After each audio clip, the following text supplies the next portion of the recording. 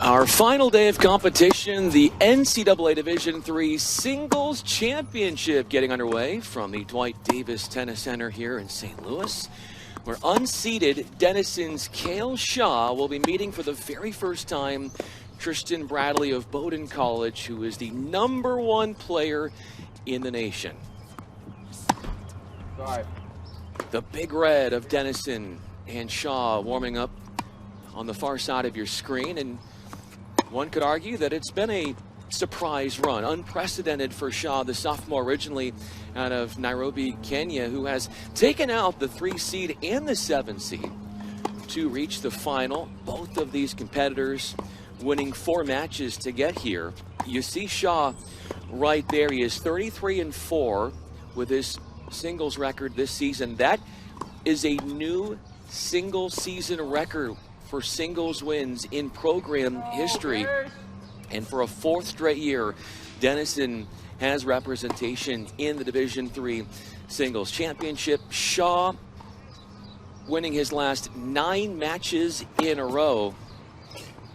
And here is somebody who not long ago represented his native country of Kenya at the Davis Cup. Originally started out at the Division I level with Drexel University, has transferred and has sprung on the scene with a mighty forehand that his head coach, David Schilling, says can even get more lethal. He's a fast thinker, great hands. Movement is going to be the key for him, says his coach, and what he can do in that department against his competitor, who, by the way, is Tristan Bradley. He's a 5th-year senior, seen there from Pennsylvania, 25-2 since the start of the dual season, and his MO, what he really is good at, mental strength. And this is his last college match, and as mentioned, as a 5th-year senior, you get the feeling, you see him walk the grounds, there is this undivided focus, this seriousness, this stern attention to detail where losing isn't an option, and he wants to finish his collegiate career on the highest of notes. His semifinal win against 4-seeded Vuksanovic was in 2 sets, and a quarterfinal victory as well over Aiden Drover Matanen of RPI. 8 sets played, 8 sets won for Bradley, part of Bowdoin College, a team that went 22-7 this year in dual play. Fell in the NCAA semifinals on these courts to Claremont Mudd Scripps. 5-4 was the final there. Bowdoin has 1 NCAA singles title. That came in 2018 with Grant Ukrin. They have 1 team title in 2016 to the Polar Bears. But for Cale Shaw and Denison, this is uncharted territory. Denison, the Big Red, they have never had anyone make it past the quarterfinals in the singles draw until today. This has been the best that they have shown in the singles draw in program history. And you are also going to see Shaw teaming up with Ethan Green as part of the NCAA semifinals. They're the 19th ranked team in the country in doubles. They'll be playing later on today. Shaw currently 10th in the nation in singles. One of 2 Denison players to make the singles draw. Jacob Patterson the other. Patterson lost in the first round. Who did he lose to? Tristan Bradley. So this is the 2nd Denison player that Tristan Bradley is going to face in this 32-person competition that has been whittled down to our final 2. 1 minute. 72-degree temperatures, sunny skies. Ladies and gentlemen, this final round match will consist of 3 light winds. Using no ad scoring. To the right of the chair, playing for Denison, Cale Shaw. To the left of the chair, playing for Bowdoin, Tristan Bradley. Bradley won the toss, elected to receive.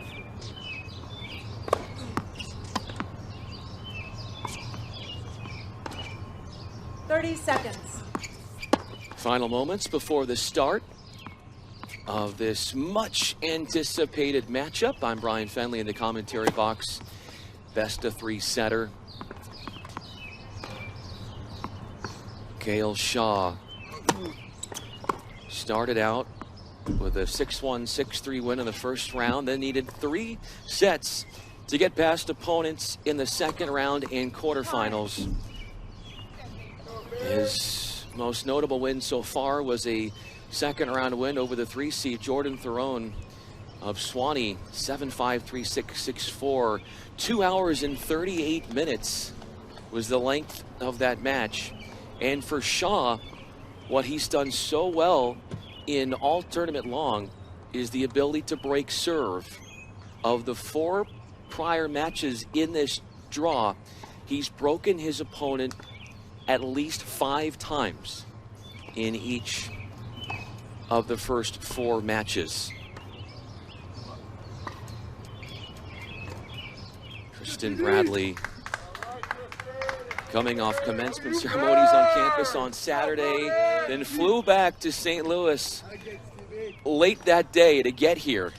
So just graduated and would love to finish his college career in the most splendid of occasions, but getting in the way of that is a sophomore up-and-comer from Kenya, Gail Shaw, First set. who will be serving first. Gail Shaw.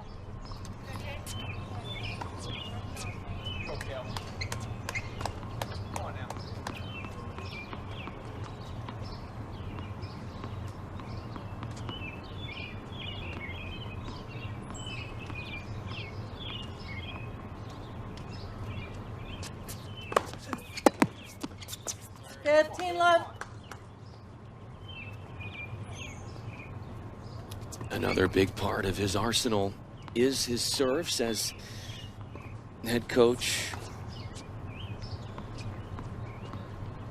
David Schilling.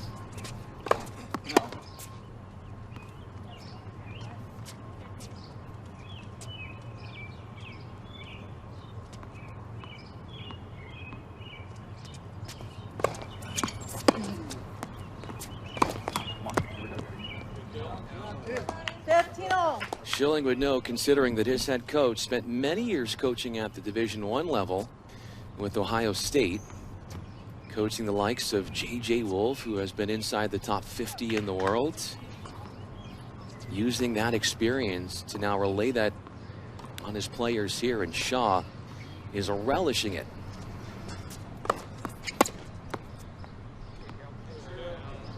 (30-15). 2 service winners for Shaw. Took out Derek Shea. Semifinals yesterday. Shea, University of Chicago, was interesting because in the NCAA team competition, Shaw lost to Shea when Denison fell to University of Chicago in the NCAA quarterfinals. Then comes right back yesterday in individual competition and wins 1 and 4.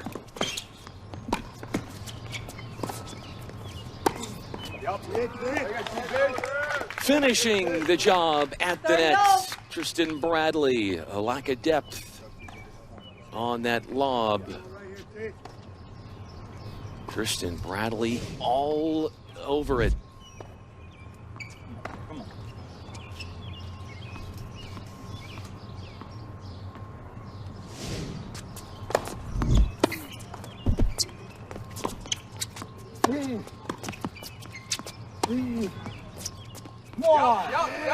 That's the kind of lob that 2 points ago now Shaw was hoping to pull off, looping it over the top of Gail Shaw. The sweet touch seen by Bradley, who has turned this service game to topsy-turvy for the sophomore.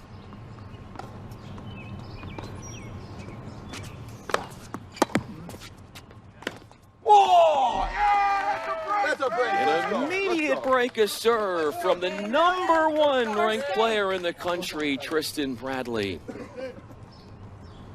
Despite the fact there were 2 service winners in there for Shaw, He drops his delivery right away. A couple of key plays down the stretch. Lob over the top. Then the effervescent, easy put away in the forecourt. Things looking promising so far for Tristan Bradley, the first ever two-time winner of the NESCAC Men's Tennis Player of the Year Award. That stands for New England Small College Athletic Conference. Come on, one. I know, it's on it, I know. Paddle TV, let's go. Serving for Bowdoin, Tristan Bradley.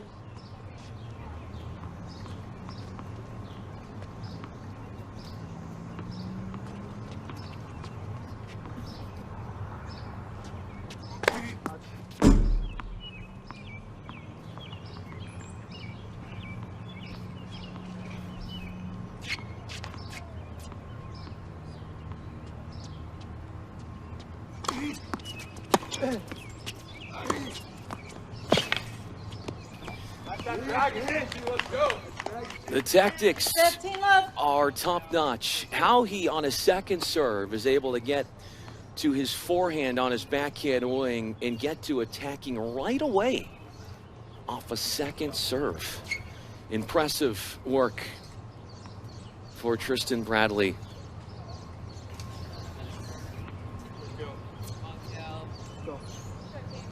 That mental composure arguably is his strongest attribute.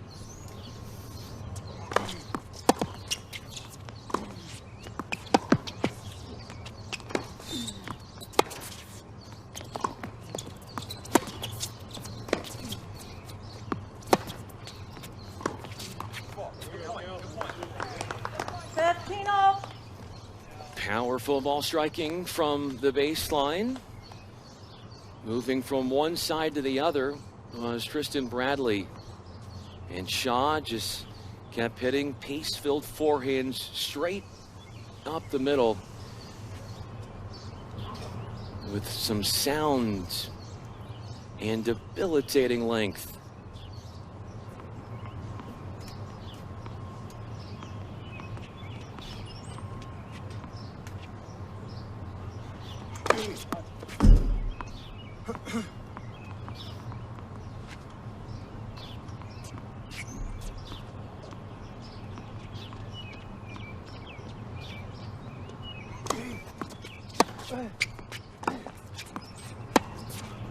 Come on.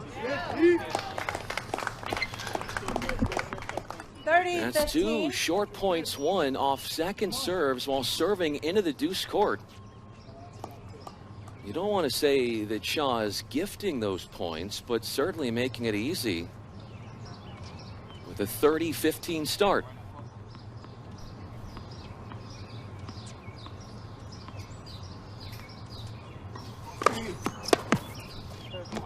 Yeah. 40-15.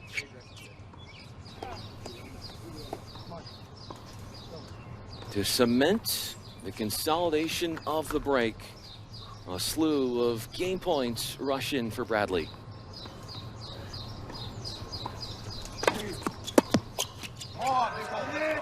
Game Bowdoin.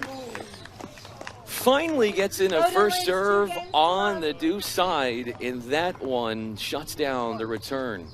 So Tristan Bradley, who won a pair of 7-5 sets yesterday in the semifinals, with an opportune start, ideal to love. What type of response now will we see from Shaw?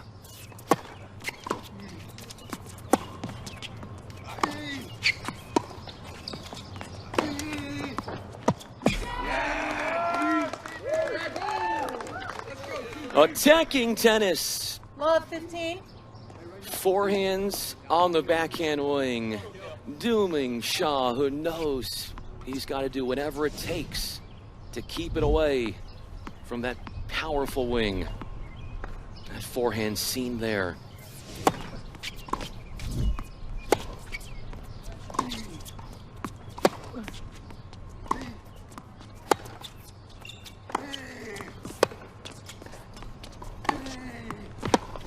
on. 15-all. Takes it down the line. What a shot from Shaw. Picking off Bradley, who felt the point was in his grasp. You gotta be ready though, because he'll probably slap it. But a bodacious looking backhand.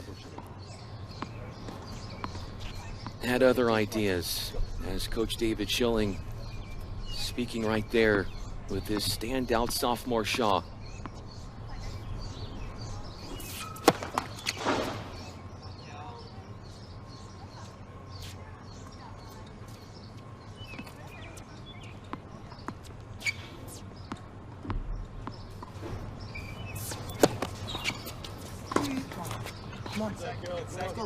Talking to Coach Schilling before this match, I asked him what's his philosophy coaching during this match. He says it really depends.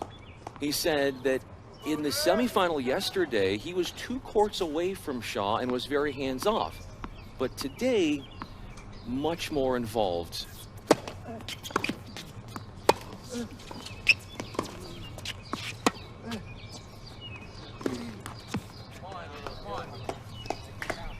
$40-15. Back-to-back games where the server has taken a 40-15 advantage. Shaw broken at 30 at Laval.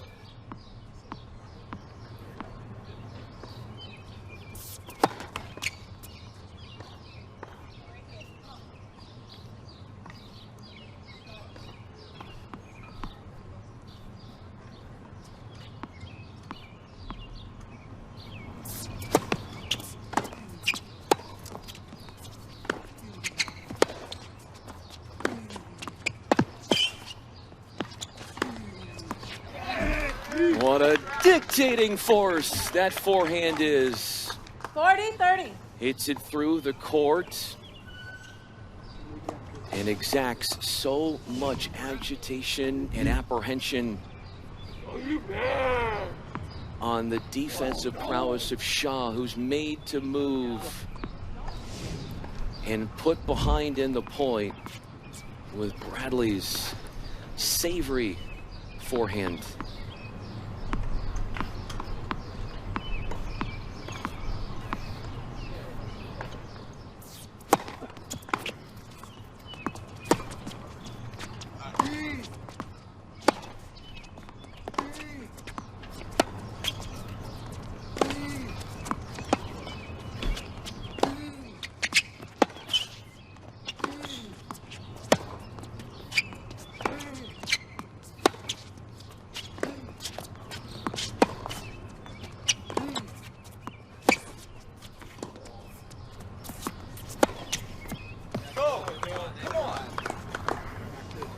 Game, Dennison. Punishes Bradley with the short ball. Bowden leads 2 games. to Fires 1. away with the forehand.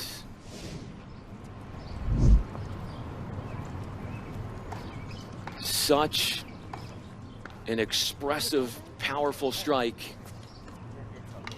Got that short ball off a prior forehand with depth. Just staying in the point, even though he's getting moved around quite a bit and being forced to hit shots on the run.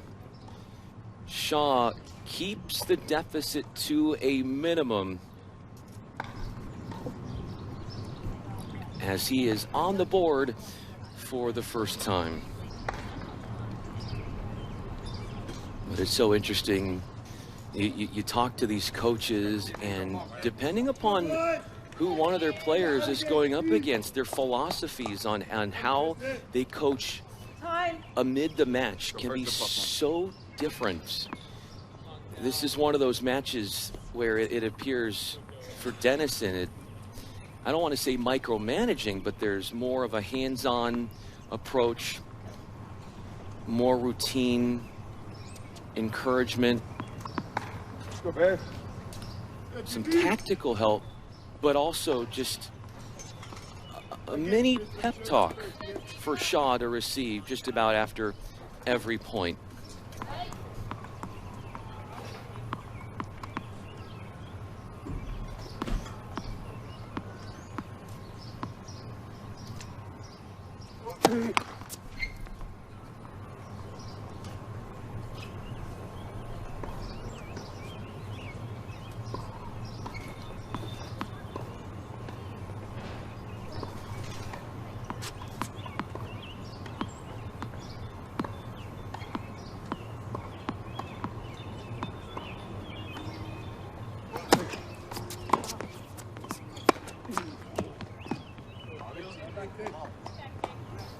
Love 15. If there's one element to Bradley's game that hasn't been at its best right now, it's been the backhand. But the story so far has been Shaw and his inability to find that Bradley backhand.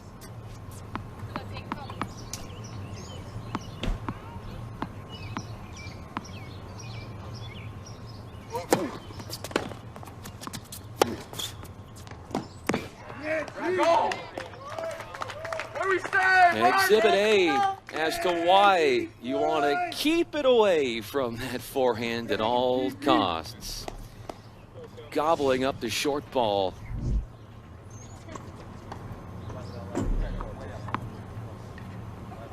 Bradley inside the court, found a short forehand and let it do the rest.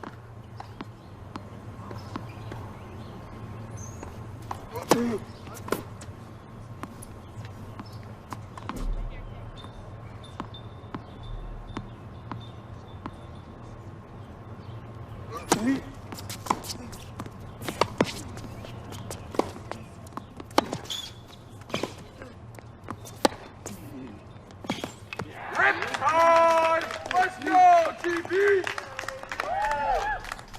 30-15. Securing that width with the backhand to befuddle Shaw. Bradley might not be making as many first serves as he'd like right now, but he is problem solving and hitting flat, hard hitting groundies that have been puzzling for his opponent.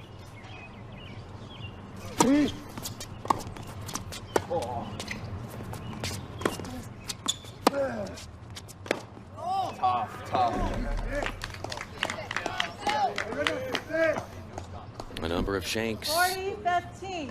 off the forehand wing today for Shaw. It really takes the utmost racket acceleration to meet a strike from the back from Bradley.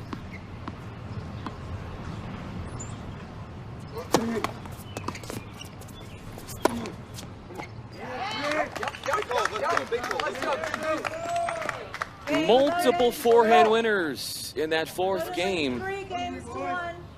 and winning 8 of his first 10 service points is Tristan Bradley. As the lead widens and his morale is at its highest.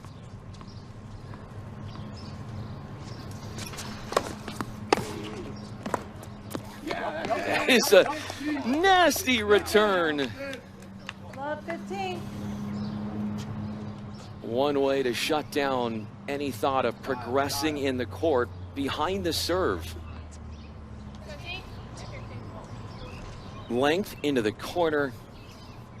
Subdues Shaw.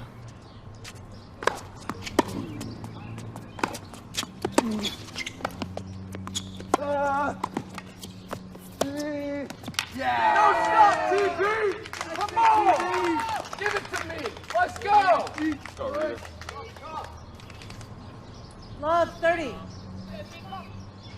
Go your Bears! And not deep! Go, go, go!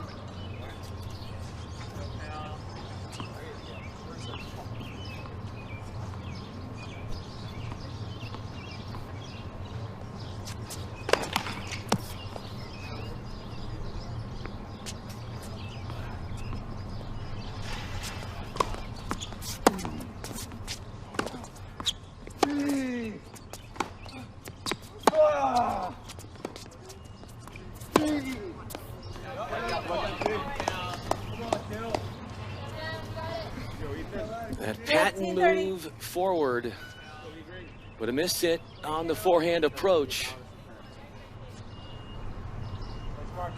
Unforced errors have been seldom seen from the nation's #1 singles player. No.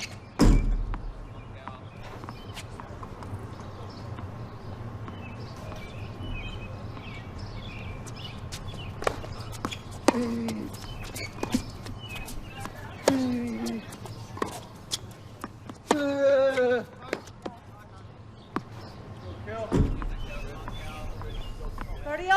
on.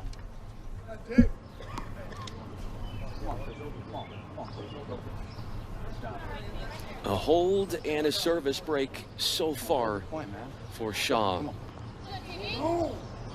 Broken to 30 at Laval. Then got out to a 40-15 start in game 3 at Love 2, only to hold to 30.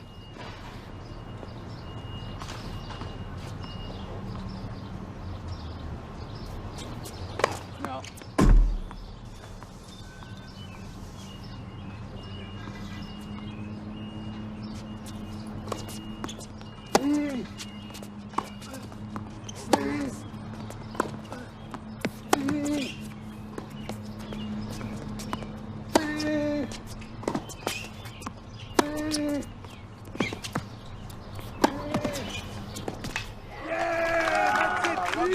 Forehand up the line. The setup shot 30, 40. One time. coming in and forcing an error. Another successful net trip. As Bradley has been just taking his game style to his opponent, has been the aggressor. One item of conversation for Shaw has been from his coach, try to be a little bit more type A, a little bit more alpha out there, and proactive with his play.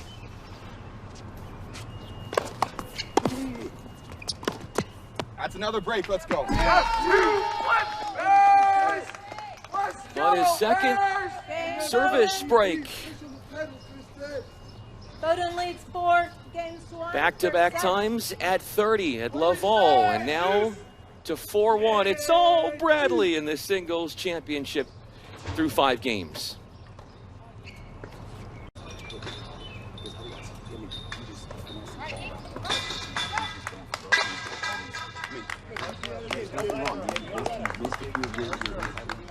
For the most part, it's Shaw being taken out of his comfort zone, mostly playing points on defense. The focus from his coach, as seen there, they call him Shills, is to be more proactive, impose your will. But with the way that Bradley is hitting, he's playing retrieval tennis.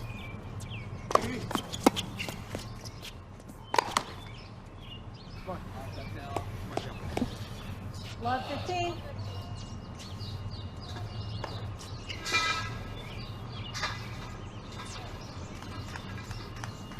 Has to be feeling glum after having a high ball to terminate.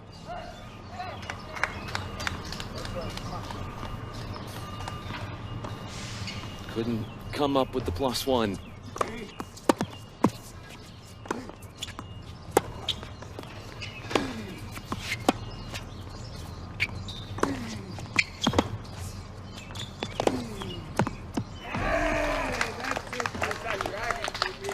Takes the forehand into that backhand slice. 15-0. Steadily getting up on the point. Goes big with the cross court to summon the winner. Such a whip and a wind-up from him. But he can attack, and he's done that marvelously against Shaw's backhand slice.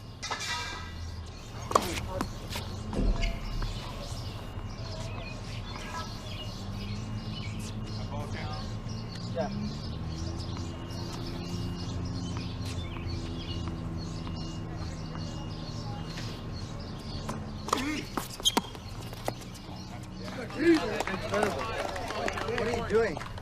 30-15.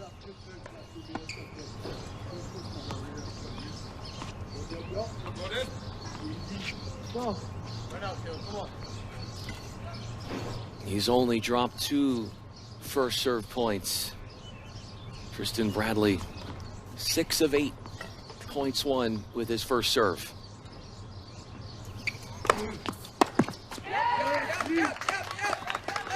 Seven of 9. 40-15. His power is on full display. Because of that, points are not lasting long.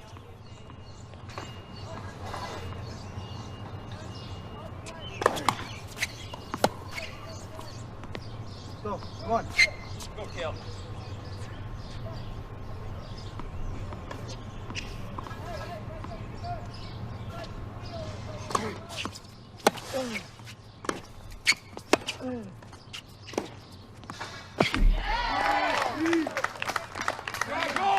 Splendid play Game as he voted. gets his forehand again early in the firefight. 5 games to 1 for Unleashes set. with a sensational shot down the line. Continues his pure dominance with a blissful 5 games to 1 start. There has been no answer for his forehand today.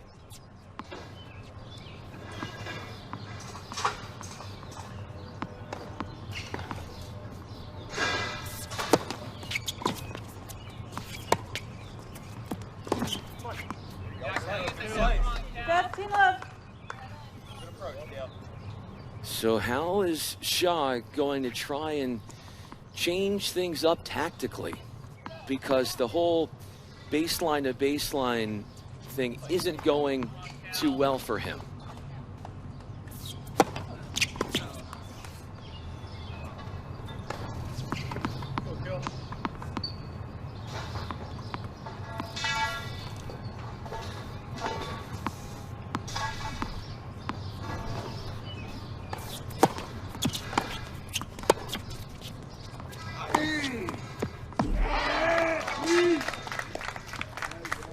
Creating his own pace, slugging forehands and finding winners, dotting them in the corners.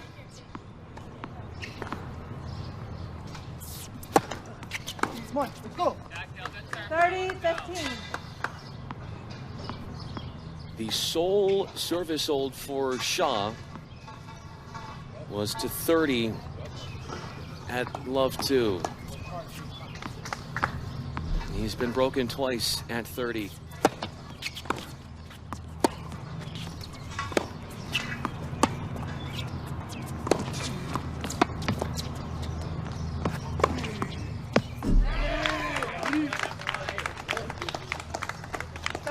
Again, finding offense off of Shaw's backhand slice. 30 all. The footwork, the fancy finish. Gail Shaw talking about how movement would be premium in his chances of winning.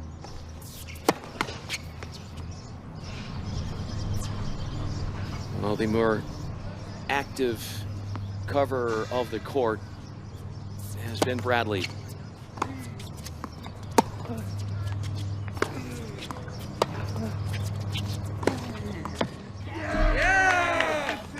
Rally balls are gonna get eaten up. A firestorm of forehand winners. 30-40. Bradley finds a way to unlock a set point.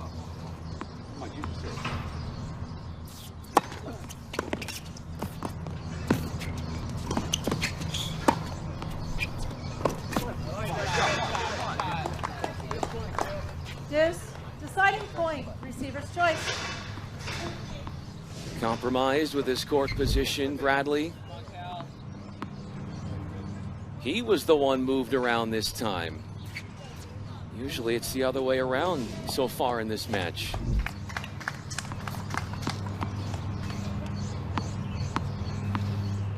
Deciding point.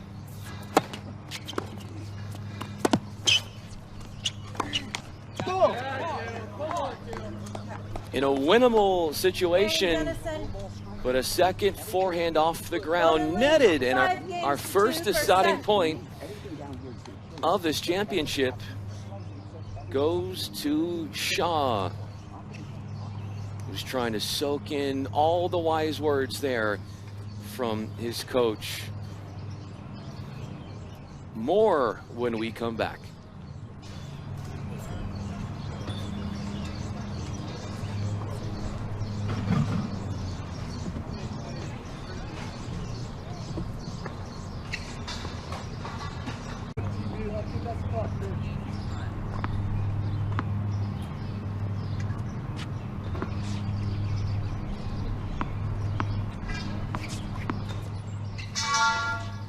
In position to serve out this first set is the top-ranked player in the country from Bowdoin College, Tristan Bradley.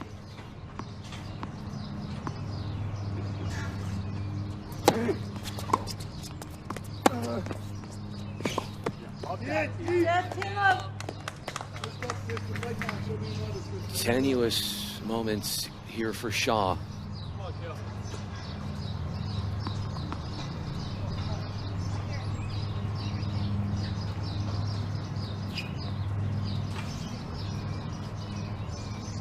Only once in a Bradley service game has Shaw won more than 1 point.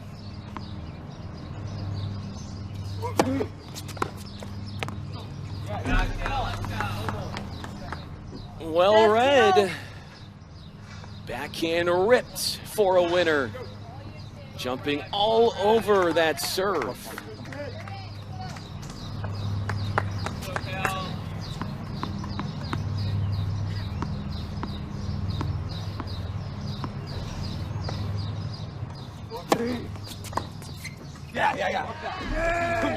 Come on. 30-15.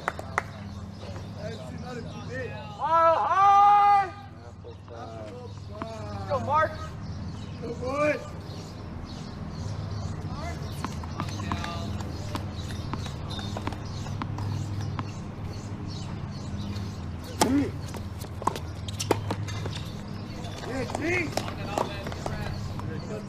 Yeah, 40-15.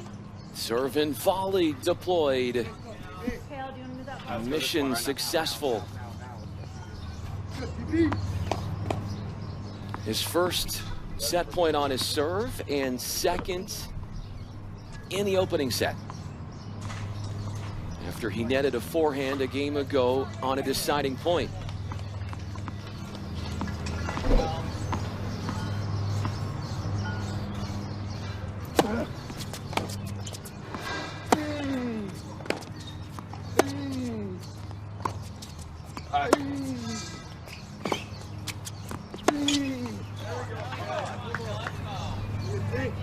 What kind of fight can Shaw find within?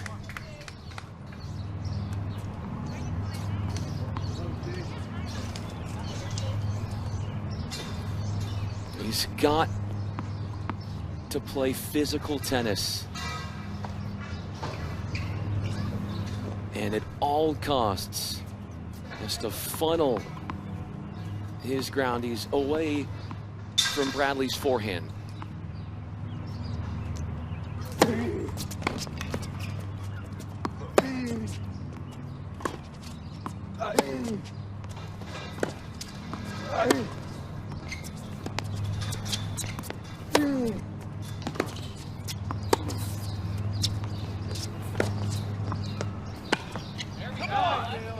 Got it. The low bounce.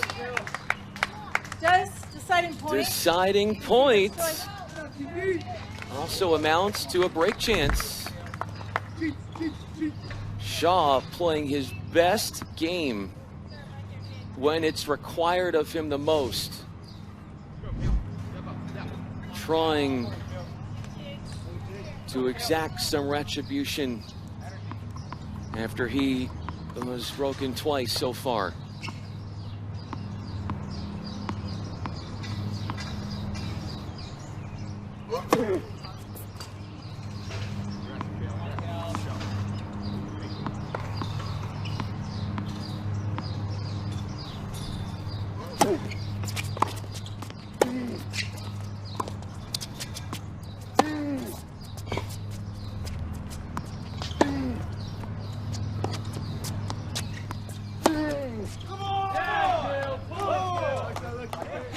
bringing in the point. Game, Dennison. Watching his opponent make some baseline errors. Bowdoin leads 5-3. First set. A slip up from Tristan Bradley, who can't serve out the opening set.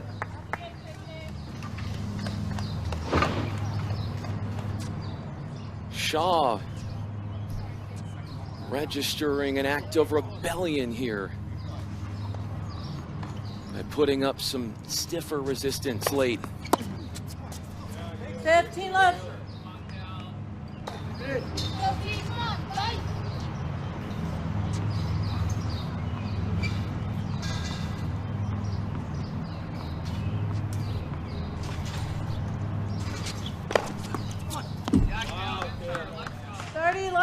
Grooves an ace out wide.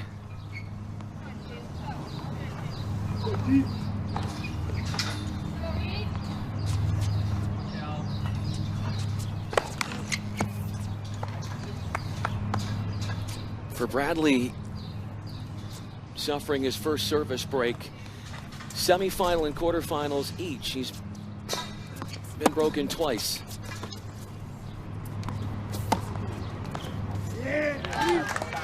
A gingerly massaged backhand swept down the line, punishing Shaw on a short ball.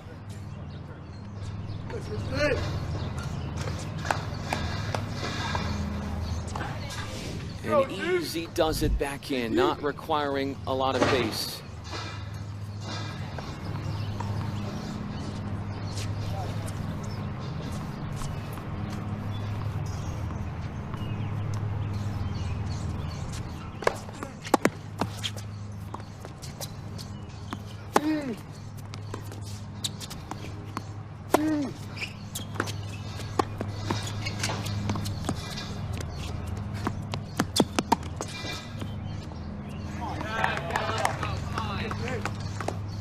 The thinking on the fly and the fast thinking. That is what, in talking to Shaw's coaching staff, that is what he has. The propensity to do so well. Problem solving at its finest there. Using the lob to his advantage. No.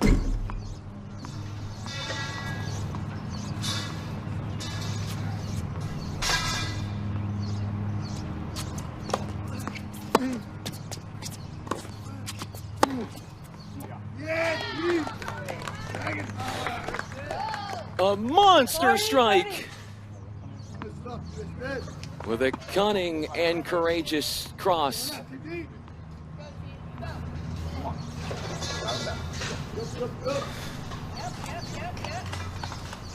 Shaw will have a go at a second game point. Actively in pursuit of a second hold.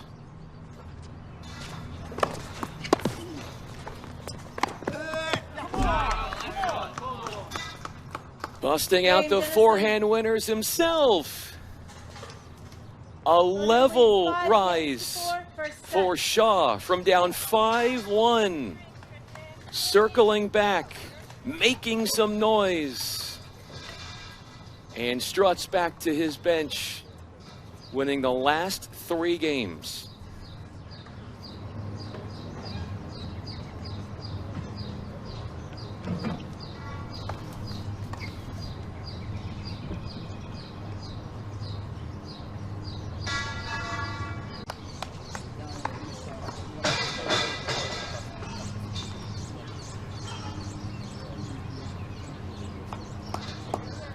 There's a sheer fight that we're seeing that was non-existent at the beginning of this match that Cale Shaw has possessed as of late. 3 holds for him. Down 5-1, he's won the last 3 games. A second try to close out the opening set on the serve after Bradley was broken at 5-2.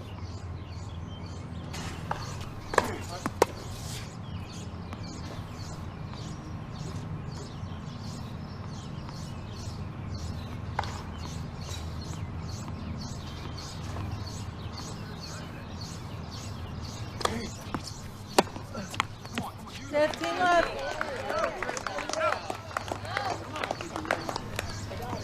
Bouncing a little higher and outside of his normal comfortable strike zone. Probably reason for the error from Shaw. Yeah, you boys, let's go. He's the 10th ranked player in the country. Cale Shaw going up against the #1 in all of D3.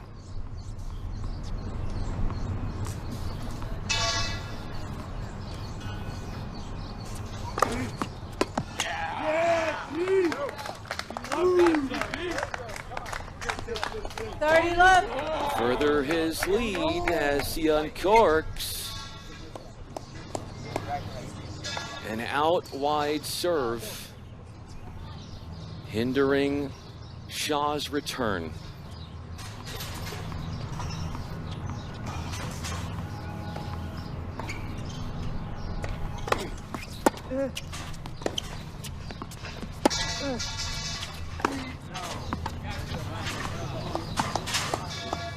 Overzealous with the forehand windup.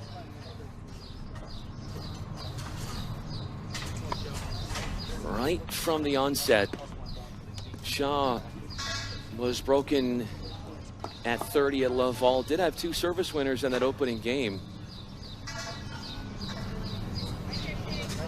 Immediately fell behind 2 games to love.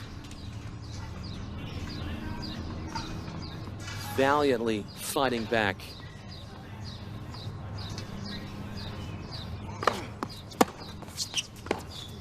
Come on, Cale. 30-0. There's been a depth found on the return from Cale that has become a nuisance and has led to some head-scratching misses from Bradley at now 30-all.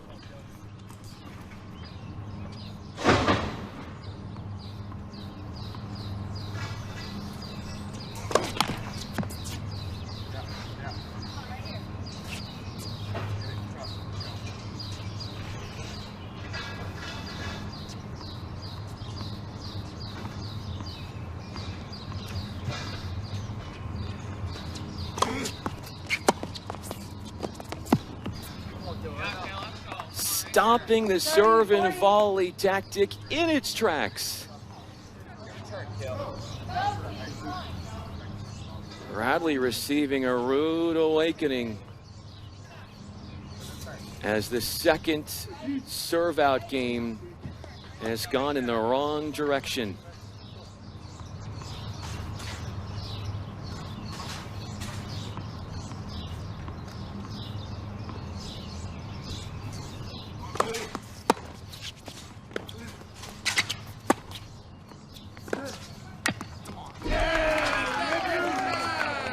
A bold move. Deciding point. Fights off heroically a break chance. Inviting in a deciding point. Has missed on his first couple of set points. Gets another one after such calmness in that backhand strike.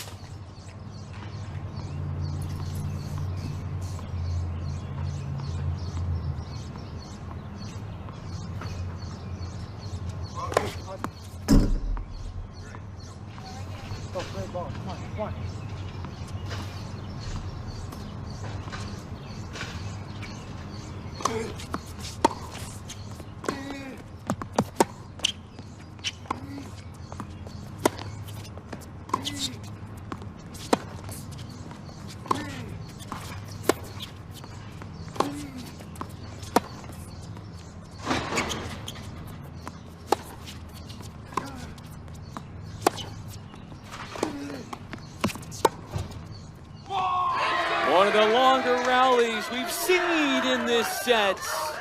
And outlasting Shaw is Bradley. Fighting hard to close out the first set. Caught the tape, threw off the rhythm of Shaw. He airs His comeback hopes from down 5-1 run dry. Second set upcoming.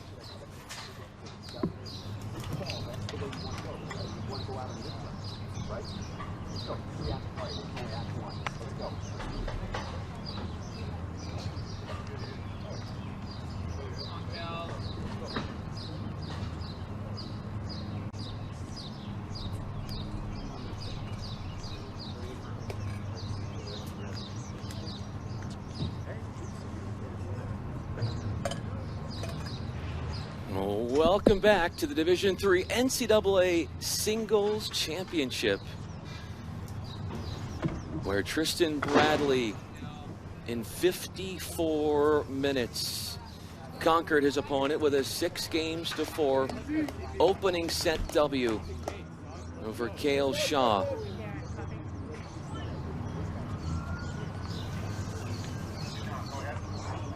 I just wonder what all that noise is coming behind. It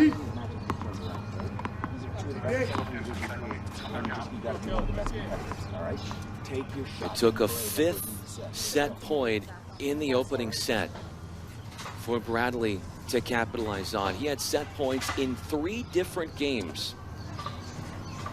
Finally, on the deciding point, he wins an extended rally on a deciding point while serving at 5-4.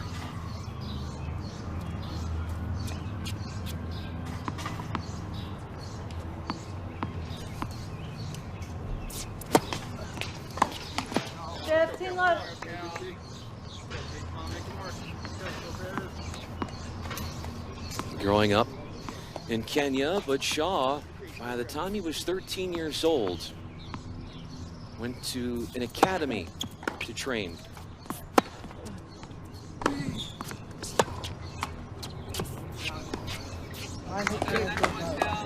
By the time he was 13, he moved to Barcelona before coming to the States for college, and he said that those 5 years or so away from home, living on his own, that helped him grow as an individual as well as a student athlete.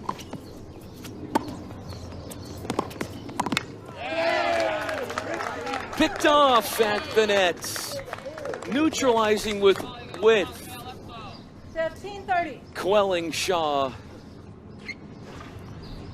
and dashing his hopes of finding glory in the forecourt. Go, come on. Come on.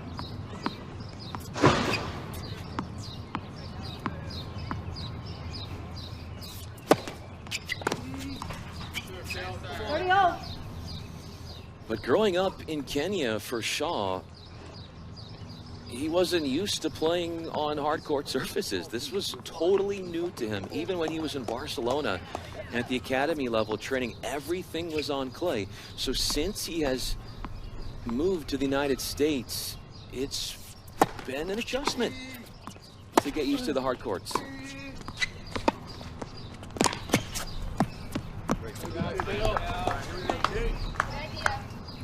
Imposes the dipper, takes the threat away from Bradley as Shaw one-ups Bradley.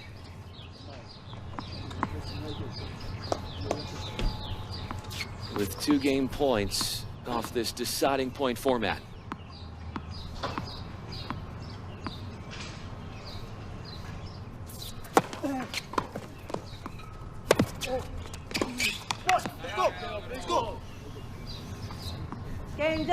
Having to hit forehands and backhands off of his back feet, that's not what Bradley is wanting to do, and you're seeing compromised play from that when Shaw has become much more comfortable, much more aggressive, and isn't in that mind frame now where you feel like he's just trying to settle in. These two have never played one another before. In fact, these two teams, even at the team level, Bowdoin College and Denison, it's been many years since they last met up, 2017. First met those two schools, Denison and Bowdoin, back in 1992.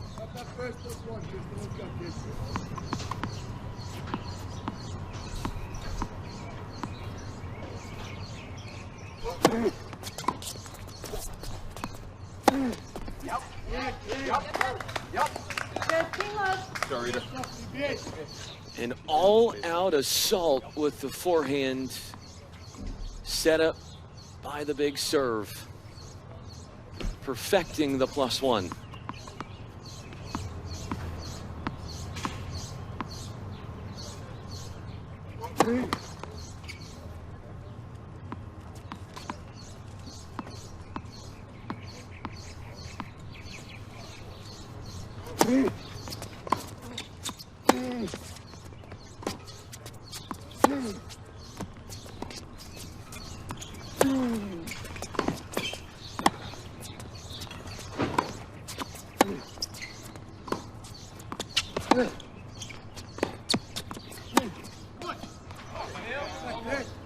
There's something to be said for Shaw. If he could just stay in points, his game might not be based on grinding, but if he can just hang in there and let the points play out, he might finish more so on the front side of these baseline exchanges.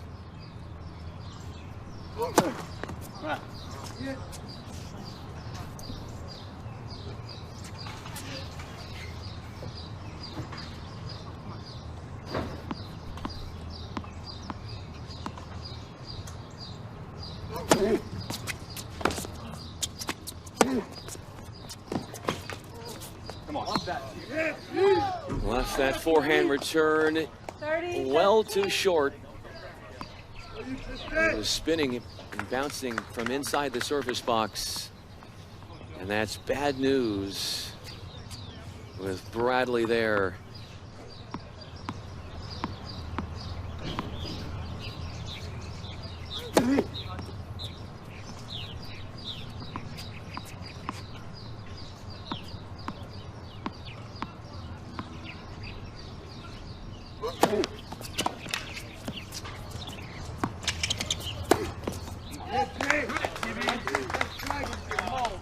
Cross-court crush off a sitter. Working that combo play one more time. Go Bears! Go Bears!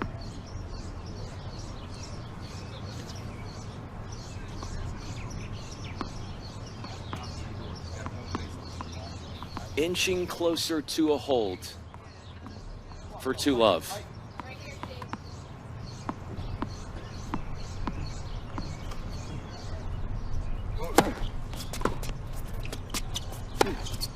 No, Tristan. God, down the line. Unforced mistake that time. Got another short return. Went with the big rip with the forehand. Didn't have to go as big as he went there. Perhaps that was reason for why that ball spiraled off the court.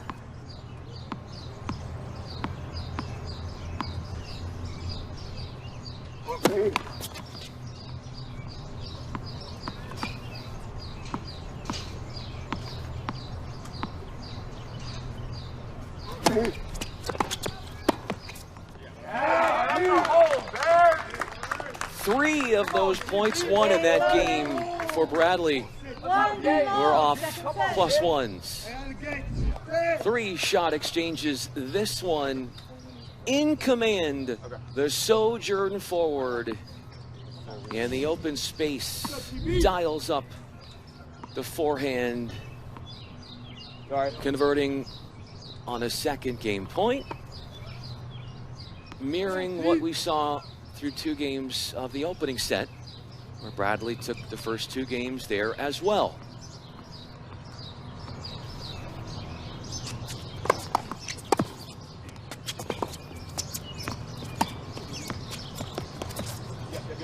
That's so smart, CB. Love that. Hey, right now, Tristan. Love 15. Let's go, TB. Why not this game? Give me that ball. Come on, who else? Here, let's go.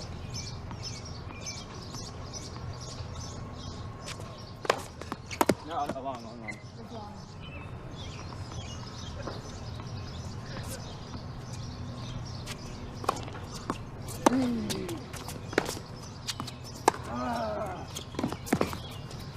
Yeah, I beg your pardon. It is 1-all.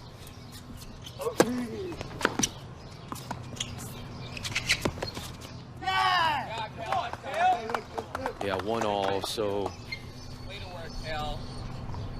15-all. we're into our third game.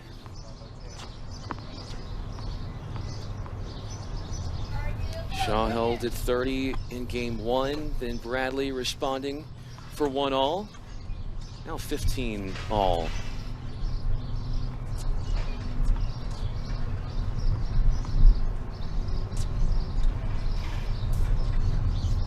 Great shot of both in our double box.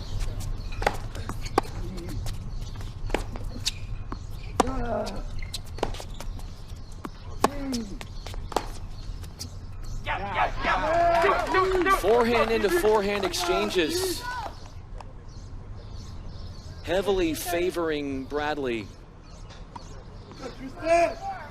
Overpowering the forehand from Shaw, using pace to induce miss hits.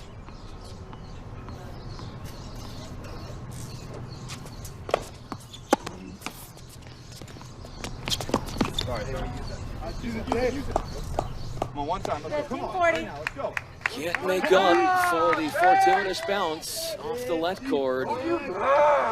Bradley off of that fortune, threatening.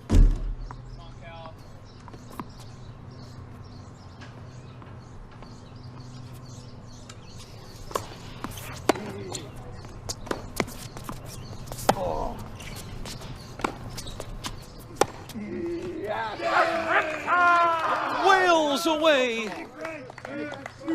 Game, Bowden. Takes Bowden the leads break 2 games lead. to 1. Second set and Big, 1 set to 1. smooth backhand in control down the line as Shaw capitulates his serve. Watch this again. Down the line, demolishes that ball. And the requisite fist pumps thereafter. And a hopeful Bowden bunch there.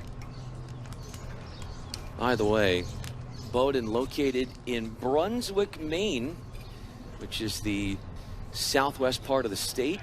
Population 22,000. Founded in the 18th century. Make it 1794. Making it 26 years older than the state in which it is. Student enrollment is just under 2,000.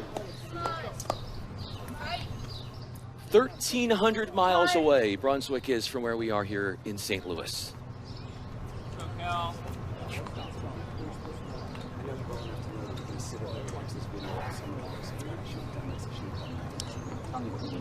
Every R1 and S1 is going to your backhand. That's how he's setting everything up. You've got to get depth, and you've got to dictate with your forehand. All right? If you're in a position where you have to slice it, Here's Bradley for 2-1, or at 2-1.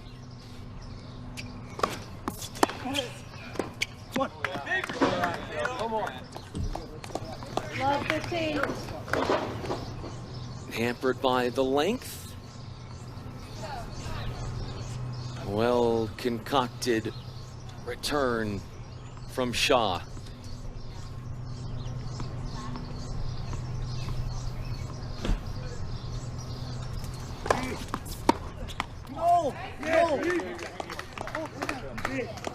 The Big Red, Denison, they are in Granville, Ohio. Founded in 1831. Their enrollment just over 2,000.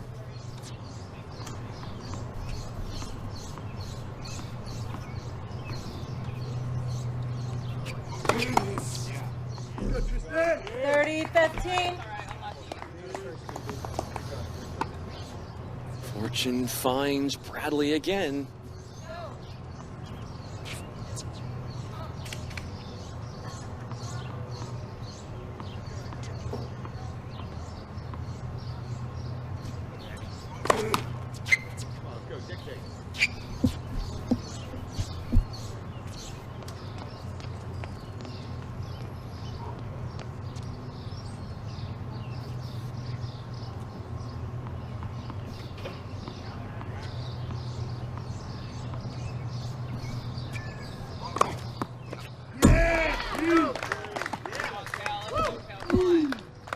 Taking the kicker up the tee.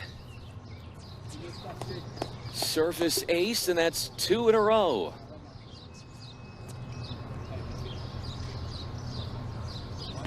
As he tries to make it 3 games, 1 in a row.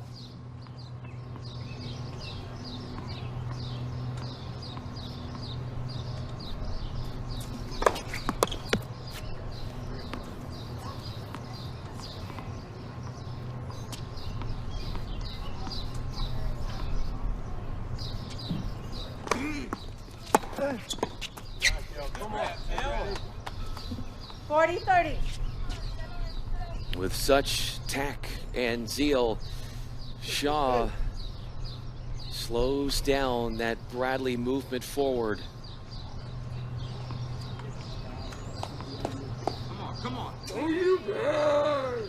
If he can coalesce those groundies and hit those dippers, and we've seen that happen out many times, shutting down Bradley at the net.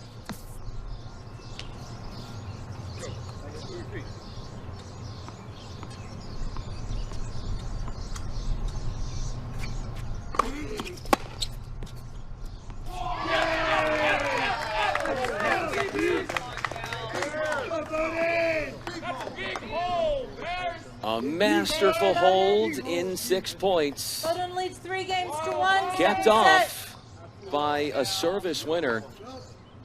Also exhibited 2 aces there. 3 games in a row for Bradley as he continues to play at a very high level.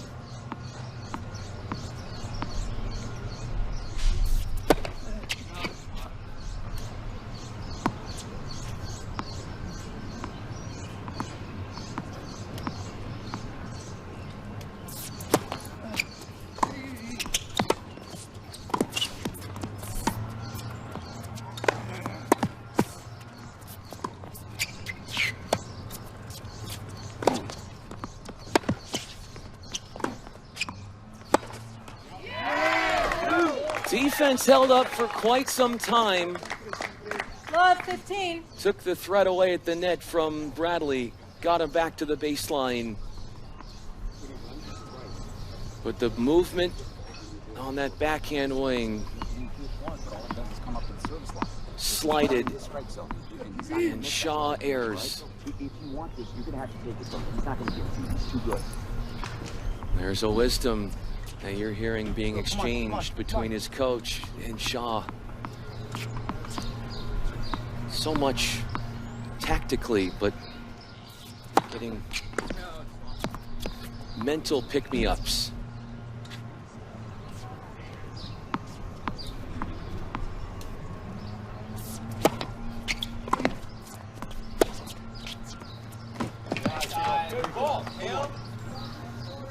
Taking it early, taking it down the line. Using that out wide serve on the ad side to create a lot of uninhabited court for a fearless forehand to be the deciding play.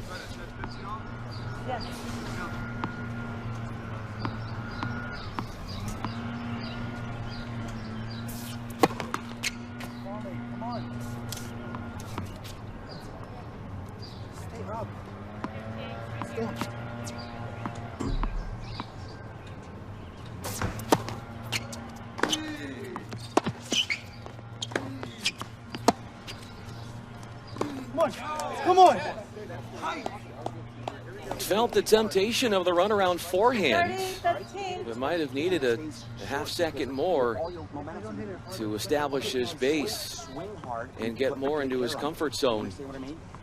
Took 3 forehands. Third one eludes him.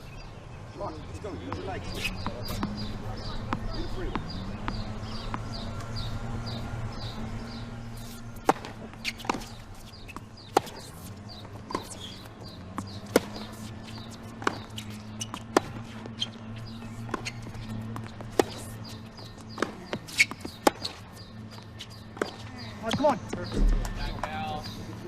40-15. Getting good length with that drive backhand that's really flat early in the point, and then it lost its bearings a bit towards the end as he tries Bradley to push Shaw back in the court further. Right here.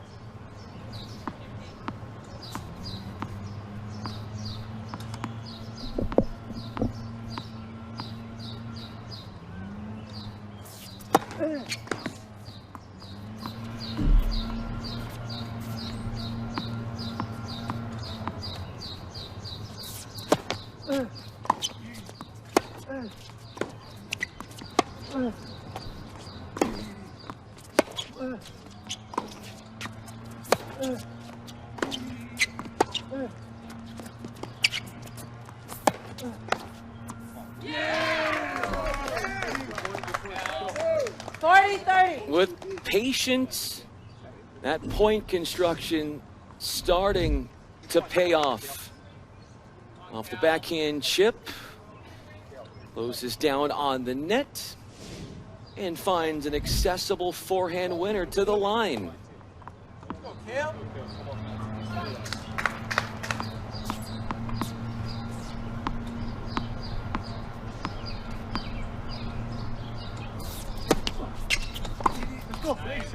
Come on. Loves to serve out wide on that ad side. It's proven to be very beneficial for him as well. And by 1 set to love. And Shaw keeps it to within a game in this NCAA Division III Singles Championship.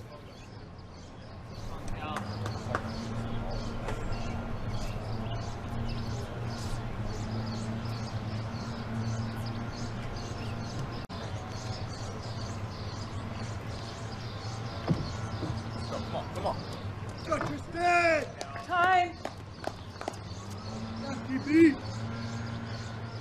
Brian Fenley with you and our team here in the commentary box of the NCAA Division III Singles Championship. It's Bowdoin College's Tristan Bradley taking on Denison's Cale Shaw. Our sole break is serve in the second set was Shaw at the line at 1-all.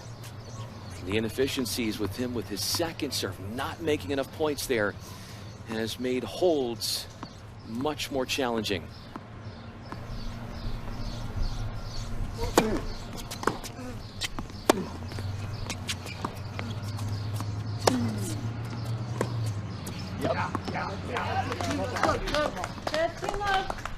At 41%, Shaw is winning second serve points.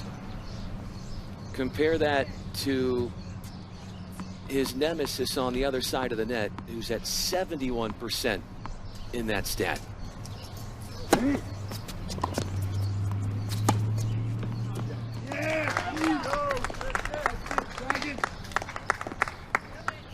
Cerebral play from Bradley. Invested in making the point short. Had 2 aces during his last service game.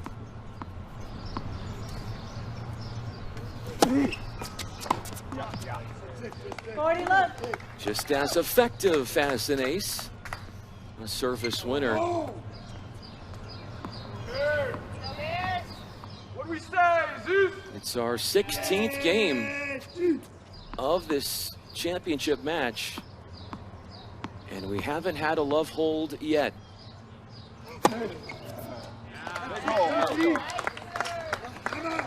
Drama free hassle-free in the form of a service game 1. Exacting constant pressure on Shaw with first serves. Getting lots of free points off the serve to bolster the cause for the 5th-year senior, who enrolled at Bowdoin College all the way back in 2019.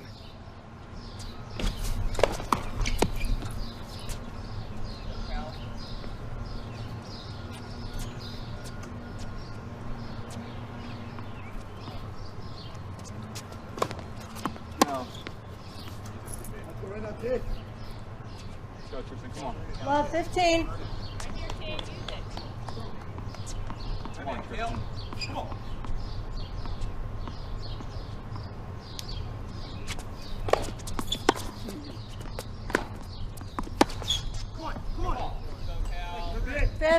Mixing in some dry, flat forehands. There is pace that can be found off that forehand from Shaw, but his coach says that forehand can get even bigger and better.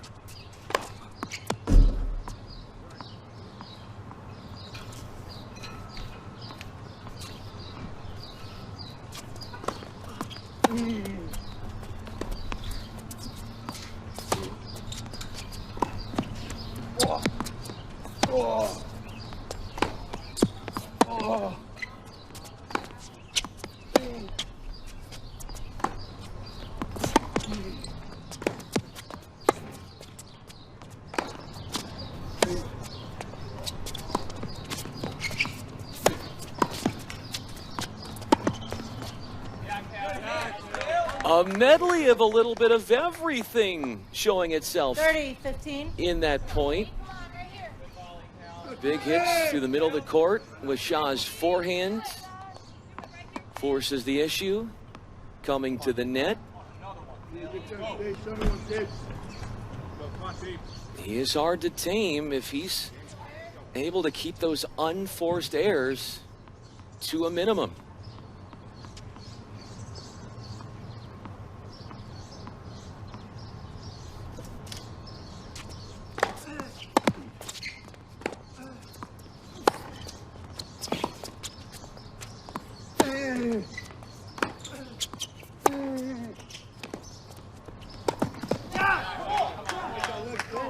Agonizing away for that point to end 40, when it 15. looked so much a winning situation for Tristan Bradley.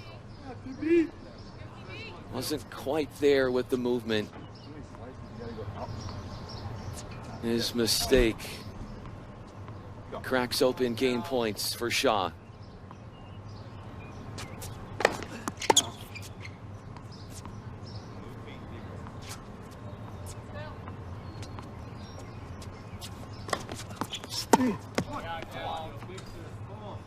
Game Dennison. Right back. Come on, come on. Bowdoin leads 4 games to 3. Two Second straight set, holds. By 1 set to love. For Cale Shaw. And if you're just joining us, he fell behind in the opening set 5-1. Was down 2 breaks. Got a hold to make it 5-2. At 5-2 in the serve out game of the opening set, Tristan Bradley was broken. Then came a hold at 3-5 for Shaw. Bradley gets another crack at serving out the first set at 5-4. And on a deciding point, a point away from getting back on serve and disposing of what was once a double break deficit, it's that big point, the deuce point, deciding point at 5-4, or Bradley did reign supreme to go up 1 set to love. But he hasn't had it as easy. And what I mean by that is, for Shaw, his backhand is not as attackable. The backhand slice. And he's handling these heavy balls with high net clearance that Bradley is throwing in from time to time with great alacrity.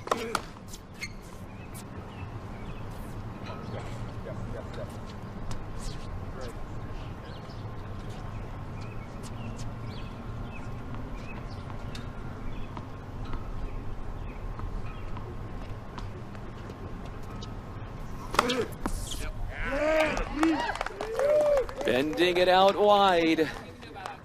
15 love. A look of disgust on Shaw's face as there's nothing he can do.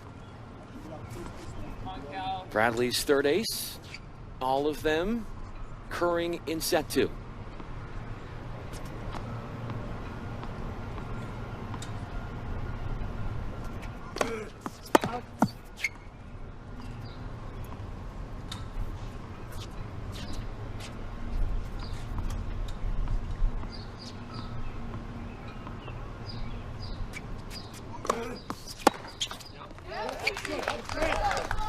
Goes up the tee this time and can't get the forehand around fast enough to meet up with that rocket fast-paced first serve up the middle.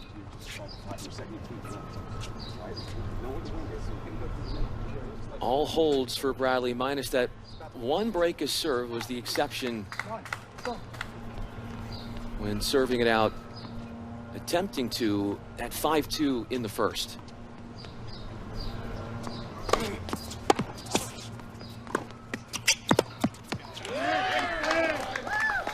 Speeds up Shaw, rushes him on the backhand side and keeps that incoming ball low. Got to dig up on it, adding to the stress in the complexity of managing a return and keeping the rally ongoing.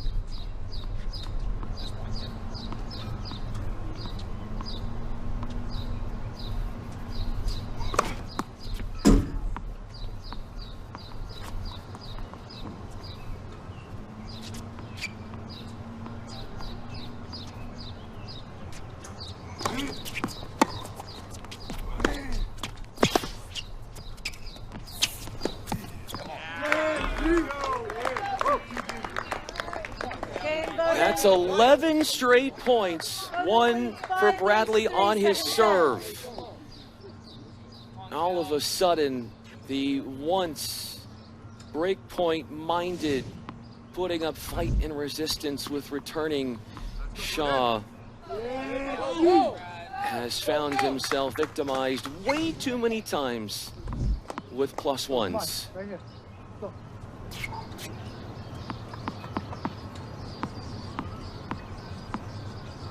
The obligation for Shaw is to hold.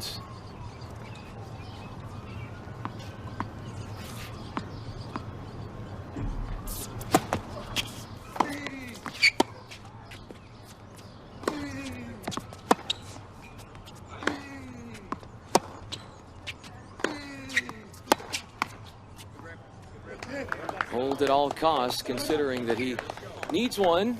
Love 15. To keep himself in contention, in competition in this singles championship. Just a second-year player, a sophomore, facing off against a fifth-year senior.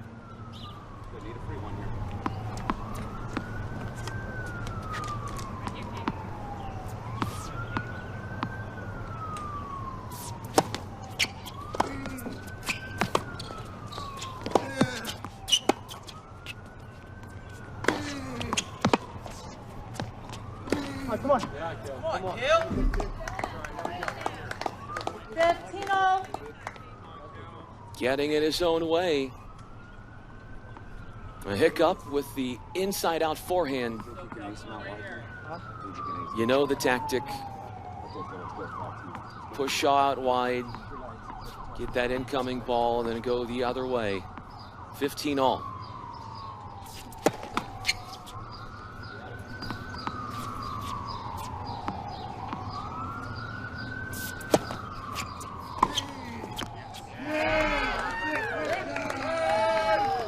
put everything behind that return. 15-30. Sent it back with cruel intentions.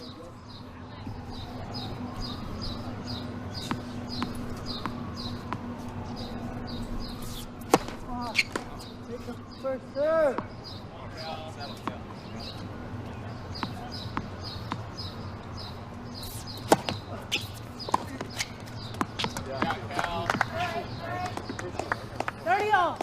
You might have heard the audible frustration from Shaw not making enough first serves. It's not just him. He and Bradley in the second set are sub 60%.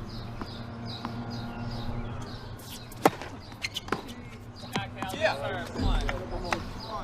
40-30.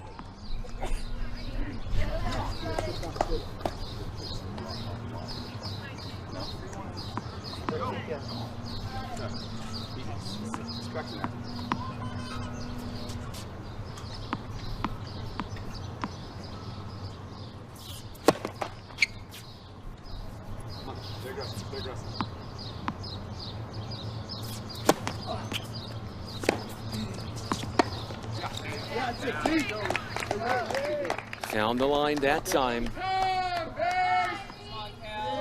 Just deciding point.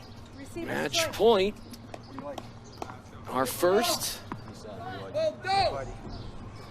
It comes in an hour and 29 minutes into this NCAA Division III Singles Championship. Bradley, though, needed 5 set points to convert in the opening set.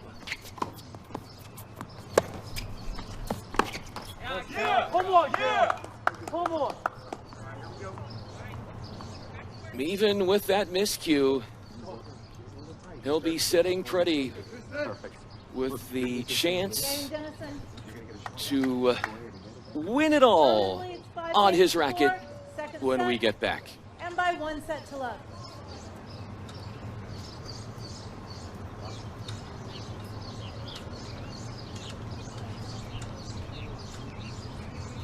Over here.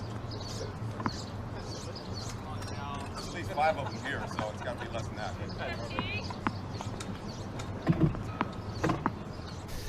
So it's a situation that we've seen Bradley in before.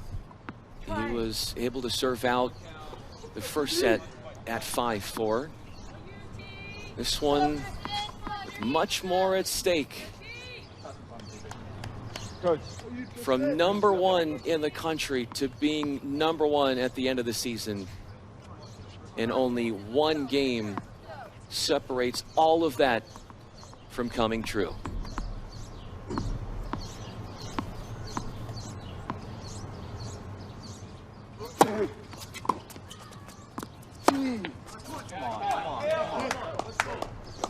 There's nothing about pushing the ball or playing rally balls or safe. Everything is with the utmost intensity, with a risk-taking and low margins. It's the on switch, and it's always like that with Bradley. To his benefit or to his detriment.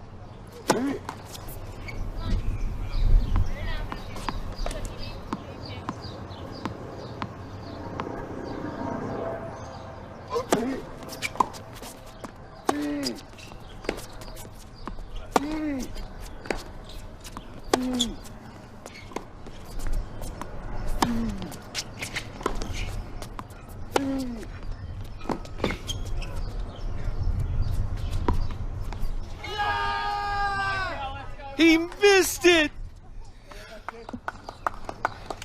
Love 30. It's like he took his eye off the ball. Misses the bunny.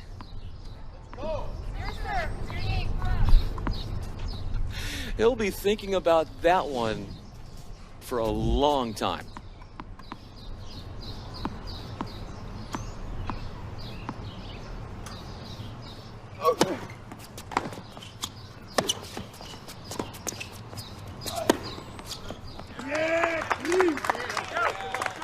Makes better on that most unsavory of fun 4 stairs.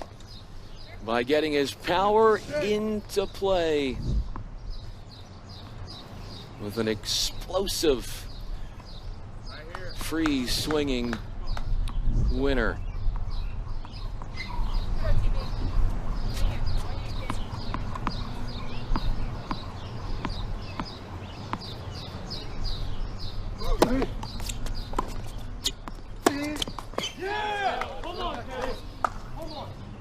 But closing out, whether it's the first set or the second set, that has been a taxing prospect.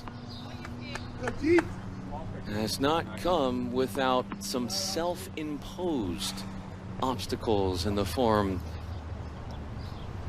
of unforced errors, along with forced errors.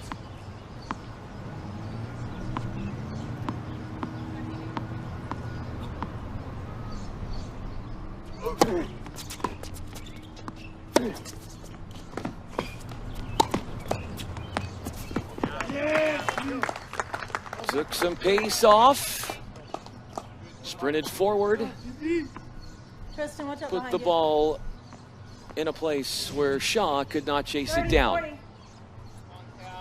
Brisk move forward, took a scythe to that backhand.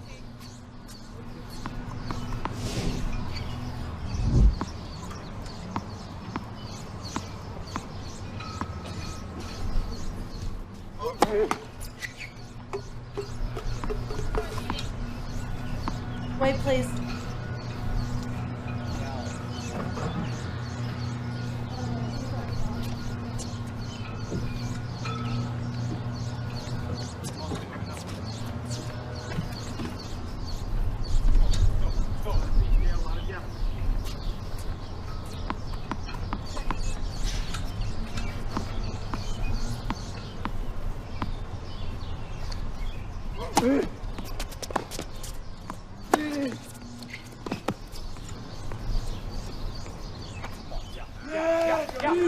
He's a point away What do we say?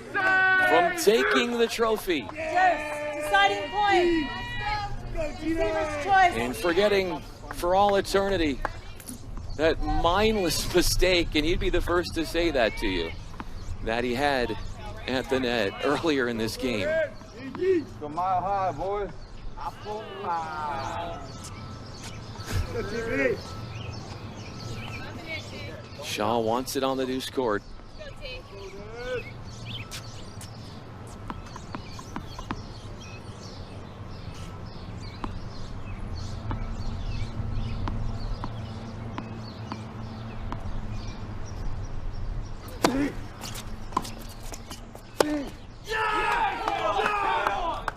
It is not over in the slightest bit. Game, Dennison. 5 games. Power. Second set. Turning this second set into a tailspin. The power from Bradley hampers him. Closing out sets has come with its fair share of complications.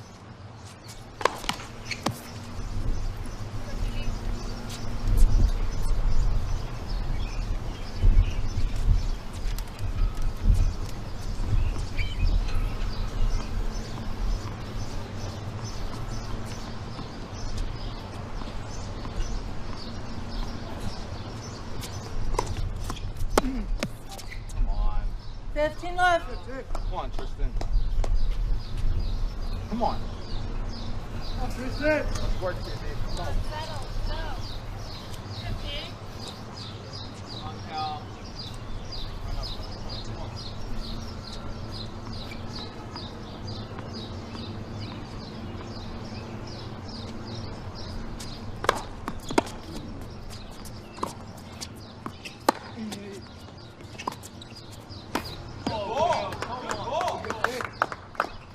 Just 30 left. surpassing the net.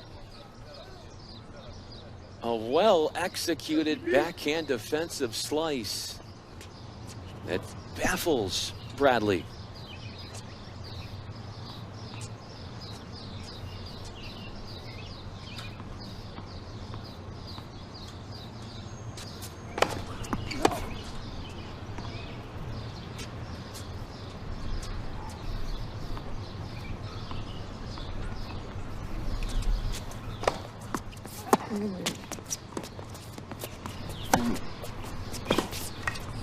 Come on, that's it. That's it. 30-15. Go, come on. Let's go, Bo. Yeah, come on, boys. Go, Mark. Love it, kid. This isn't going to be the only match that Shaw's going to play today. He's got to save some energy for the doubles semifinal.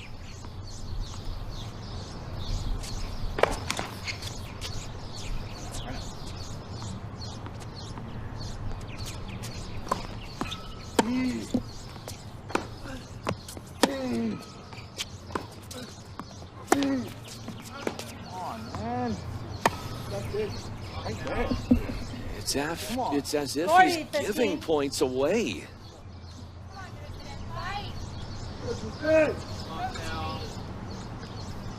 It's been an unsettling power. He's not changing that game style. It's all out all the time.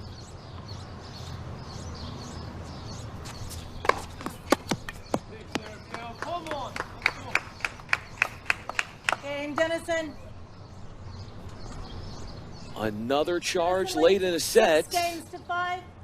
Shaw First set voting. has the 6 games to 5 lead. His first lead since up 1 love in the second.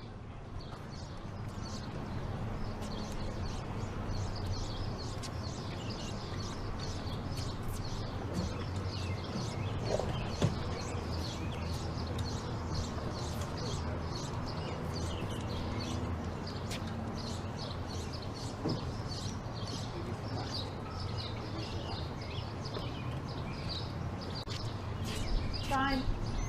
Go, Bears.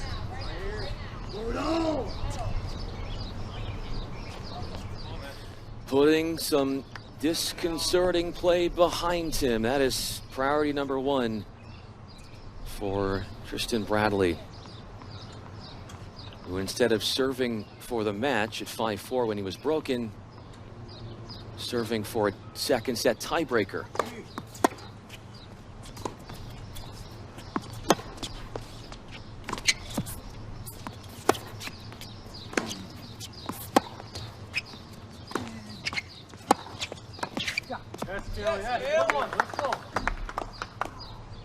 It seemed to be an anomaly that he would drop his serve like that late in the second set, considering that before that game, that 5-4 game, he had won 11 straight points on his serve, including back-to-back love holds going in to that 5-4 game.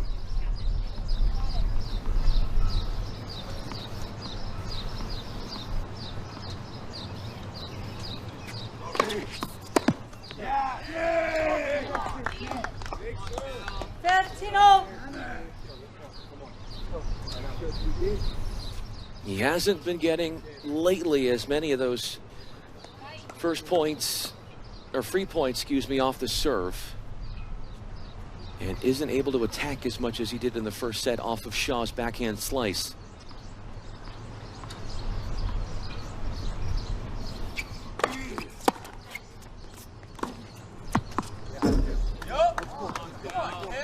The loose airs continue to pollute his chances.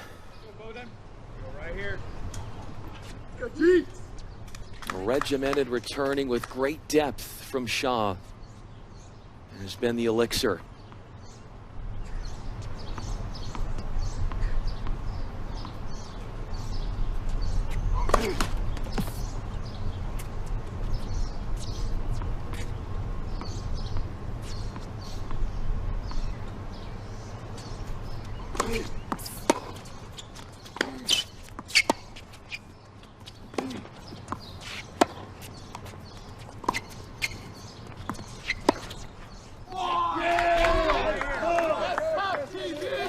He's been battle tested like never before. Is he going to have the pushback necessary from 30 all to find a second set tiebreaker.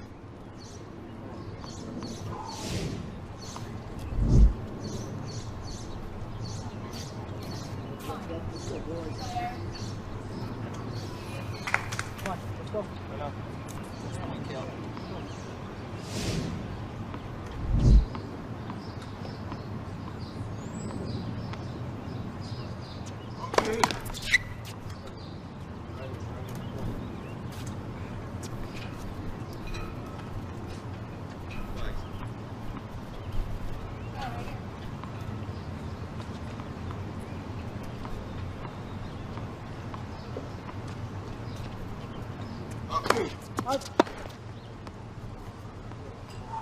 30-40.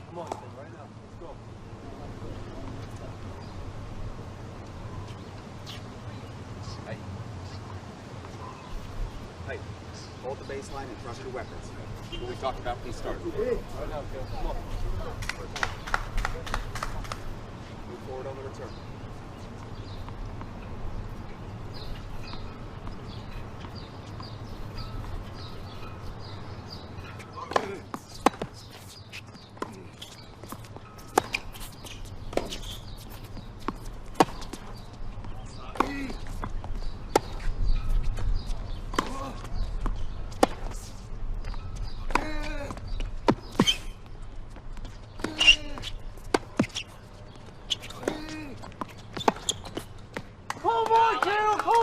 There is nothing that's stopping Shaw. Game and second set. Denison. Takes a moment to freeze and admire One settle.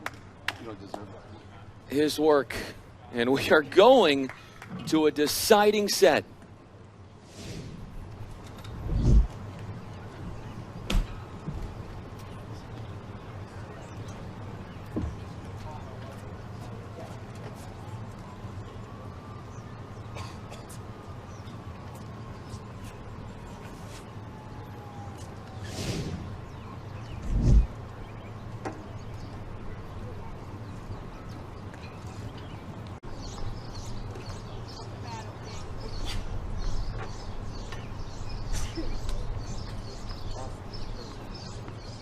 Well, welcome back. I'm Brian Fenley, and we are going to a third and decisive set to settle and determine our NCAA singles champion. Bradley had championship points in his pocket, but couldn't see the finish line and get the necessary shots to cooperate. And he drops his first set of the tournament after 4 two-set victories going into today.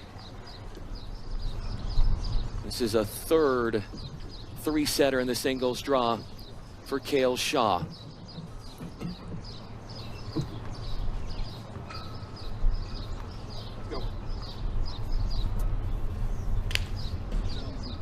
Comes up with the break with Bradley serving at 5-6. Bradley broken at 5-4 and 5-6 in set 2. Going from serving out for the match at 5-4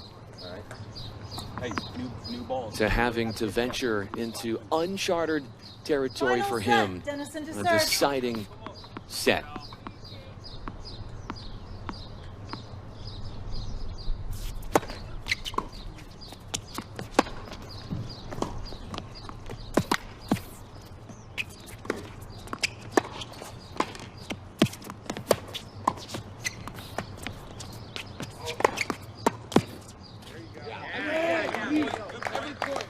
That time he showed the control and the poise and the pizzazz all blended together.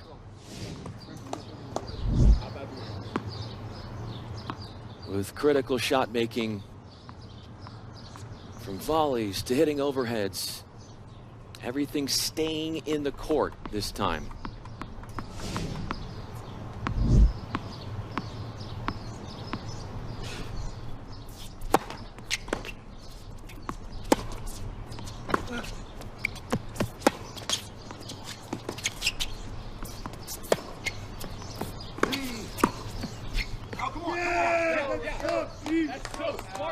Going right back at Shaw, 30.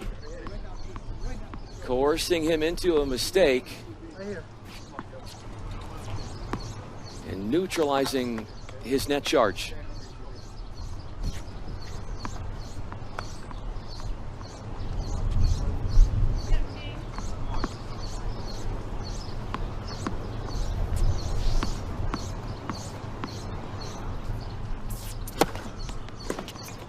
Big sir. Come on. 15-30.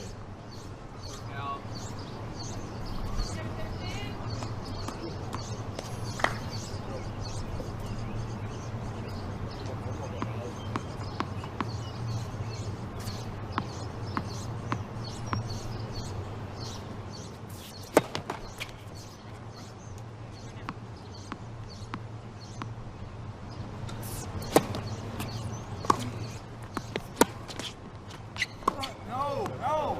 Good dad, Kale. Good deep ball. 30-0.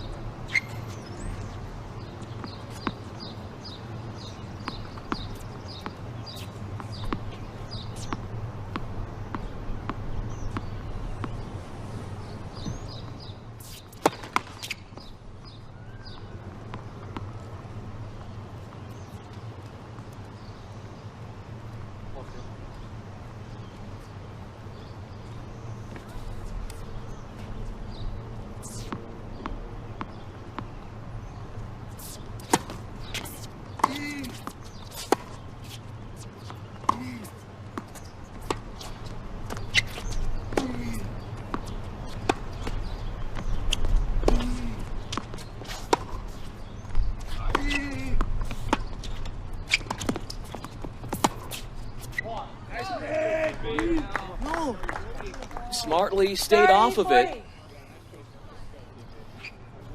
And we actually started this match, as you see, forehand in for the backhand volley. Watching a screamer go long.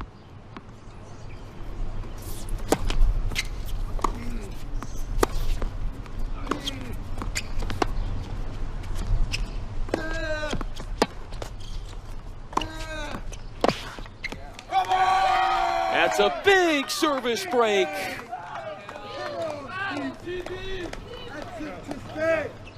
Game, Bowden. First game. Final set. That's a big break of serve.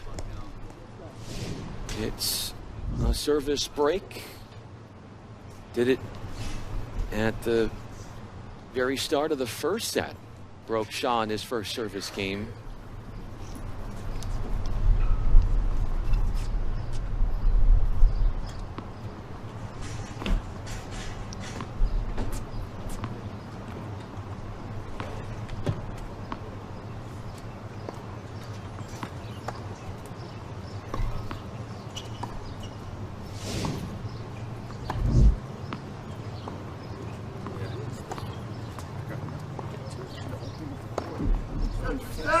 Yeah. You don't need to do that.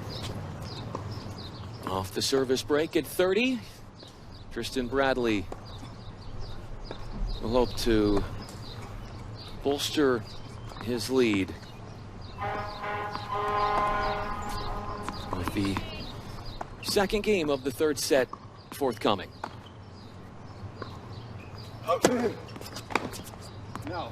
Yes, yes, yes. Come on, Justin. Talk this off. 15-0. Come on, empty the tank. Empty the tank. Let's go. Good talk throughout this set, man. Let's go.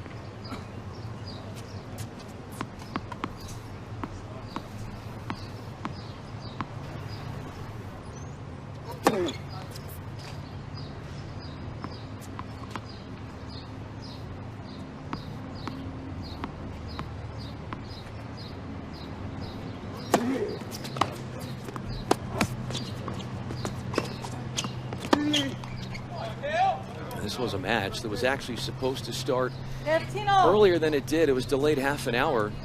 And that's because Bowdoin College thought that the match started at 10. It started at 9, and they compromised, and they said, all right, if you can make it by 9:30, we'll play then. So we're running a little bit behind, but we are into our second game of the third set. And this really is a thriller to watch.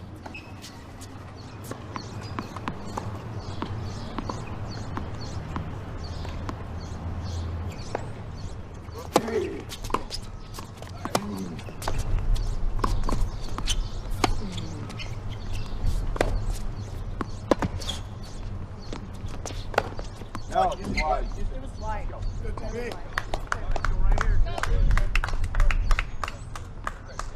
30-15. Keep it up, come on. Go Bears. Go, buddy. They're not big.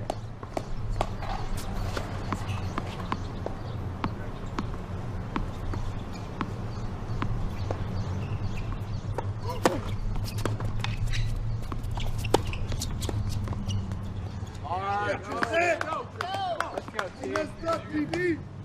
40-15. Regrouping after that disenchanting end of the second set, and Tristan Bradley They're not G.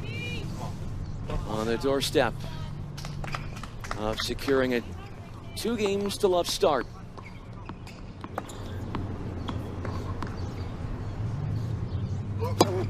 Yeah, G.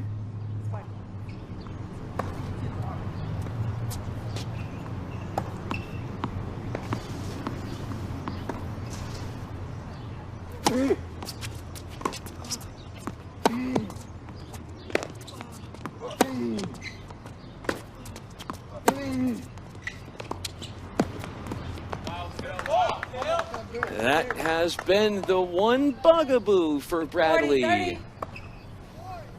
Transition hasn't been the smoothest and the most polished, and he would be the first to tell you that's a part of his game that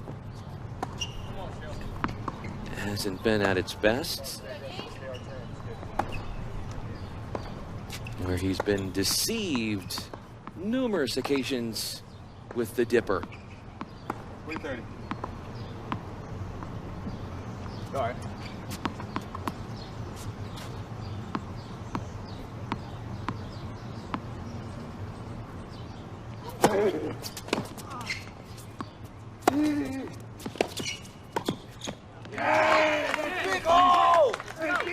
Down the line, Bradley converts.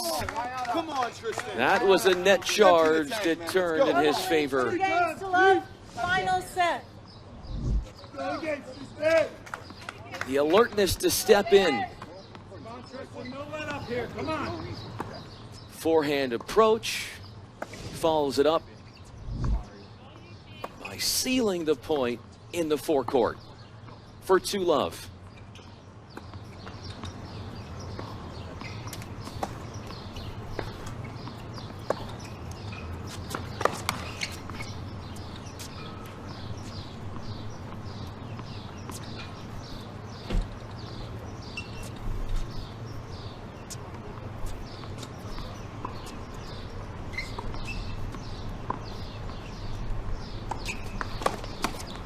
Right now, Tristan. Use it. Use it. Let's go. 15. We're hungry right here, TB. Hungry, Dave. We're hungry.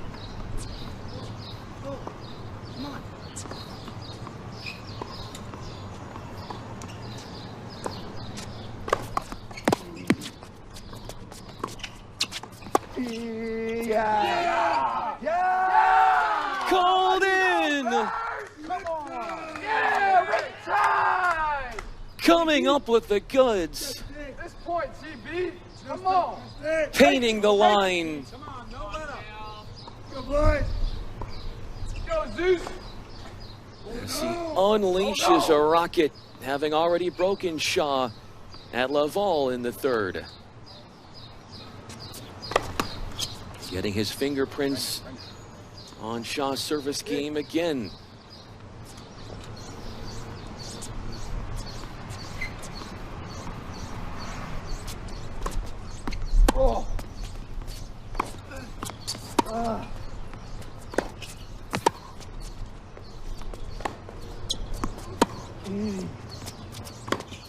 Yep. Come on, TB. One time, let's go. Come on. 40. Imploding in a time where he needs every single one of these points to stay in touch. Come on. Shaw now has found himself privy to a lapse of focus with errant baseline strikes.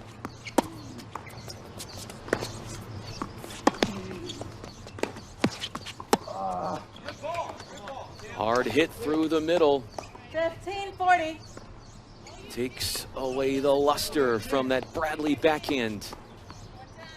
Played a safer shot towards the middle of the court with Bradley on the run. Would have expected Shaw to go more towards the opposite side, opposite corner.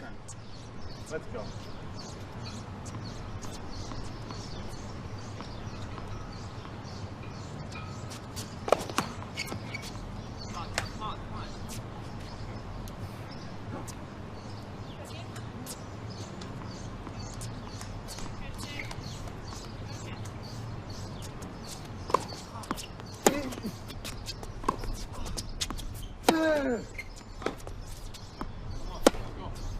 It's just been the saga, the tale of this match. 30-40. So many opportunities relinquished. Big points to close out sets, games, and even matches for Bradley, and hasn't been able to convert. You're fine.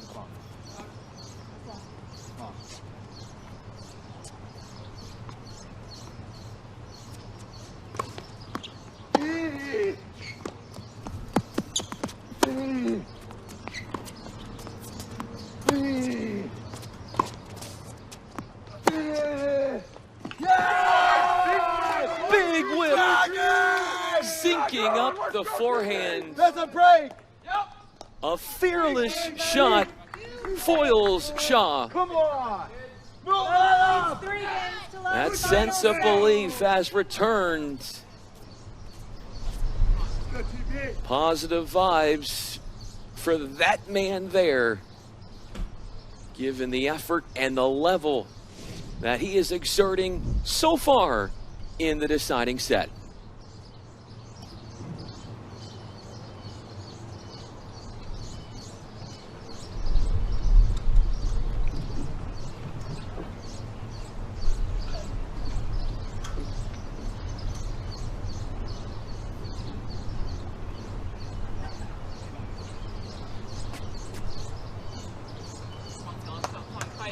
Good stuff, TV. Let's go, kid. Come on, Stevie. Let's go. Time. Closing out. You just can't give him so much separation that it's easy to close out. All right? So you just break it down. Having usurped a double break advantage, defying 2 service games of Shaw. One in game 3 at 30. One at Laval at 30. Backed up by a hold at 30 in game 2.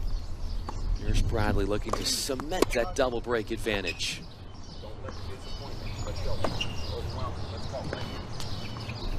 If you're just tuning in, there were multiple championship points for Bradley in the second set.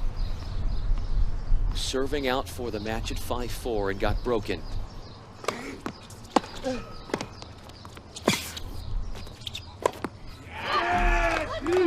An expressive finish. 15 love. There were shots that he was missing, Bradley, towards the end of that second set, including this easiest shot of your life, right with this paceless short ball right atop the net. His focus has returned, as has his competitive spirit and fight. Give me this one, Tim. Come on, Cal. Fight, Cal. Let's go.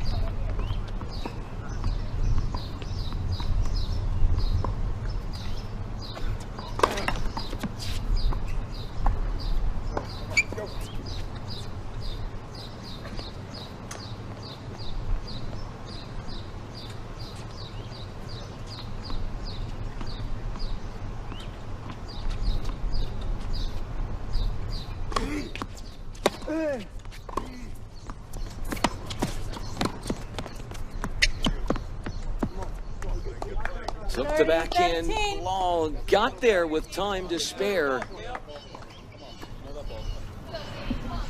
but could not get the quality control over that shot that he had to take from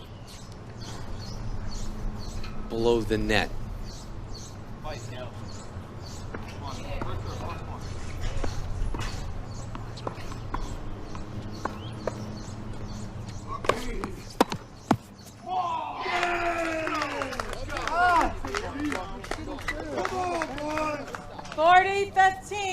Service winner gives game points for a pleasing 4-love start.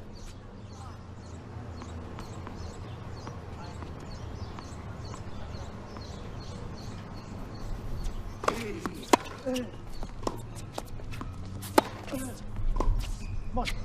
ball, Cale. I like that. Come on. Footwork got entangled there. And as for why the miss from Bradley's forehand.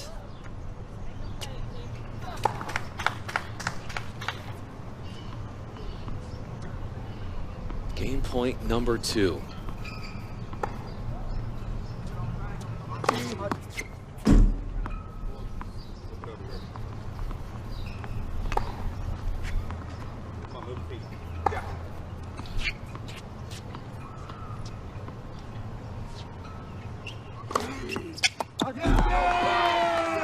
Wills it on by. Where was this level in the second set? Bowdoin leads 4 games to love. Final set. It's all slipped away, at least through the first 4 games for Shaw. What can he do to mitigate the happenings that are working against him right now?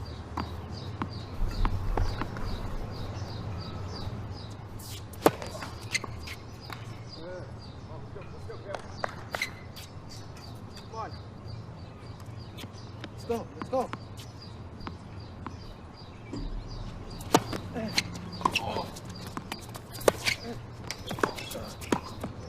Yeah, 7 points. That's all that remain Love from the 15. finish line for Bradley.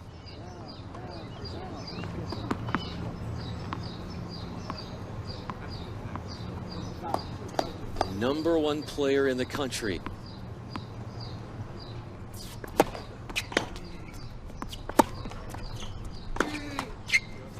go. 15-0. Those were the shots that were more pervasive for Bradley in the second set, especially in that 5-4 potential serve out the match game. And then the serve to force a second set tiebreaker. Errors contaminating things as well, but he's kept those to a minimum late.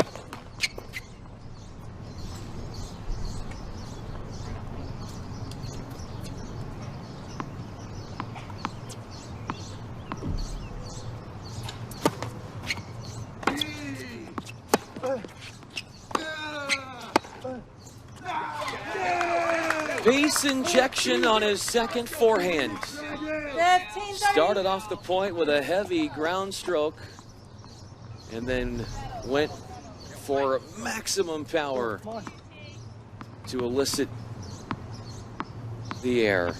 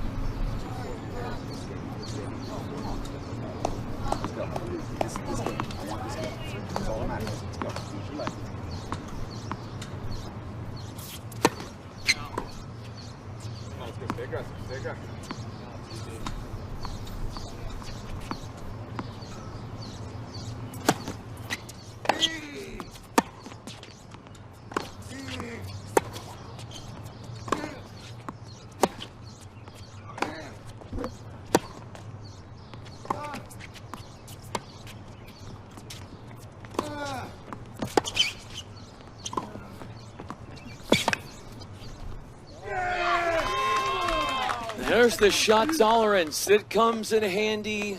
30-40. Huge .1. Come on. Patience, Make a first serve. movement, excellent on display from Bradley. Back to being break point minded.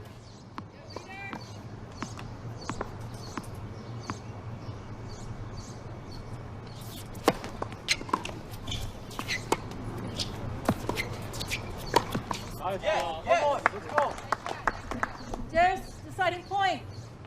Receiver's choice. Right here, Cal. Take your shot, especially with Dale going. Let's go.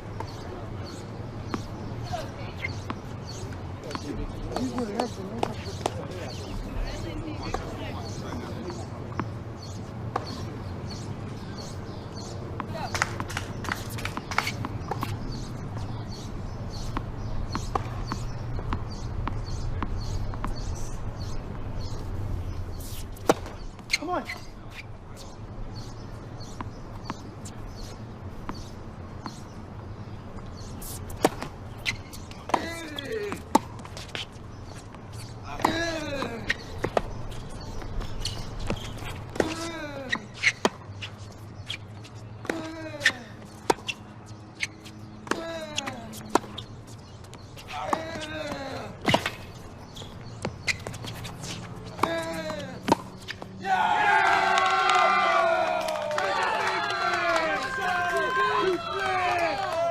Clinical and methodical work from Tristan Bradley. His offense ruling out in the end. Using power to better himself in the point. And his opponent flinches, and Bradley is one lonesome game with plenty of cushion from finishing atop the college tennis world in D3.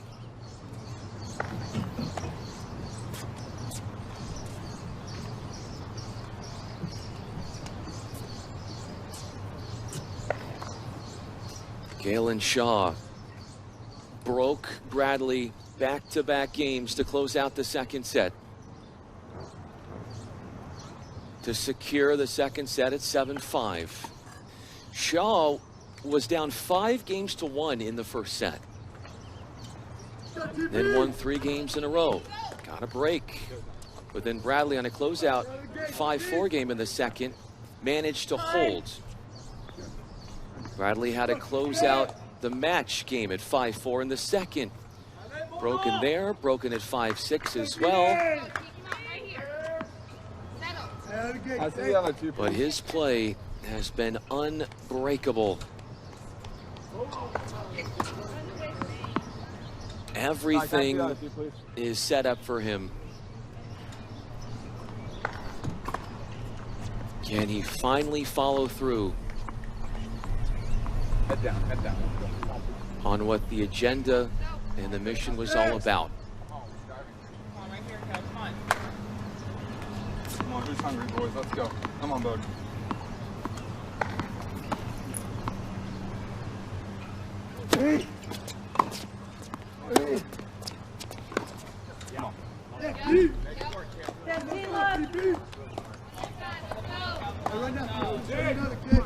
The errors have dropped significantly for Bradley. This third set, you've seen a more energetic, more charismatic, more concentrated and engaged version of himself.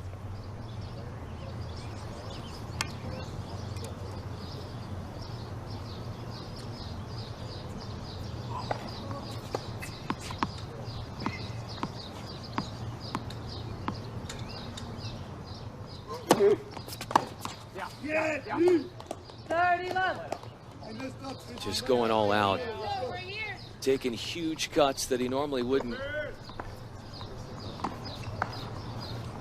A slight head shake for Shaw as he gets back to receive in the deuce court.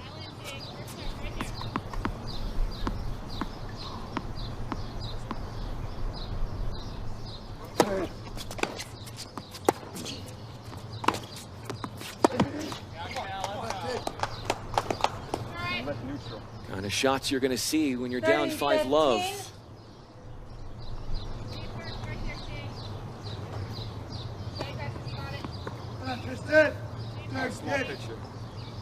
Small picture, head down, let's go. Took a 5th set point for Bradley to close out the first set. Had multiple championship points that he let slip out of his grasp in the second set.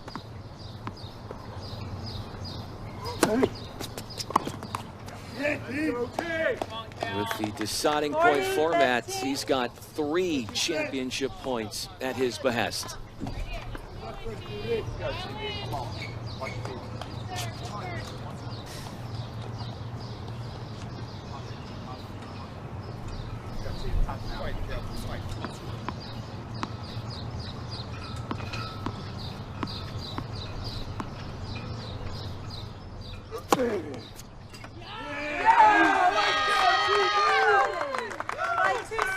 A banner year for this Bowdoin standout, ranked #1 in the nation.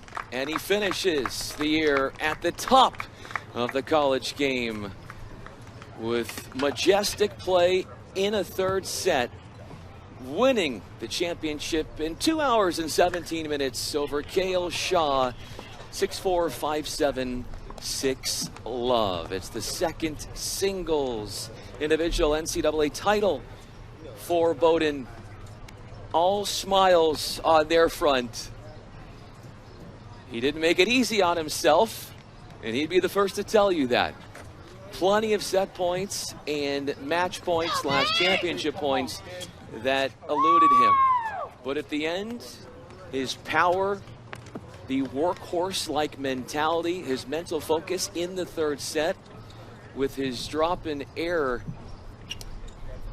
coming in the 3rd, all sandwiched in together for one statement of a deciding set as he finishes on top in a field that had 32 players and went a tournament 3 days. Our trophy presentation is moments away as you recognize our finalist, Cale Shaw, and our winner today in Tristan Bradley. He just had a feeling, just as he walked the grounds, that he had this pizzazz about him. Still settling in, and when we come back, we'll watch it all unfold. The ceremony and all the pomp and circumstance with that man and his national championship.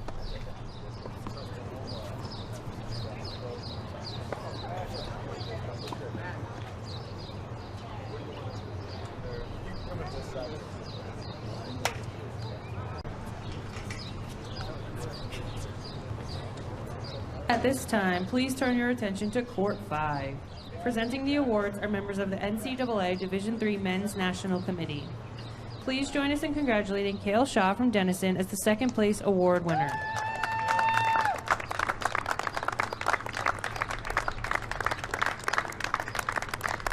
Congratulations on a wonderful season and performance in the 2024 Division III Men's Singles Tennis Championship.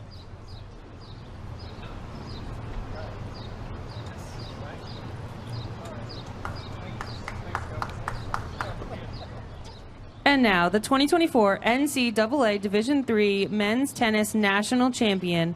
Please join us in congratulating Tristan Bradley from Bowdoin as the national champion for singles.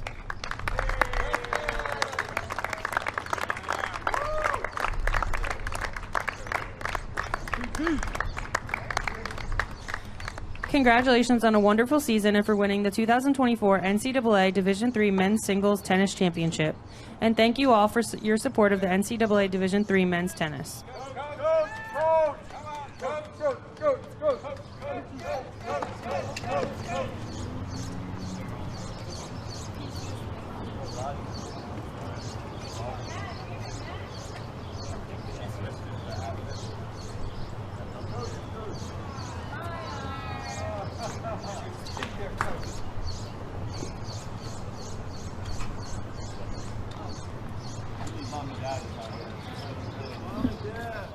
He came wanting to win it all as the 1 seed, as the top-ranked player in the country, and he fulfills that realization, that goal. Tristan Bradley atop the D3 college tennis world with his singles NCAA championship. That'll do it for our coverage here of the NCAA singles from St. Louis. I'm Brian Fenley. Thanks so much to Tupelo Honey, Live Sports, and the rest of our great team. Bowdoin College has a lot of celebrating to do back in Maine.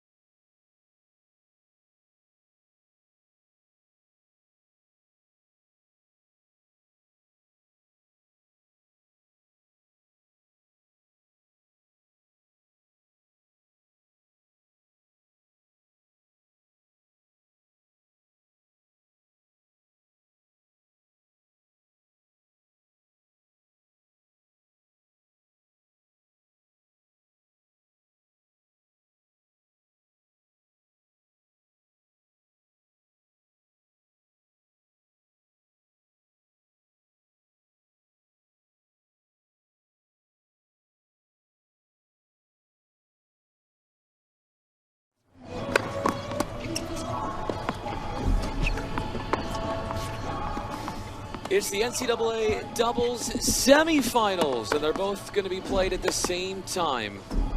On your court, this is court 5. We've got a pair from Denison, and that would be our runner-up in the singles, just coming off a 3-set loss. Gave it a good fight. Kaylin Shaw. Okay, now we're on court 7. So this is court 7, Swanee and Rensselaer. So we've got that court going on and this one as well. Traditional scoring in the form of sets, but we have no ad scoring. So best of 3 sets. Lets are in play. Gustavus Adolphus wearing the yellow tees here. Tyler Hadorf and Gage Goal, are going to be wearing that yellow for Gustavus Adolphus, taking on the aforementioned Kaylin Shaw and Ethan Green. And on this court, Swanee and Rensselaer. Matchup with RPI with Aiden Drover Madden and Andy Zhu, as they will be going up against Jordan Theron and Quinn Wickland of the Sewanee Tigers. So we'll be bouncing back and forth, making sure we have you apprised on everything that's happening on both of these courts. Very mild temperatures today, and that certainly must come to the liking of the players. Just over 70 degrees, slight wind, about 8 to 9 miles per hour or so. And I'm Brian Fenley, and we'll be playing our doubles final about an hour after our doubles semifinals will wrap up. We are in St. Louis at the Dwight Davis Tennis Center, and 3 more matches to be played. We have the team competition to start back on May 20th, and our final day of competition is today, from May 20th to May 28th. And we're down to our last set of matches.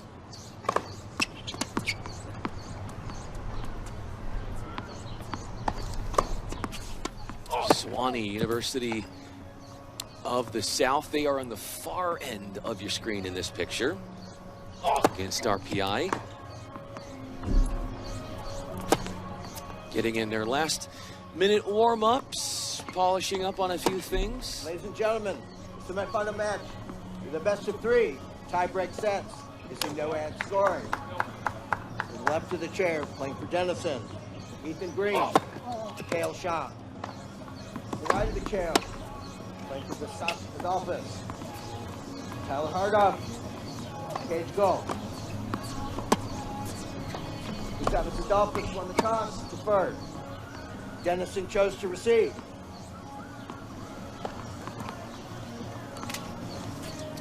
Well, there you have it. So here we go. Let's get this thing started. Denison, they have never won a NCAA doubles title before. Furthest that they have gone is into the quarterfinals. That was in 2022. This is Kale Shaw, beg your pardon, and Ethan Green. They are good friends off the court. Super competitive. That's the story behind them when talking to their head coach, David Schilling, who is on hand. Comes over from Ohio State, where he was a coach there for one prestigious program led by Ty Tucker. And now using the wisdom and the expertise that he secured from being at Ohio State and imparting that on his players here for Denison. Getting in some last minute thoughts and strategy. And Gustavus Adolphus ready to get this one underway. It's Tyler Hadorf. He's going to be serving first.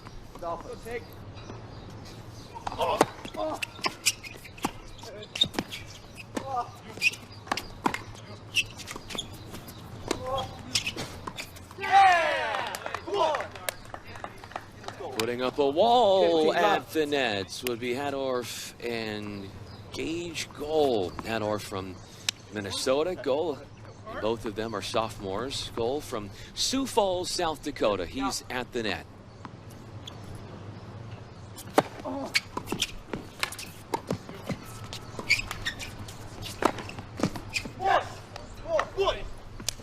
Love. 30 Love start as we see that one more time.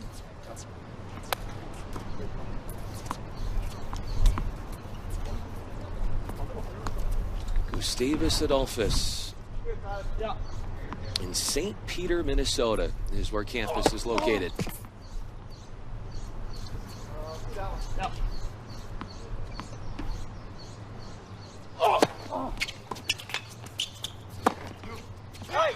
Right down the middle, splitting the Denison duo. That's Hadorf. Piggyback off the big serve and then goes right down the middle for the smash.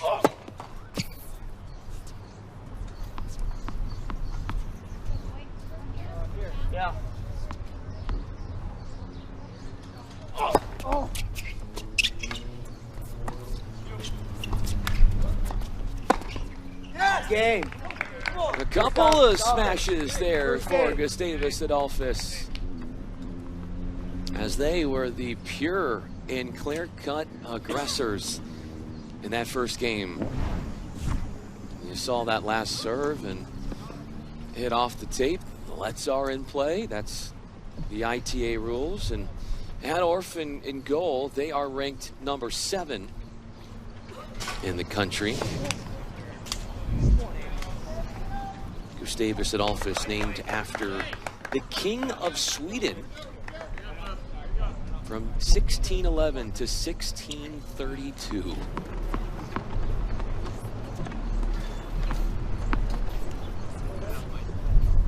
Can Ethan Green be the king of this service game?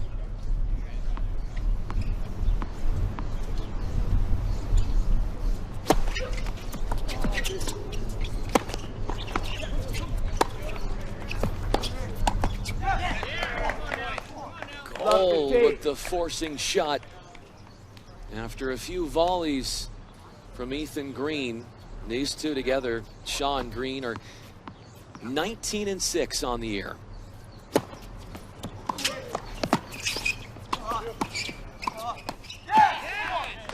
Such smart placement from Love goal. 30. One up the middle. Saw the big red out of position. Took it out wide. Made Green move. Out wide and into the court off the serve.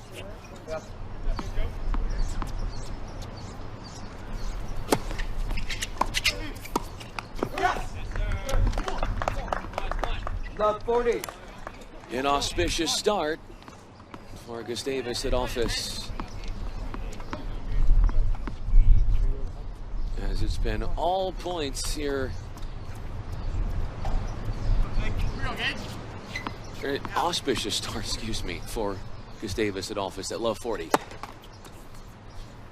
Yeah.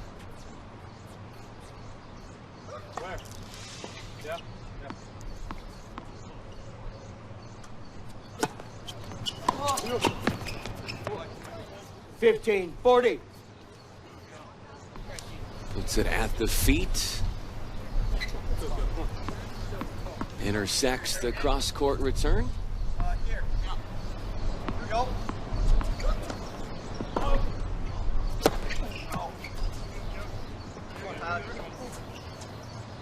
Here.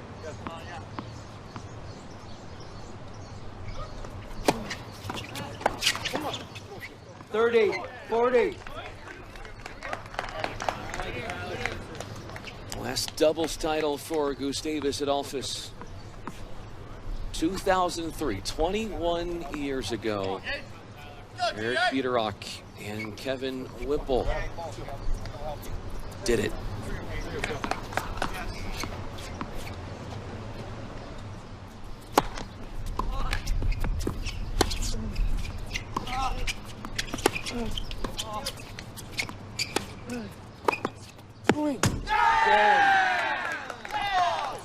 A bastion of overheads for Gustavus Adolphus to sink their teeth into the first couple of games. And they steal the game away from the serving Denison for a 2-games-to-love beginning. Gage goal. Gage goal to serve. Gets settled in to serve the first set's third game.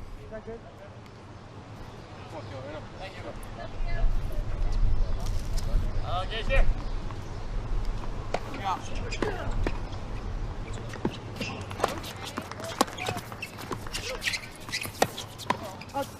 Come on. Love 15.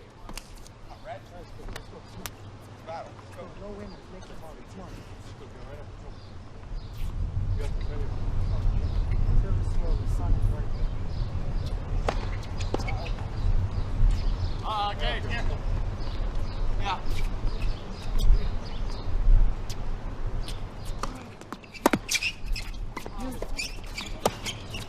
You.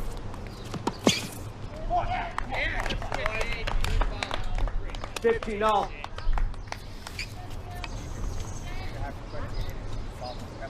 Making the big red defend the entirety of the court with a forcing shot with enhanced angle.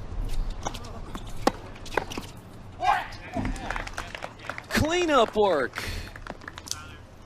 30. Hadorf 15. first on the scene. Here. Let's go.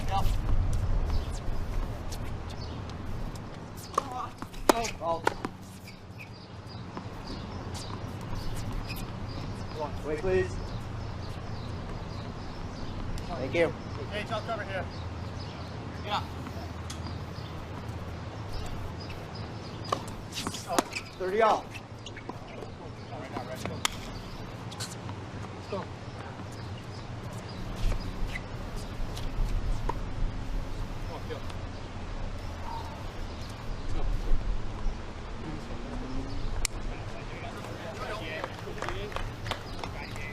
Gage, we're on this one. Yeah. Here we go, Gage.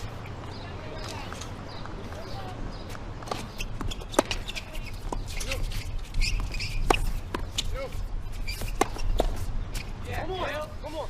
30, So 40. much power behind those shots. Gustavus Adolphus with goal serving at 30-40. There's a break chance to have to deal with.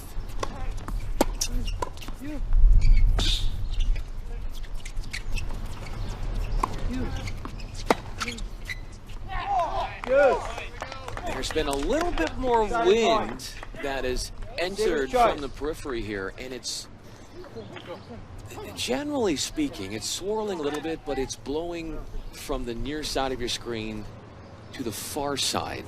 So for the Gustavus Adolphus pair, they're hitting in a slight headwind.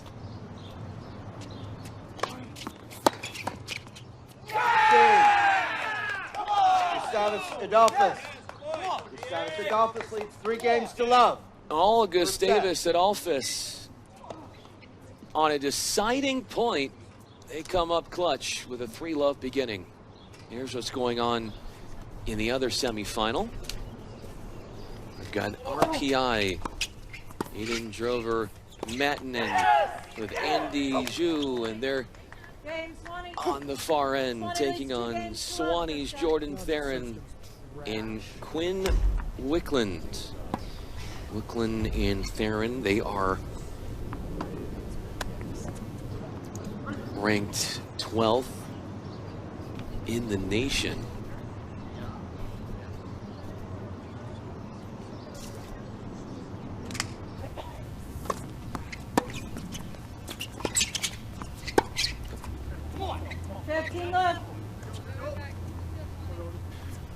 Staying here on court 5 for the moment. We'll get... There it is. There. Now we are on court 7.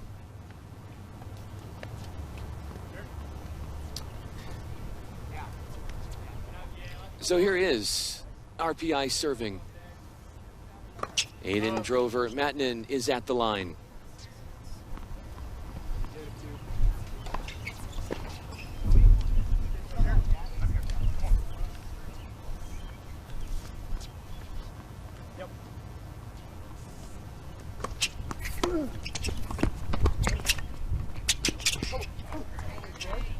The quick wit from Swanee. Their tournament run, well, before we get there for Swanee, they are 24-6 together, Theron and Wickland. Beat the 3-seeded Tristan Bradley and Reed Staples of Bowdoin College in 3 sets. Bradley earlier today winning the NCAA singles title.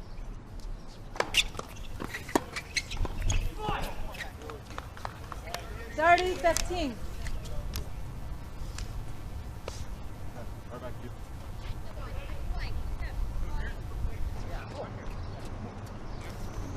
Yeah.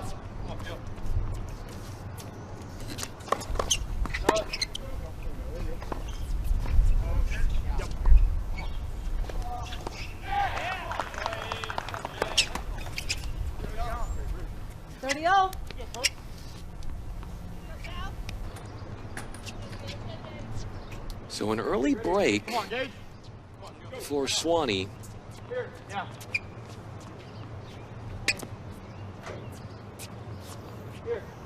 After RPI Football. suffered a couple of double faults in their first service game.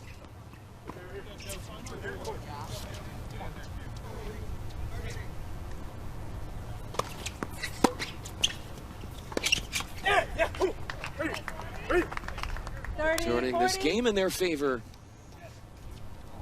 RPI ill afford to go down 2 breaks.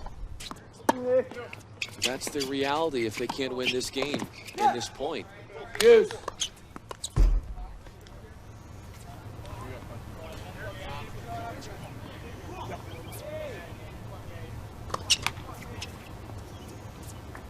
Game Swanee. Swanee leads 3 games So to love. all First set. Swanee, both of our semis have been one-sided to begin. Well, it's 3-love Swanee against RPI on court 5. Gustavus Adolphus has taken a 4 games to love lead. You might have heard they just played a deciding point in Cale Shaw. Mishit, shanked a forehand, tugged it off the court on that deciding point. So an error gives Gustavus Adolphus the ideal start at 4-love.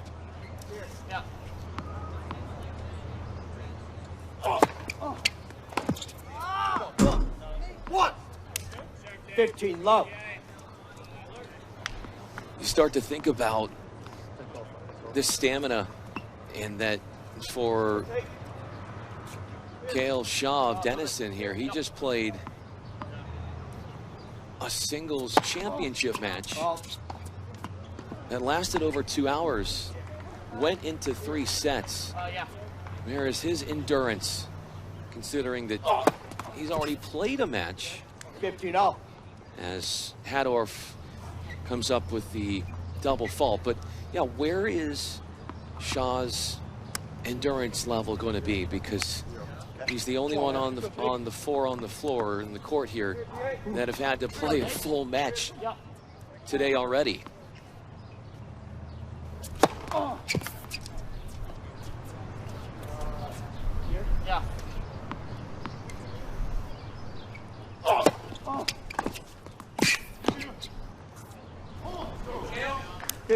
Getting to attack off the serve.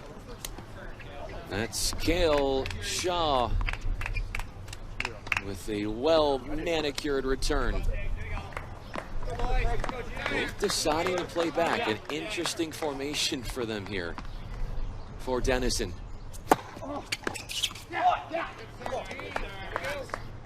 30-0.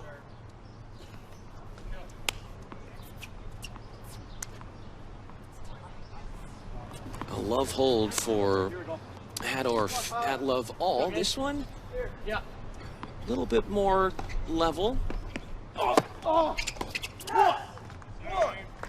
But he is connecting on his first serves when he needs them the most. From 15-30 to 40-30. Game points appear. Game. Adolphus. Gustavus Adolphus 5 games to love, first set. have a 5-1 advantage. 16 minutes in to this first set, as they look on the verge of unstoppable to this stage.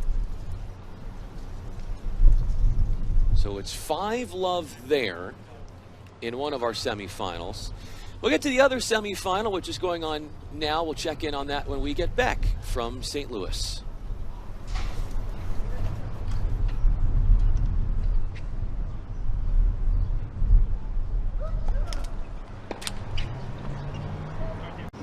Well, you might. Time. That's fine. But, and you will have been like 90% of tennis players. You just don't have anything left in the tank. Back at it here, serving to stay in the opening set. This is green for Denison. Found themselves on the wrong side of 2 deciding points. Margins so small, but the deficit looming large. 15-love. Going right into that forehand on a second serve. Hadorf can't come up with the clean, incredible return.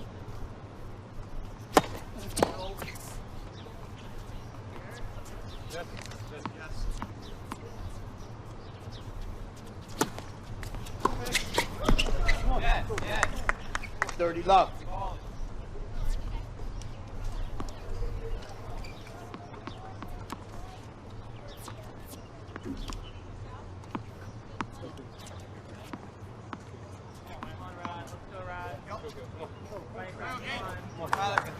Green, sophomore from Salt Lake City.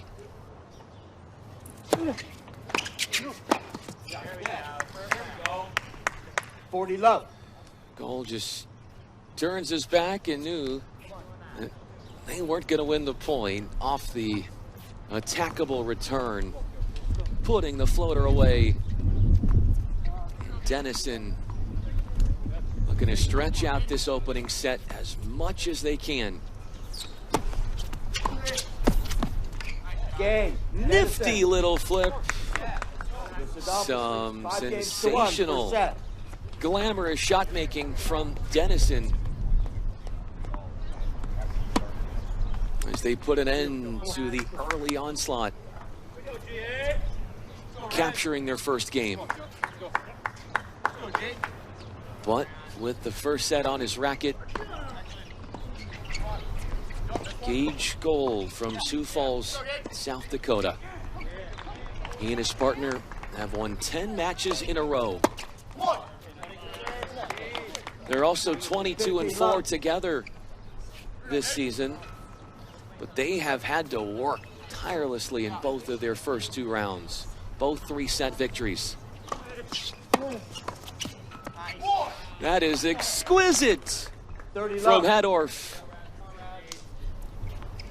Twirling it, sharp angle, closing down on the net. Well handled from a fellow sophomore.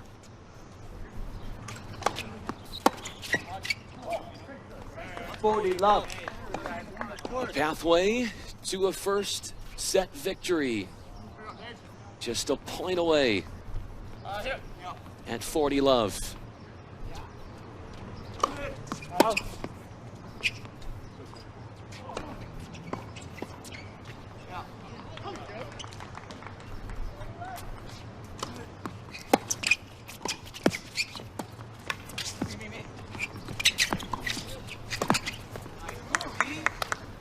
With Gustavus and Alphas scrambling, lots of room open. And a put away was actualized. Let's look at that one again. Split step, that's green. Saw where the open space was. Goal was essentially off the court, over by the doubles alley. Game, yes. Nearly. Set. Oh, I thought. Oh, that ball was not good. Okay, so it is a service winner and a first set in the pocket of Gustavus Adolphus. 6-1, flourishing to start. Won the first 5 games and then a hold for goal to cap off, culminating with a 6-1 first set. In the meanwhile, while they're going to take a little bit of an interlude between the first and the second set, the other semifinal that is taking place right now, Swanee and RPI. And Swanee is in a very envious and advantageous situation with RPI serving to stay in the opening set.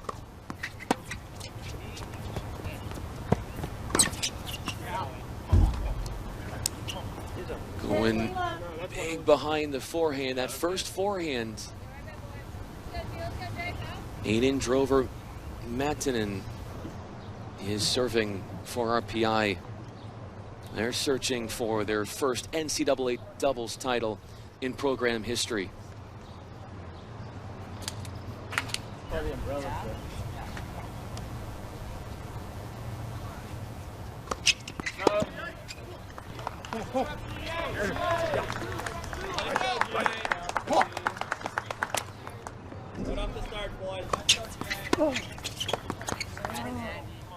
Gotta do more with that on the return for Swanee, as Andy Zhu with the cleanup work on the drive volley after a paceless, attackable return.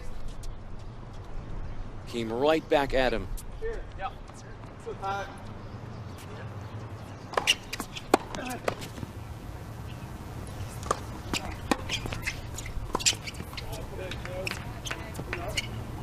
There's no call. That is some good length attached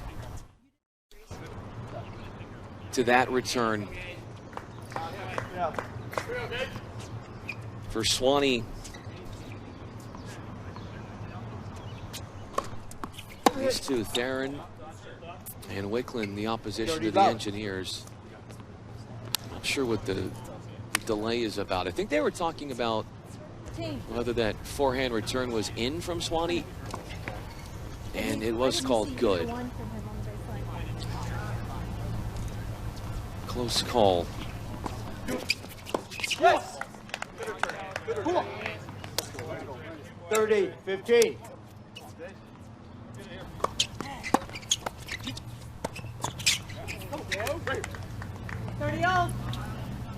A well-behaved body shot. Climbing and clawing back into this 7th game are the Tigers. These two 24-6 together this year.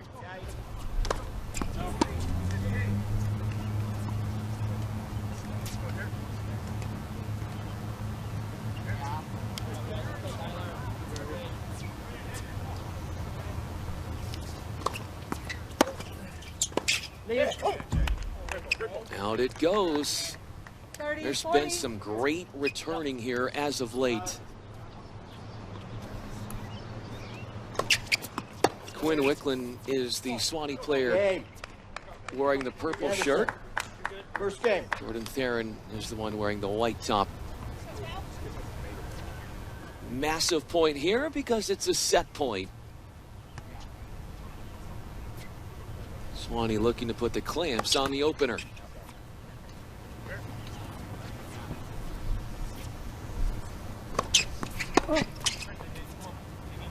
Deuce, deciding point. Receiver's choice.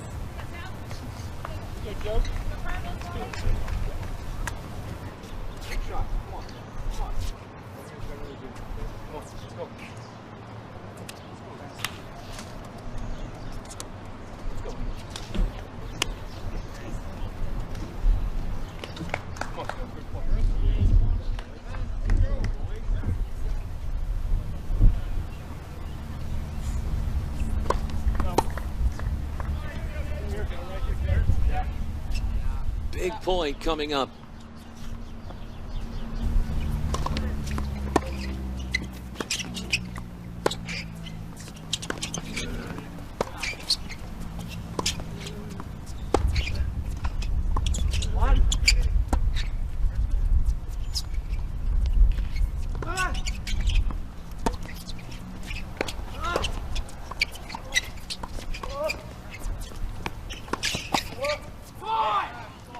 Incredible play at the net, but it was overpowered and overwhelmed by RPI.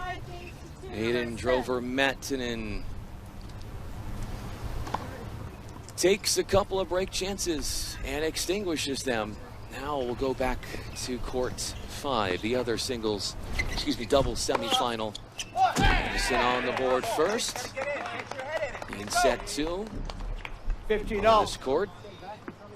Cale Shaw, Ethan Green for the Big Red of Denison near side of your screen versus Tyler Hadorf in Gage goal. Goal serving.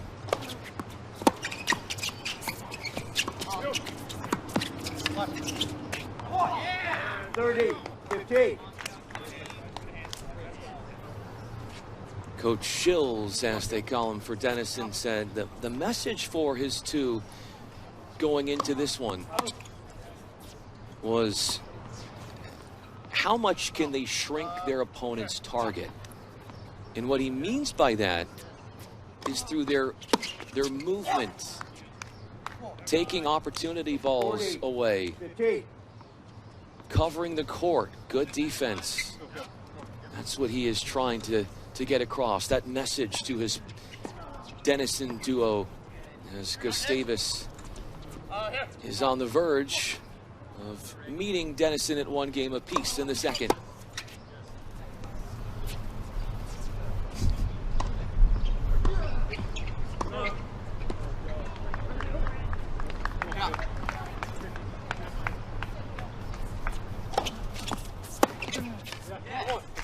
An 40-30. absolute thunderbolt of a return from Shaw.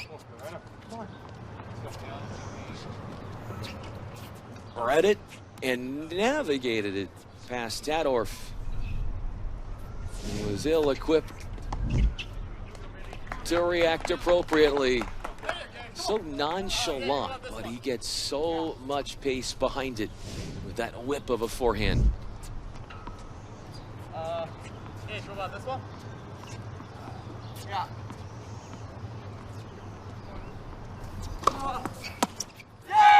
Game. Gustavus Adolphus for 1-all. Gage, 1 game all. goal. Thank you.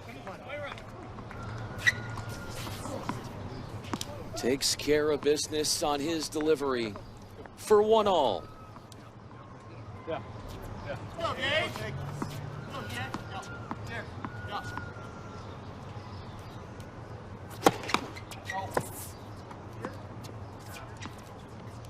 Let's do this one. Come on, yeah. Here we go. Yeah.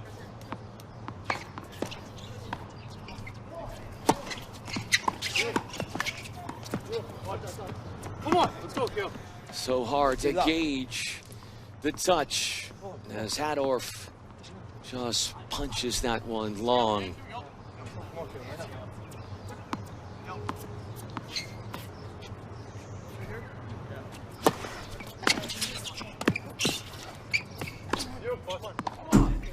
It's a shot that they need to be able to connect on. Big wind-up.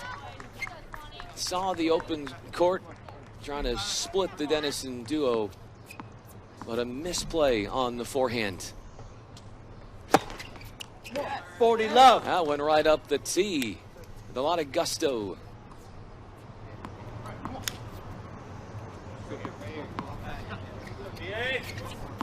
Best weapon for Green is his serve, that according to his coach. Certainly on display with that height. He can get some really fast downward trajectory on the ball.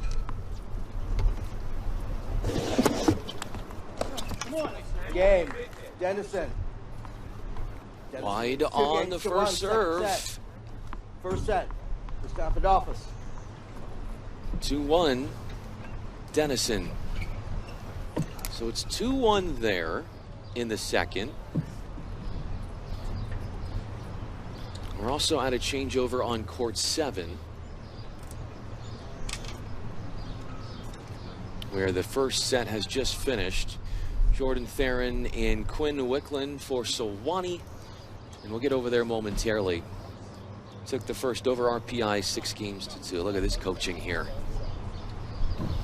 Engaged and focused, hanging on every word that is being said to them. That's Hadorf in goal. Gustavus Adolphus listening in intently, helping fortify their strategy and battle plan. The number 7 ranked doubles team in the country, Hadorf in goal, and their first round was a win against a 4th-seeded Swarthmore squad that took 3 hours and 16 minutes to finish. A 3-setter with a 3rd set tiebreaker as well. Football. Here. Yeah.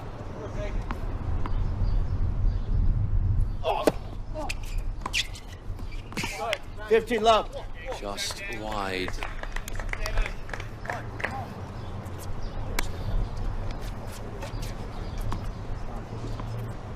Change of pace on that second serve, throws off the rhythm from the returning shot. Now Green awaits the serve in the ad court.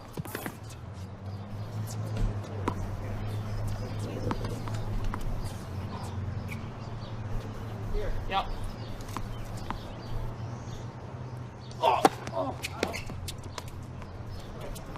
You know.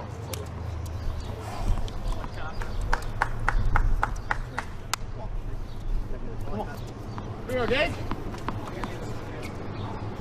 Yeah.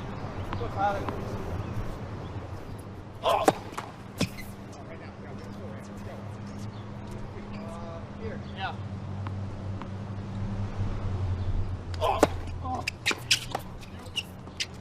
Watch. That is not an easy shot to pull off. 30, movement 15. and footwork combined. Hadorf had the final say on that rally. The back pedal, the explosive finish, inside out on the swing. Considering how far he was off from the net. That's a shot that easily you could see get put in the net. Foot fault.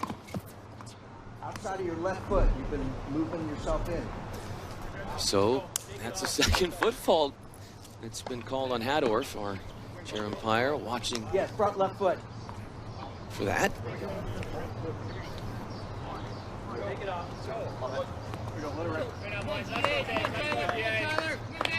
Yeah.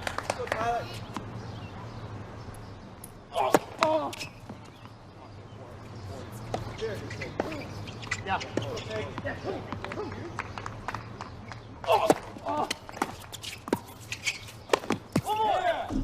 Rushing in, 30, 40. swinging freely is Green. And you just wonder, as a break chance comes into play, you've been called on 2 foot faults. Are you going to start thinking about that a little bit going into your mechanics, even on a first serve, even on a second serve? Does that mess with your normal mental routine and ritual? Apparently not there on the first serve that went in. And the follow through and finish by Gage Gold to seal the point. Deciding point, receiver's choice. Humongous point. 2-all, or Dennison goes up 3-1.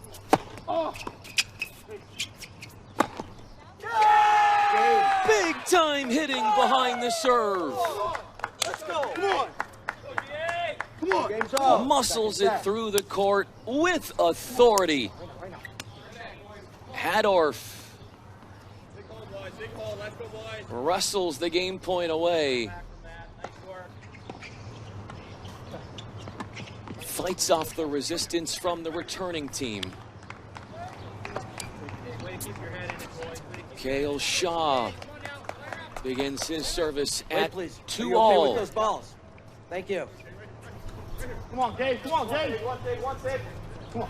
Here. Yeah.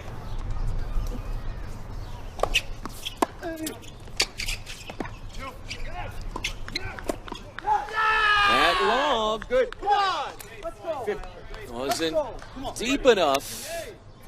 And Shaw thought that a prior shot in that rally was out. And he made that intention clear to our chair umpire, but it was called in. Then the smash put away succinctly and soundly.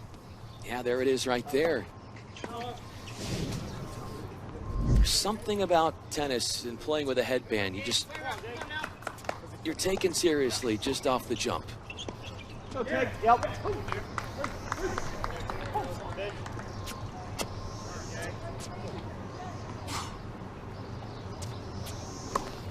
All along. Yep.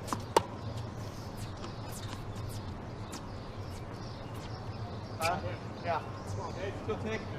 Come on, Bill. Hey.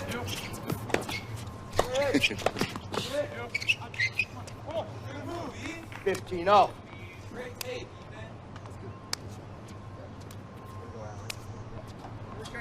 Shaw and Green, they're the 19th seen there, ranked doubles team in the country. Come on, Dave. They took out the number 2 ranked doubles team in the quarters to get to this position.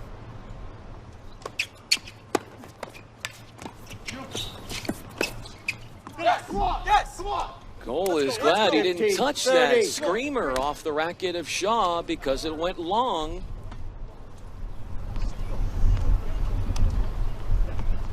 Matthew Candle and Nick Chen were down 6-1, 6-4 yesterday in the quarters by Dennison. 30 off. It's been a surprise run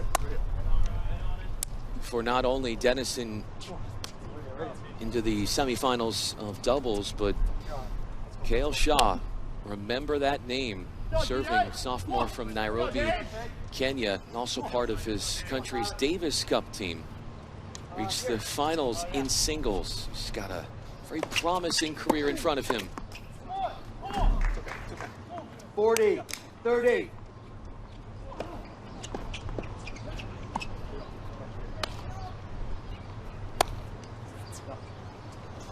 Come on, guys. Here. Yeah. Go, guys.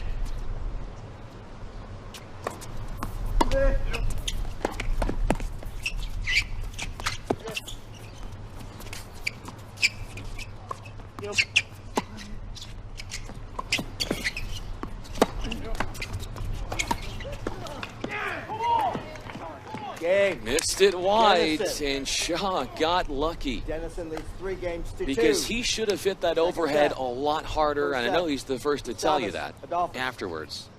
But by hitting at half speed, that allowed Gustavus Adolphus behind in the point to reset, get back in the point. It's an error though anyway. Dennison stays in front, 3-2 second set.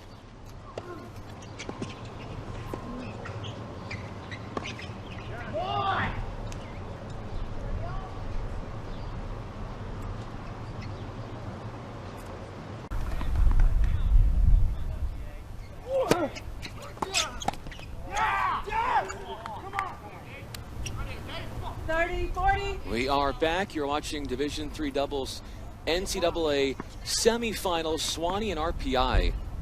Swanee is serving, and they have the stress of a break chance against their delivery here.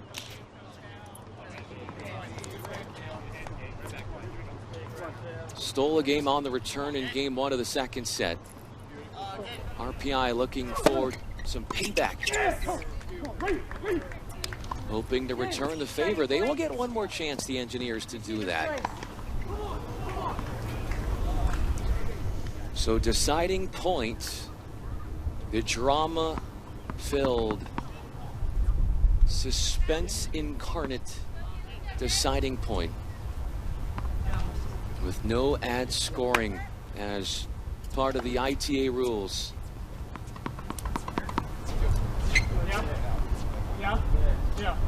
Quinn Wicklund serving for the Tigers.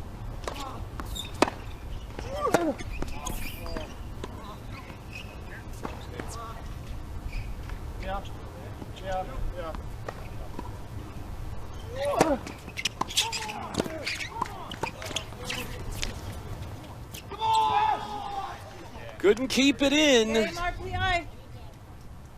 Back to being on serve as RPI doles out some revenge on the return for 1-all. What's that ball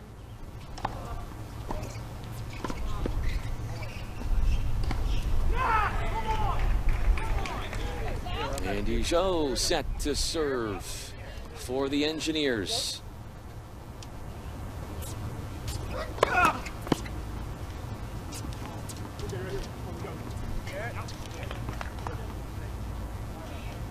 Sophomore from British Columbia.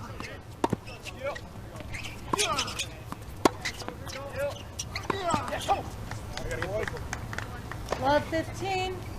He and his teammate, Drover Mattinen, they are both computer science majors. And Joe did not make the singles draw, but Drover Mattinen did, and he had a nice run. Got all the way. Drover Mattinen with the white hat there.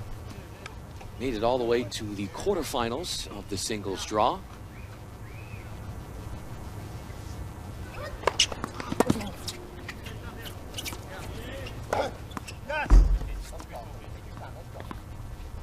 Simple and straightforward.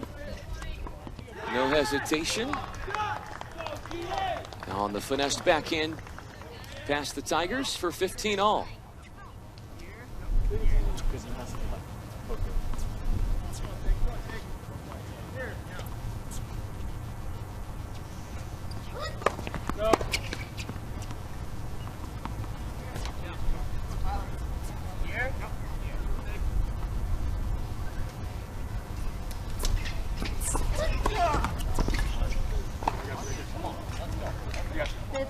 stumble on the serve. Quarterfinal win for RPI against Tufts. First round, they took out a duo from University of Redland, 6-3, 3-6, 6-3.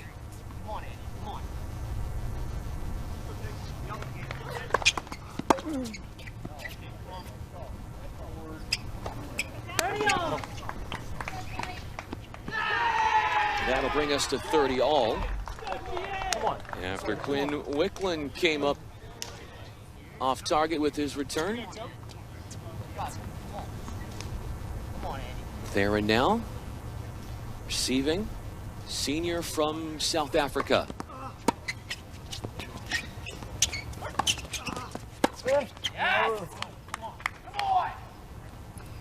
Probably would have been better suited to go backhand there, but forehand is his more comfortable shot. A slight cushion now fortified here at 40-30 with the deciding point format in the form of game points.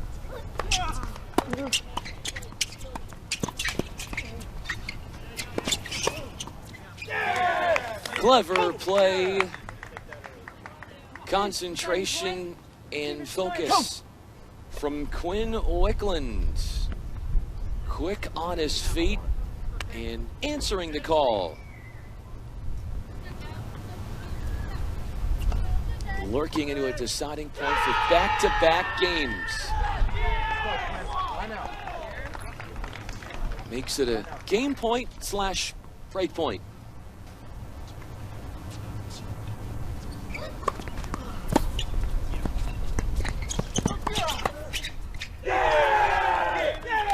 Caught the line. A wild ending to that game. 2 game points spoiled, and it's a backhand. Just put it out there and hope for the best. Just stuck it out there, and Wickland found pay dirt by painting the back end of the line. More from St. Louis in the Division III NCAA semifinals when we come back.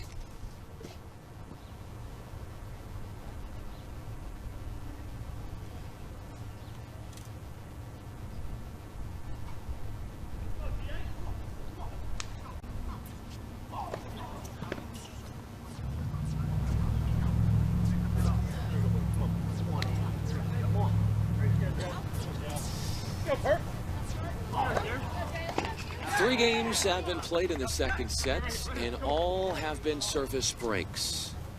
This is Theron trying to put an end to that streak with a hold at 2-1. He's at the line for Swanee.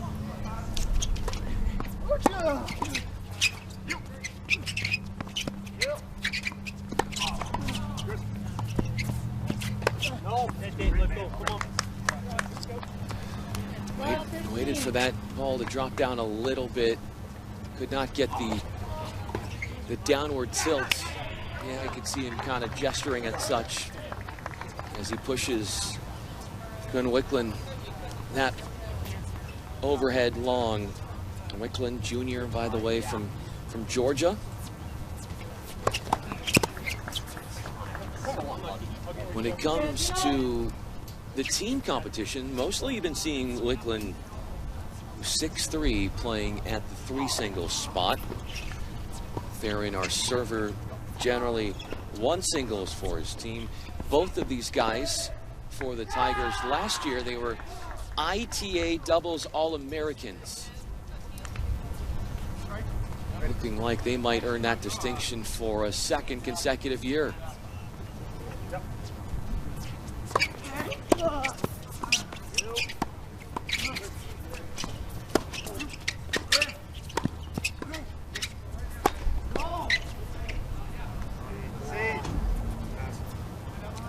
That's a forcing shot from Drover Mattinen.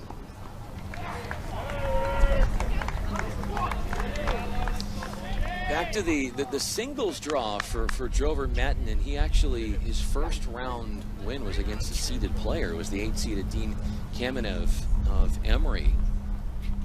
So an impressive win for him, trying to impress as well in doubles.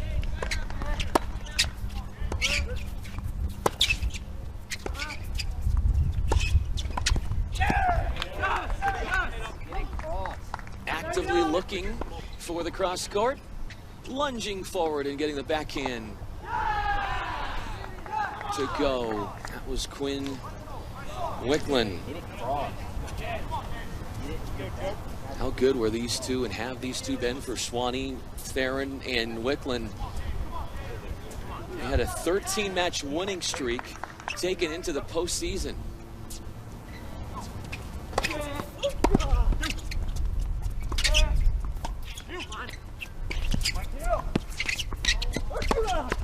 Come on! Come on!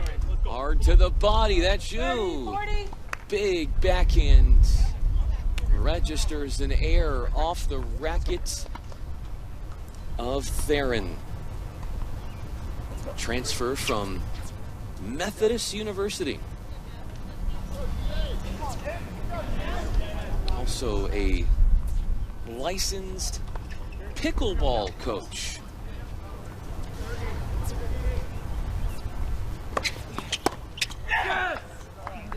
Come on! Deuce, deciding point. Receiver's choice. Service winner eliminates a break chance. Can he wave off another, or can we see a return team win a 4th straight game? Yes! What a rip by Drover Mattinen.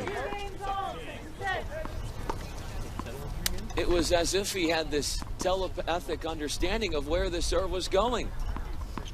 So we're on serve in the second set. But holding has not been seen. With a plethora of deciding points as well to figure out these second set games. 15 love.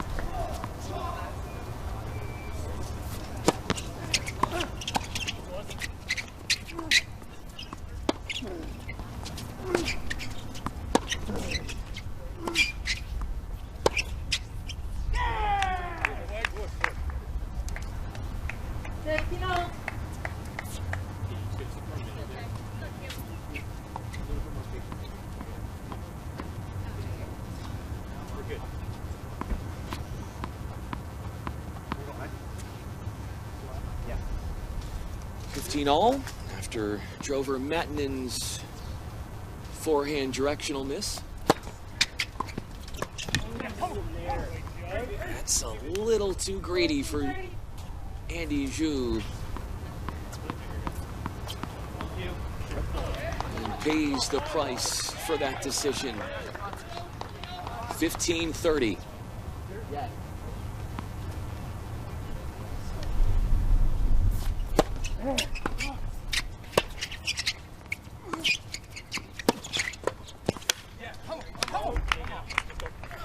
See the frustration from Drover Mattinen. That was not where his intention of putting that ball was. Not in the slightest bit. But your options get limited when you're behind in points. When you're hit off the court and off the baseline, there's only so much you can do.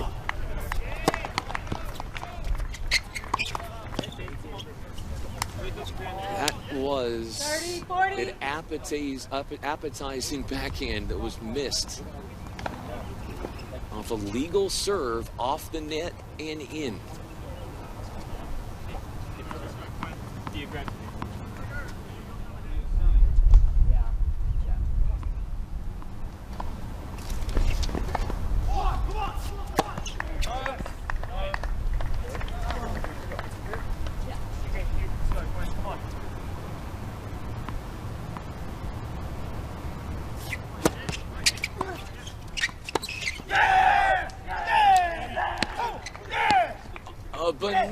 bonanza of service breaks. That's 5 in a row. Swanee retakes the lead. In the meanwhile, 30 love. Gustavus Adolphus. Gage goal.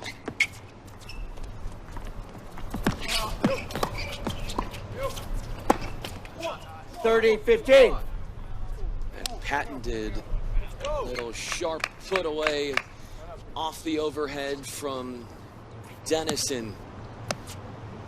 But you see what they're up against here. Gustavus Adolphus, Tyler Hadorf at the net. Gage goal serving. Looking pretty good with where they stand against Denison's Cale Shaw and Ethan Green.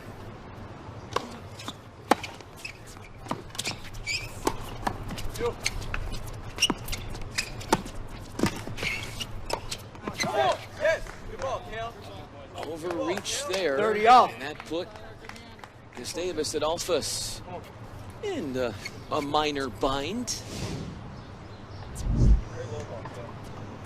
That gave Green the green light to have at it with the most cathartic of finishes for 30 all.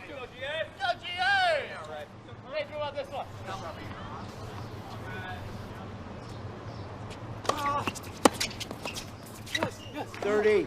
That 40. one stings.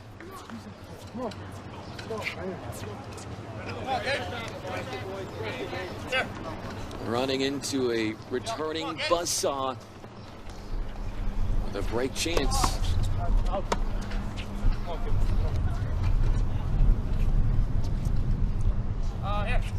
Yeah, come on, Gage.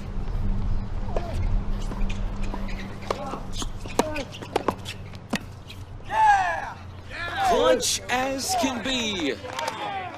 Flexing his muscles, looking at the fans, getting that approval from them, that most important validation, a good confidence booster. They approve. Well, their fans approve of this point.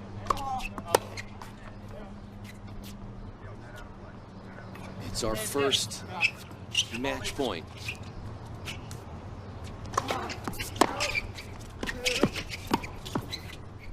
Game, set, match. Into a championship. Gustavus Adolphus continuing on their inspiring run into the finals. Tyler Hadorf in Gage goal from Gustavus Adolphus. They etch out a 6-1, 6-4 triumph over Denison's Cale Shaw and Ethan Green. Took just under an hour to finish. And they, Gustavus Adolphus, will be into a doubles final, looking to do something that they haven't done in 21 years, which is win an NCAA doubles title. Who are they going to play? Well, they're still battling that out. We're still trying to figure that out because on court 7, Swanee with a break lead. 5 games played in the second set. They've all been service breaks. Swanee, the Tigers, are a point away from ending the ritual of breaks a serve.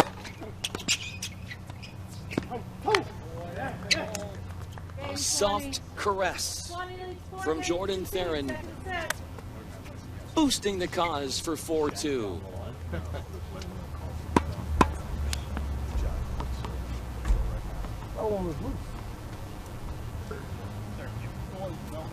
Theron and Wicklund, 12th ranked doubles team in the nation, taking on RPI and Dijou serving.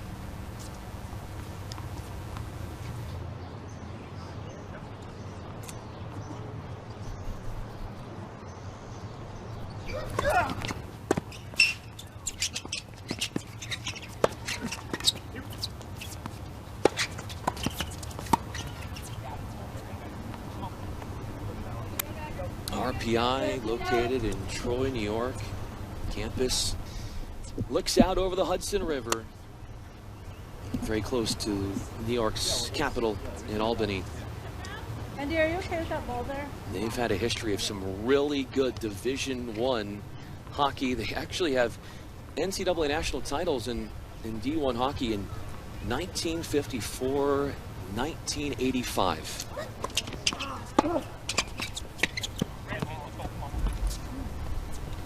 Over Mattinen drives that one with a swing volley past the defense of Swanee.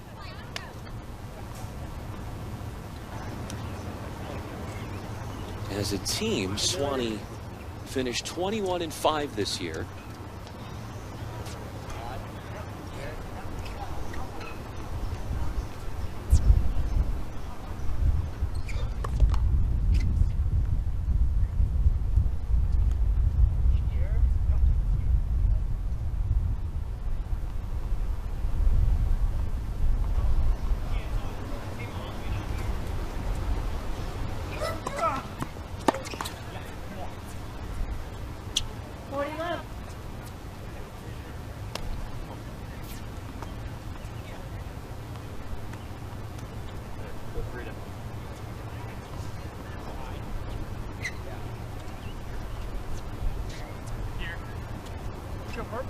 The elusive hold for RPI is a point away.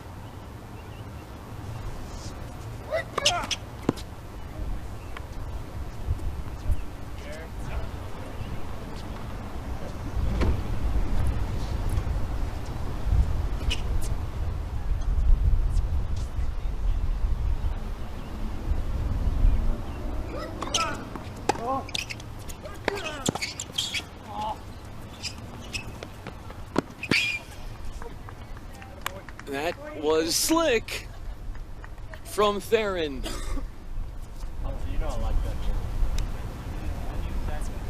He has this dexterity about him, trying to outwit his opponent.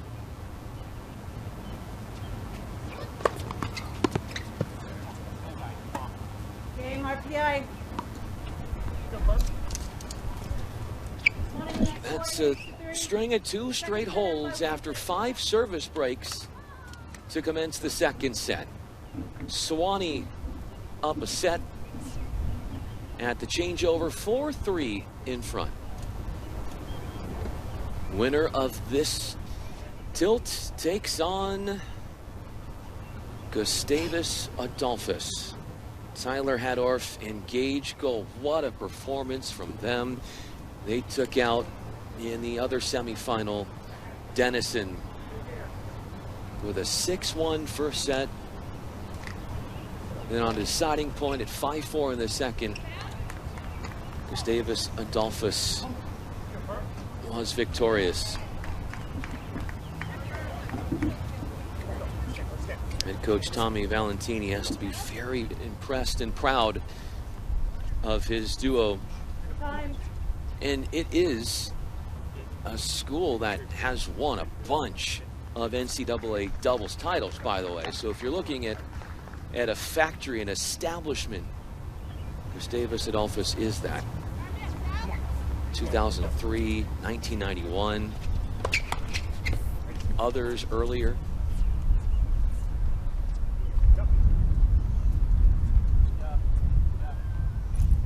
With his service at 4-3, Jordan Theron.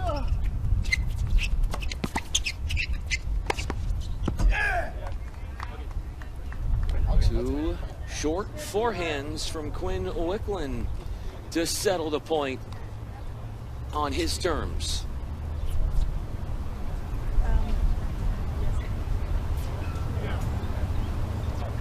Last year, Swanee, they qualified, these two. Theron and Wicklund qualified for the NCAA doubles championship, but they didn't make it out of the first round.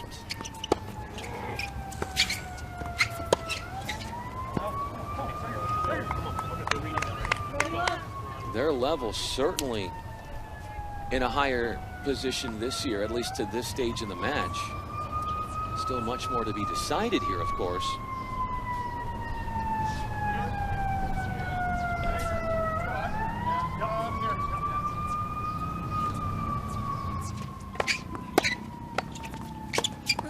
Let's go. Come on. It's kind of hard to handle that one because it's in between where you'd put the backhand and the volley is coming right at you, that comebacker. Hard to defend.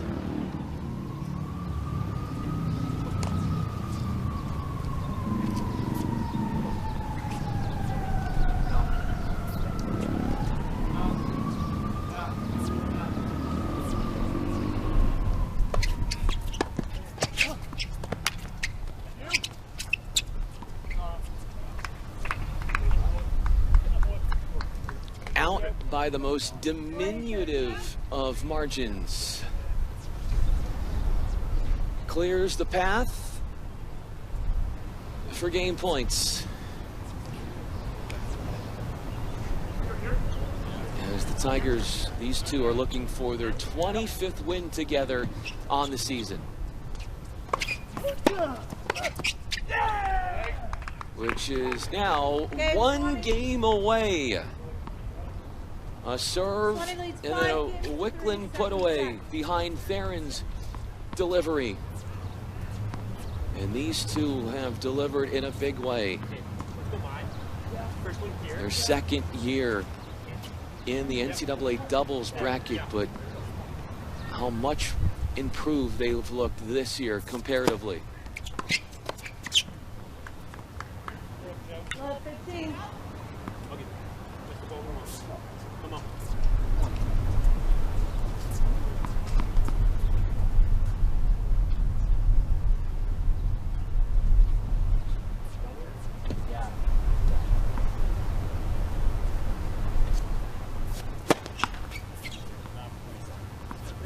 RPI serving to stay in the match. 15 off.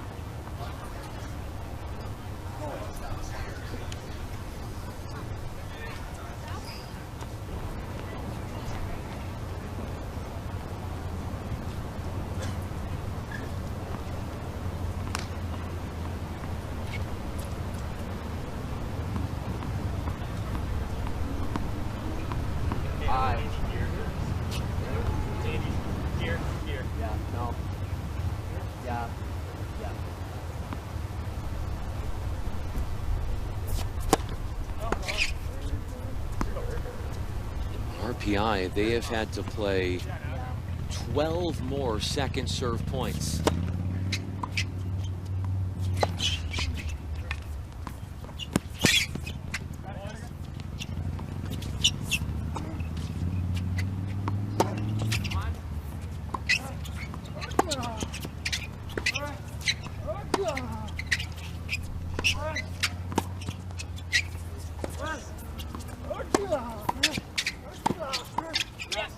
There were a lot of great shots. Now, the forcing shot from Zhu was the one to end it. But there was the rundown off the lob, the half volley from the baseline from Drover Matinen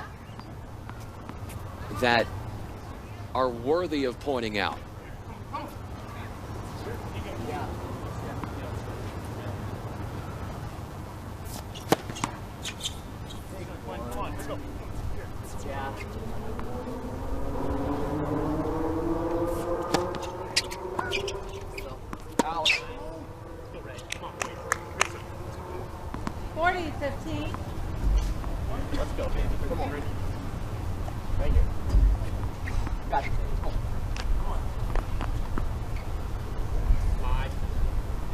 With a couple of errors, RPI hoping to ride that to a hold to extend this second set.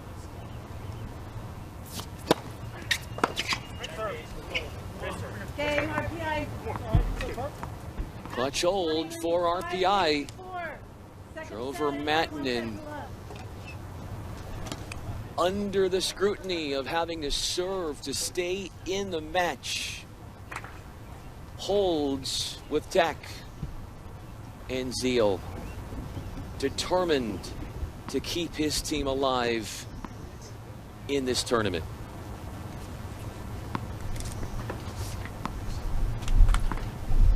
If you're just hopping on the stream with us, the first semifinal already in the books. Gustavus Adolphus, Tyler Hadorf, Gage Gold. They are awaiting the winner of who triumphs in this contest.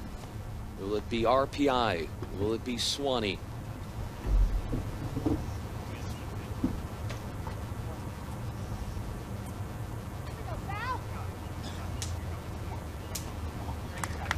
Swanee does not have an NCAA title in program history.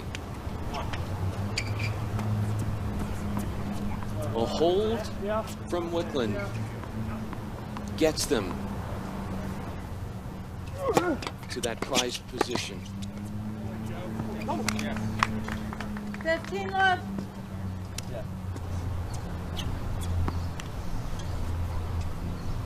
Slider.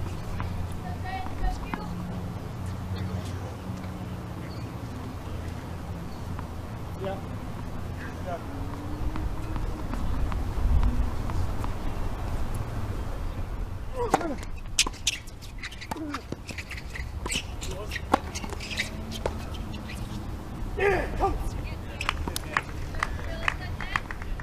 That would be Wickland putting the finishing touches. Crushing a lob. Yeah. Grounded.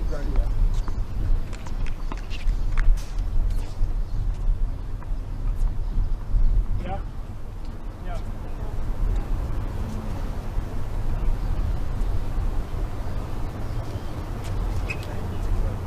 Yeah.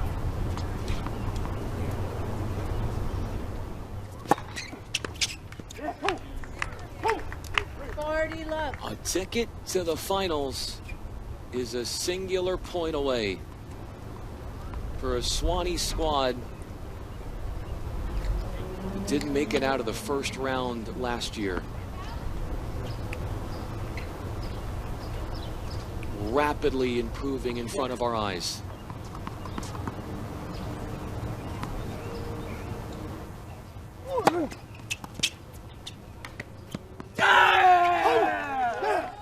The championship match is set.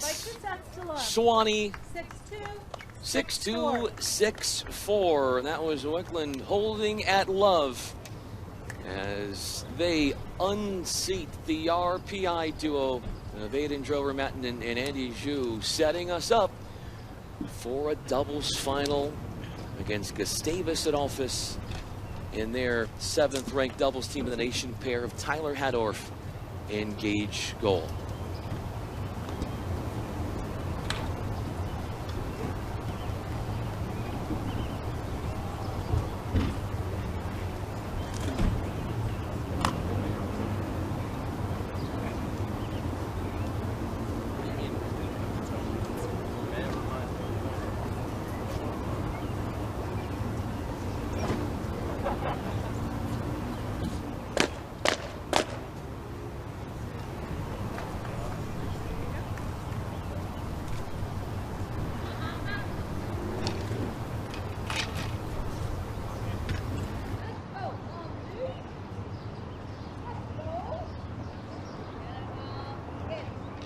So there will be a little bit of time in between the semis and the finals, of course, but we do have some hardware to hand out. The semifinalists are soon going to walk over to court 5. RPI's Aiden Drover-Matten and Andy Zhu. There it is. Look at that. Great production staff all week long. Tupelo Honey, Live Sports, Jeff Keithley, Melissa Rhines, Mike Molina, and the rest of the great staff. Jared Keithley, Chris. Couldn't do it without you guys all week long. And the NCAA back here in St. Louis. In fact, they haven't had an NCAA championship here since 2007, and it was the Division III Women's Championship. But if you dig into the annals of history, and sometimes I like to do that on my free time, but in the early 1960s, the first ever Division II men's tennis championships were held here in St. Louis. And where we are is one of the great tennis oases. I'm not sure if that's a word, but we're going to go with it. 18 courts, the Dwight Davis Tennis Center, and yeah, you get a panorama look at things. We are embedded inside one of the prettiest urban public parks in the nation, and one of the biggest. Forest Park, you've got the Civic Center, you've got museums, you've got lots of places to play golf nearby, and with the weather cooperating like it is, it's made for one memorable day. And this is a center that was named after Dwight Davis. He was born in the 1800s, was a philanthropist, loved his tennis, and did everything he could to spread the gospel of tennis to everybody in the community. And so this was his idea, to have this center up in Reading for the public. And Davis Cup was named after him, Dwight Davis. And he took part in the first Davis Cup as a player.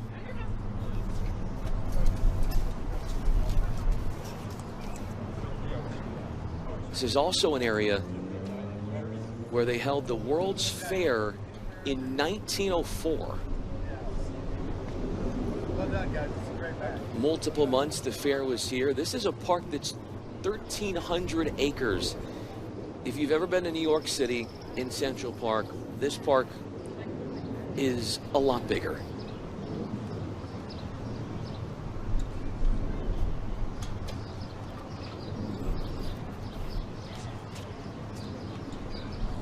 And after some of the so-so weather conditions that we experienced early on, the weather has been tennis friendly today.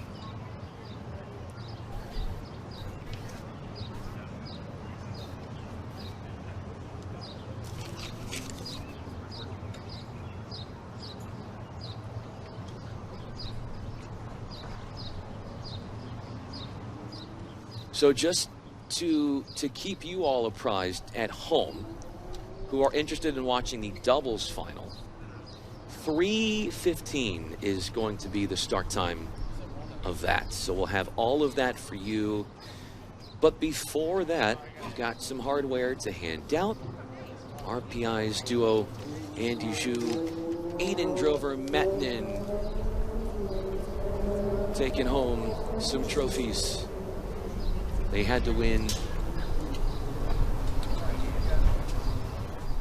At this time, please turn your attention to Court 5. Presenting the semifinalist award are the members of the NCAA Division III Men's National Committee. Please join us in congratulating Aiden Drover Mattinen and Andy Zhu from RPI as semifinalist award winners.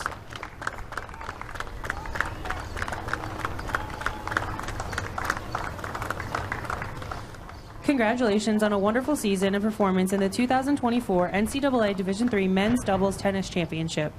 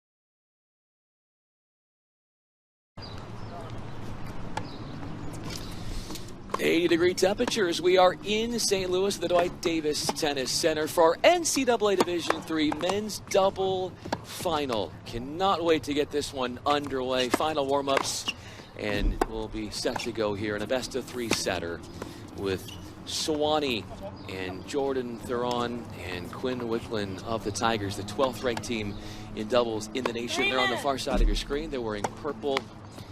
As far as distinguishing both of them, Jordan is wearing the white shirt with the white hat, and they are taking on the 7th ranked doubles team in the country, Gustavus Adolphus College, and their standout duo. It's a pair of sophomores. It's Tyler Hadorf and Gage Goal. Goal, bottom left of your screen there, setting that ball over right. And that moment, he is a sophomore from Sioux Falls, South Dakota, teaming up with Hadorf from Burnsville, Minnesota. I'm Brian Fanley in the commentary box, and this was a tournament that started all the way back in the 20th of May.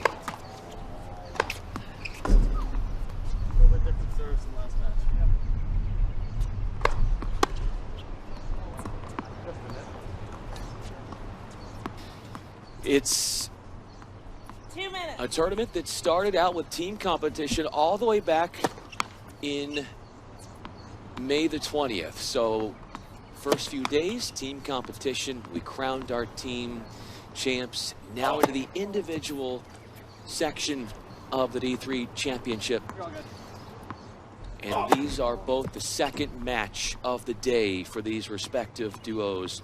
Jordan Theron and Quinn Wicklund, they just about 45 minutes ago, they finished off the semifinal, a 2-set win over a pair from RPI in Aiden Drover-Matten and Andy Zhu, 6-2, 6-4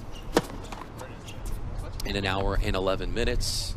Their opposition in this final took under an hour to win 6-1, 6-4 over Denison's Cale Shaw and Ethan Green. Keep in mind that for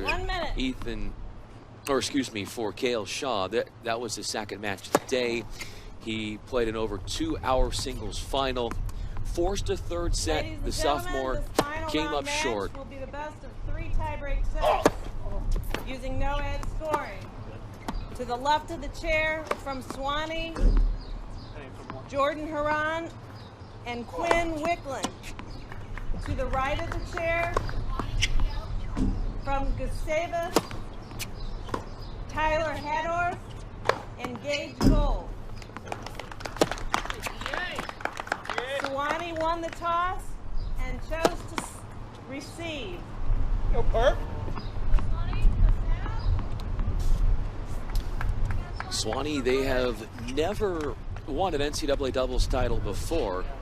Same could not be said for Gustavus Adolphus. Their very first one all the way back in 1981. Diana Tricky, you hear her voice. She is our chair umpire for this championship. But Gustavus Adolphus, they have made this an establishment over the years, winning doubles NCAA titles. Started in 81, got one in 82. Then in 1991 as well. 2003, though, was the last NCAA doubles championship that went their way. It was Eric Biederach and Kevin Whipple teaming up together. Eric Biederach for Gustavus Adolphus also that year won the NCAA singles title. Didn't hurt that that year the championship was held in St. Peter, Minnesota, which is the location of Gustavus Adolphus. They will be serving first. Tyler Hadorf will be serving initially. Yeah.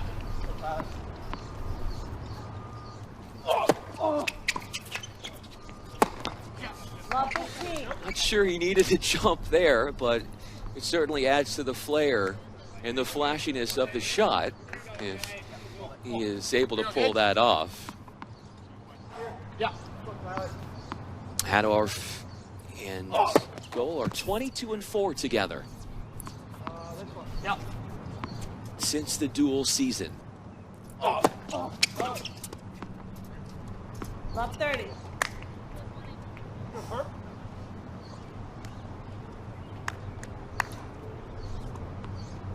Love 30 start. Go, Gage.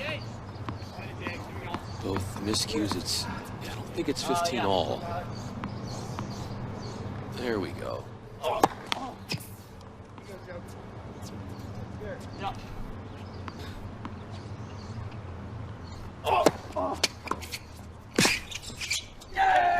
Love 40.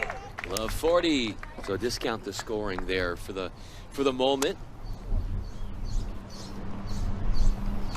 This is a contrast from the first game serving for Gustavus Adolphus in the semifinal, where they built up a nice lead. 15-40. But service winner does stave off one break chance.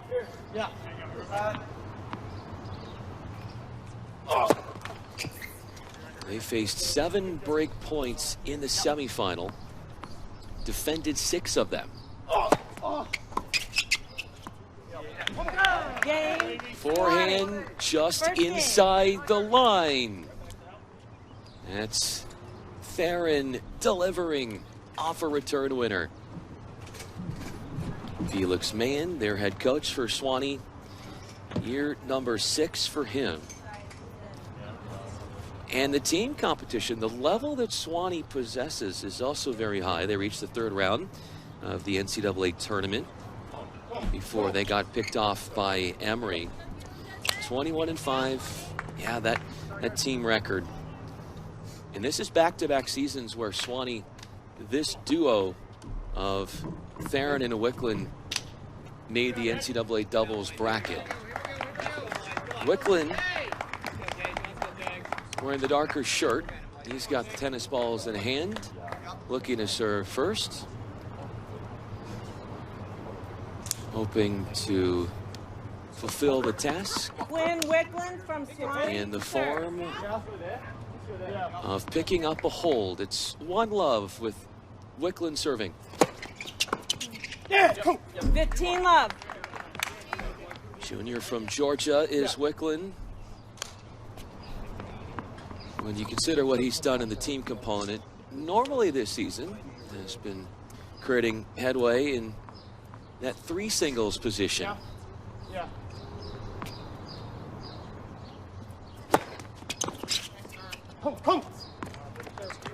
30-love. Round of 16, first round. It was a win for Swanee over University of Chicago's Pat Otero and Andre Leonoff in 3 sets. Pretty token win considering that University of Chicago won the men's team championship. 40-love. Took another 3-setter in the quarters. Greg. They won over the 3-seeded Tristan Bradley and Reed Staples.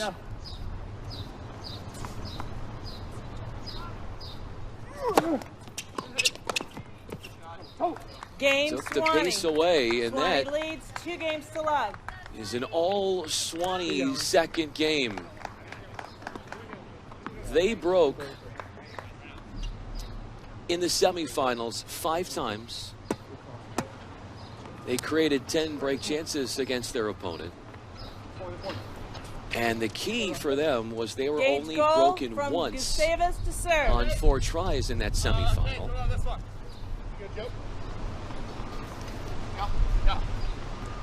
Gage Cole steps up to the line.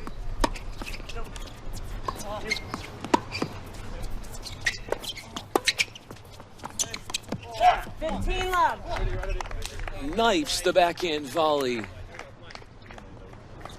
Threads it right to the feet. Let's watch that again. Adorf with the overhead and then finishing the job and cleanup work. is Skoll, the sophomore from Sioux Falls, South Dakota.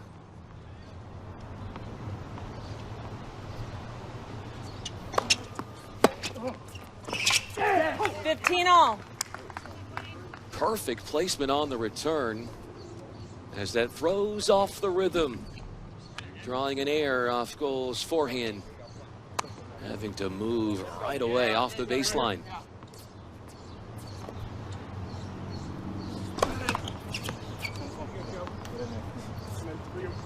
Here. Yeah.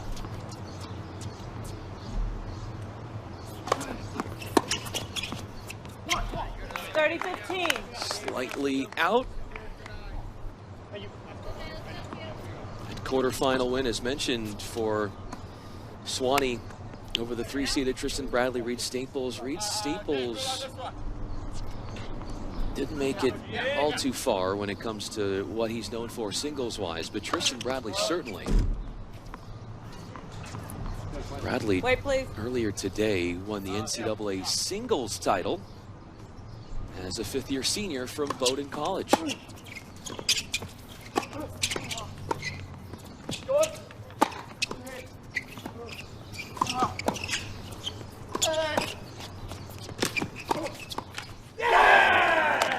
Such an exhilarating, heart-pounding point, filled with thrill and action in close quarters.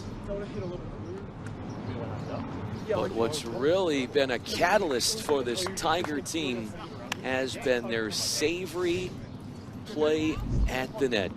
Wicklund and Theron. They have this telepathy about them where they know exactly where they need to be in relation to their teammate, and they complement one another. Ball coming. Brilliantly. Looking to get on the board. This is Skoll. Trying to hunt down a hold.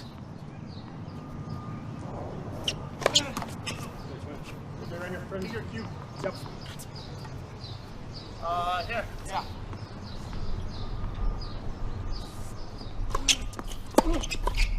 Yeah, come on, right here. Diz. Deciding point, receiver's choice. Deciding point we go. And if you're new to the format here, ITA rules, it's no ad scoring. Receiving team gets to decide where the serve is sent. So it's a combo game point / break point.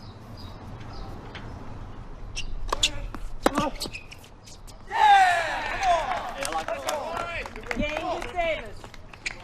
Passes the leads test. Game to 1. First set. Gustavus Adolphus captures their initial game of the first set. Protecting their serve after a deciding point.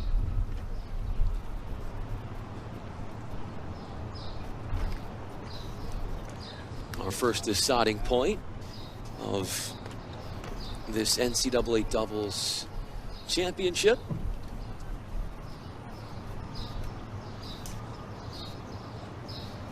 Tommy Valentini talking to his team here, head coach for Gustavus Adolphus. Whispering invaluable insights in priceless wisdom.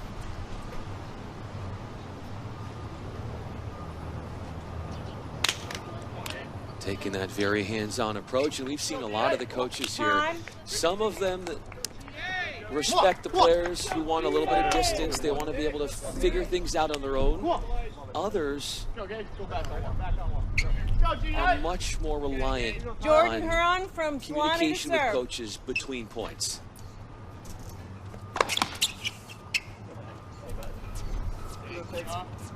Yeah. Yeah.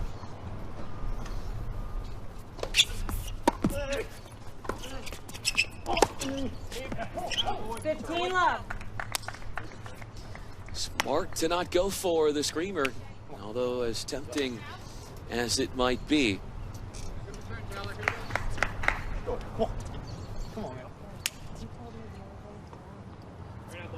First service game for Jordan Theron, senior from South Africa, and a transfer from Methodist University.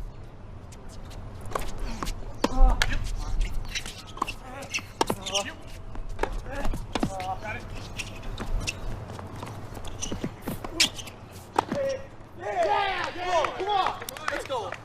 15 all. Come on. Two defensive stalwarts. That pair from Gustavus Adolphus is how they won that point. Go, Gage. Here we go. Excellent finish at the net. As they find a way to turn the point around after Swanee had an overhead. Nice shot. That is an overhead that will not be coming back. Quinn Wicklin authoring up that one.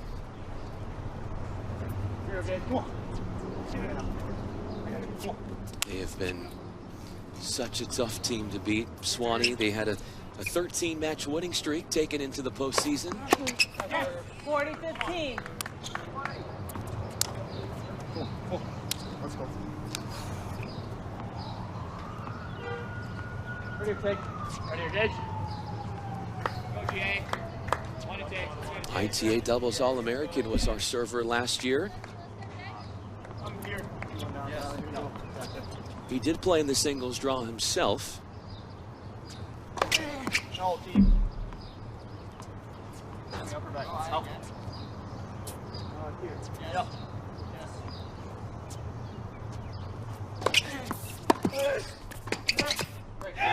Games to 1. Brilliant shot making. Swanee leads 3 games to 1.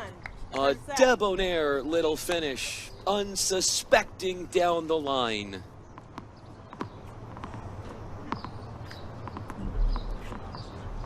Gustavus Adolphus did not see that coming.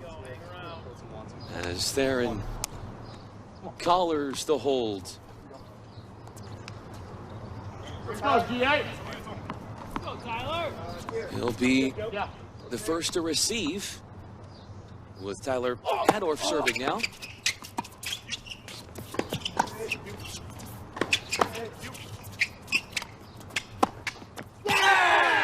The extension and the elevation. 15 love. The vertical leap, the volley from goal, a couple of them. That is raw athleticism. Yeah.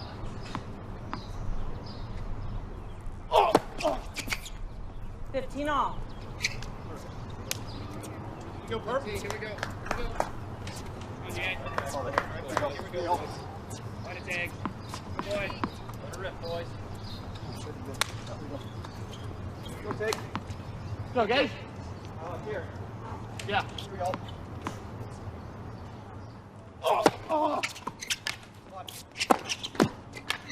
Great shot. What an answer! 15-30. A tremendous reply. Coming in with such conviction off the serve, getting in a smash, and then watching the point go the completely other direction. Yeah. Hard to stomach. 30 all. Great serve, Tyler. Come on, boys.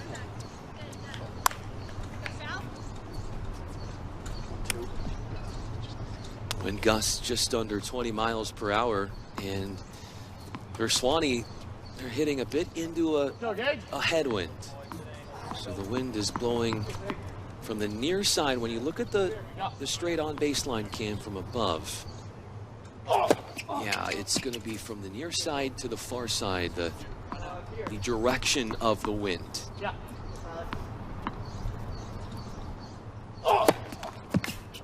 30-40. Right back. Here we go. The service game is going in the wrong direction for Hadorf. They built themselves some trouble with double faults in the semifinal, despite the win in 57 minutes. Their team totaled 5 double faults in that semifinal contest.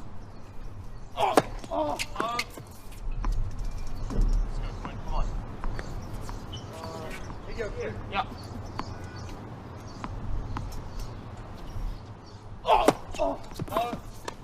Game Swanee. Swanee leads 4 games to 1. Unfathomable finish.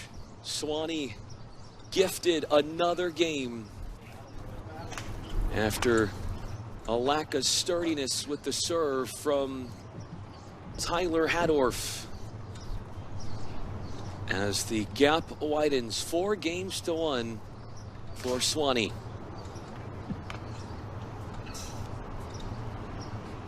We'll return to get back into the first set in a moment.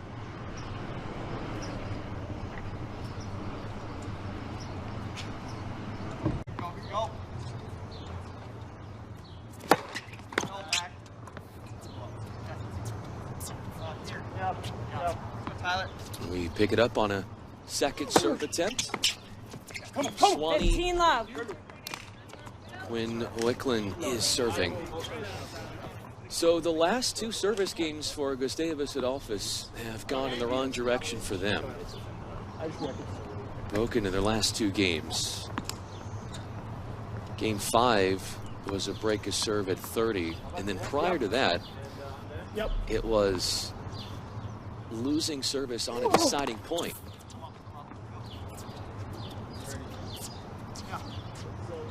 Yeah. Yeah.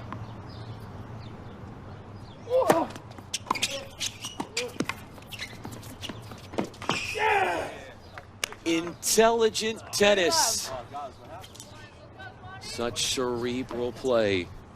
It's not always about the pace, but the placement can be just as damage-inducing.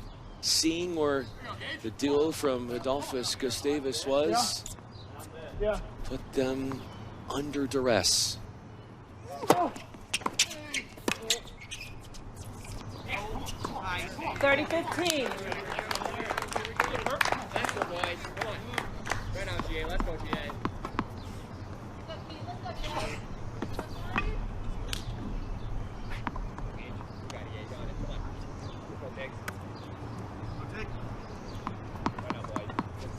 Yeah, yeah. Actually, change you. Yeah. Come on. 40-15. That's what the balance that she's brought up. Yeah. It went over, sorry.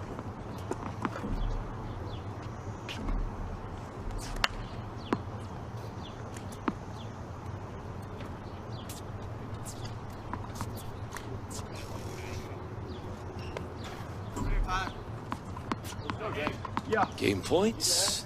Yeah. Yeah. For Swanee.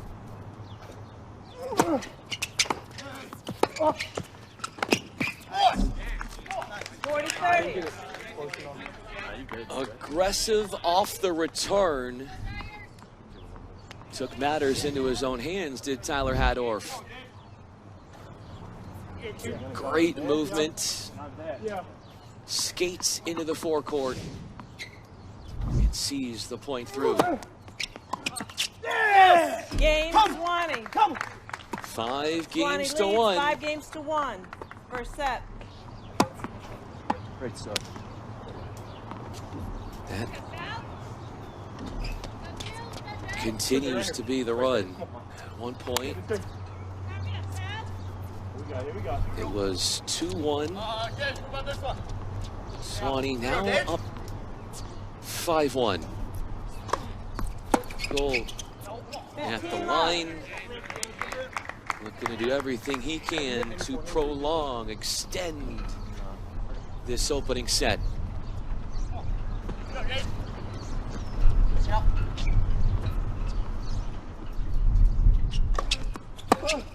Yeah, go. 15 all. Gutsy shot to take the return at the net player, but just enough width to subdue Hadorf.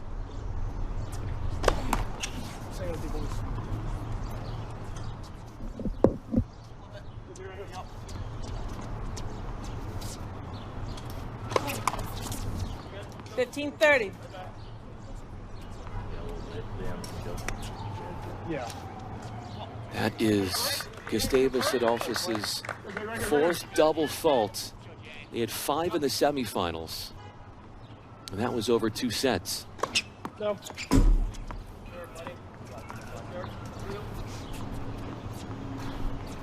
Yep. Yeah.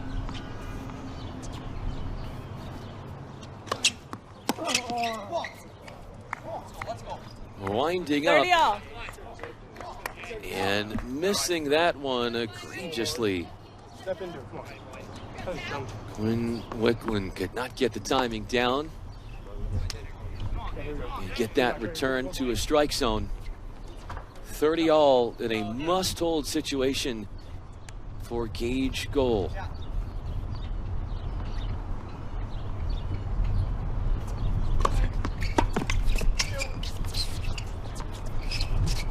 You. Come on. Very low.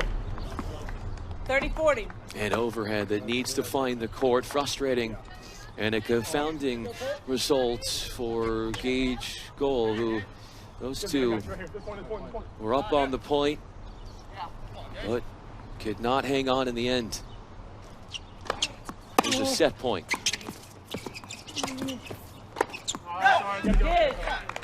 Set point denied, says Tyler Hadorf, who's got what appears to be limitless vertical leap.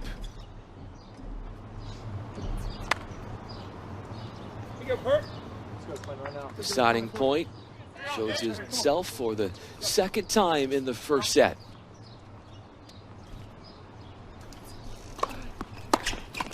Game Gustavus. Keeping this opening set up and running. Clutch point one on a deciding point to negate and annul the first set point of this match. That is 23 minutes young.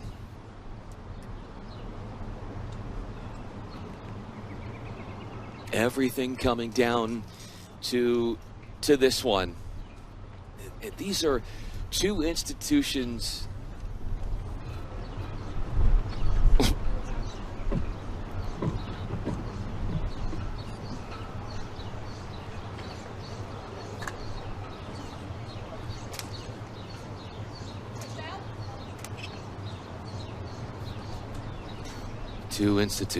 with so much history. For Swanee, look, we're talking tennis here, but and we'll get to this, but the history that this school has in regards to other sports is some of the most iconic history in all of college athletics. More on that in a moment. Jordan Theron with the first set in his pocket. A hold will get him to the finish line.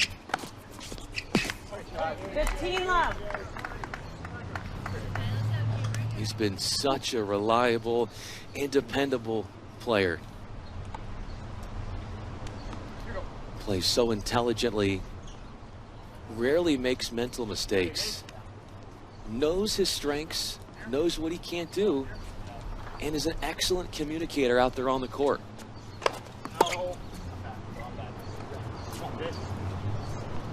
Ready, man.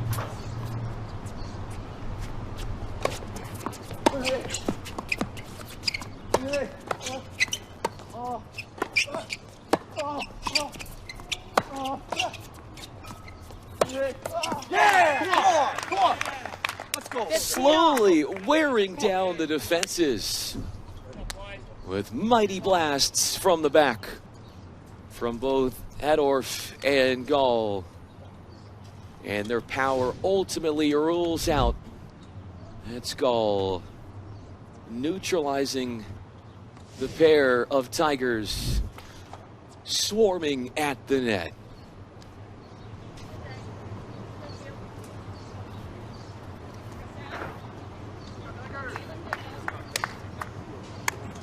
Not a single break point has shown up on Wicklund or Theron service for the Tigers. 30-15.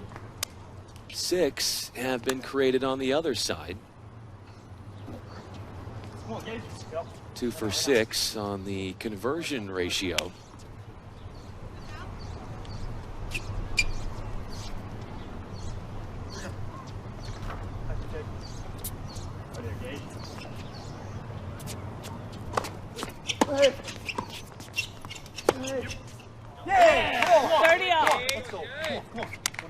That's where the communication wasn't exactly there. Statue-like, frozen, as both watch with dissatisfaction and discontent as a winner swooshes right by.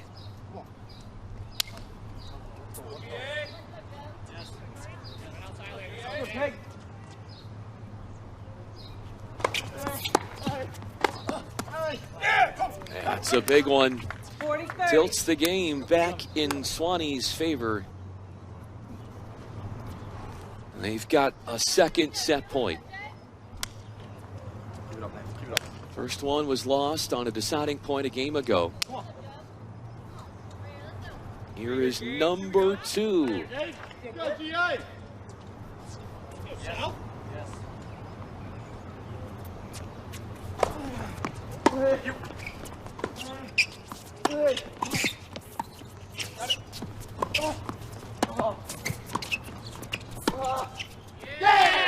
Shovels it down the line. Deciding point, receiver's choice. Such ingenuity and cleverness from Gage Goal. Working hard and problem solving.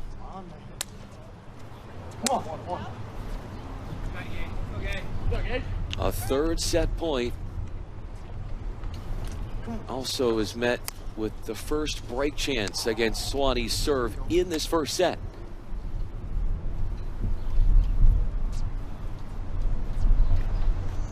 Taking a little extra time and talking to their head coach, Felix Mann.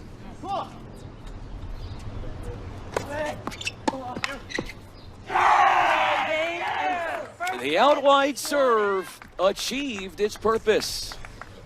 Service winner and a first set locked up by Swanee.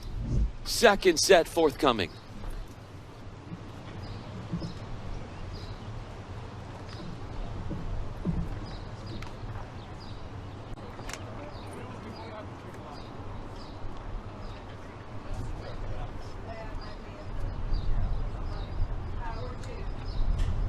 Four holds and 2 service breaks spread across that first set. That went Swanee's way, 6-2. Jordan Theron and Quinn Wicklund in control. 29 minutes in, taking on Gustavus Adolphus duo and Tyler Hadorf in Gage goal. Back in 1899, yeah, I'm going back that far. Swanee had a football team that went 12-0. 11 of those wins were shutouts. And about 10 years ago, the College Football Hall of Fame called that team the greatest in the history of college football.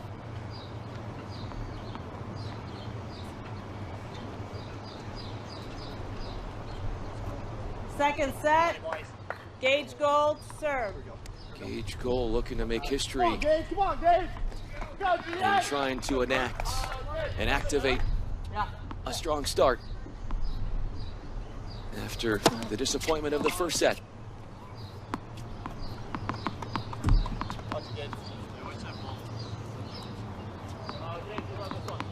Yeah.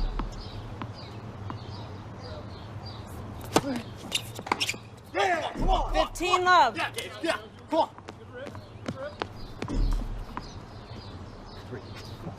Come on. Here. Yes. Side. One here? Yeah.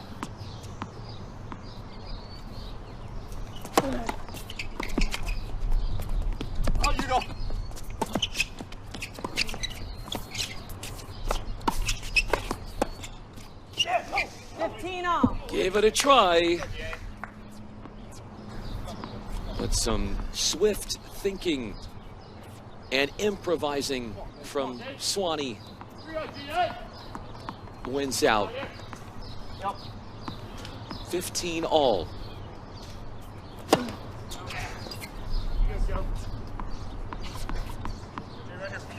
Yeah.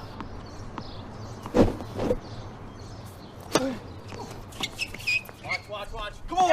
Come on. 30-15. Come on. Pumped long. Come on. Just stuck the racket right in front of his face. Hoping to measure in a return. Might have gotten hijacked by the wind a tad. Yep.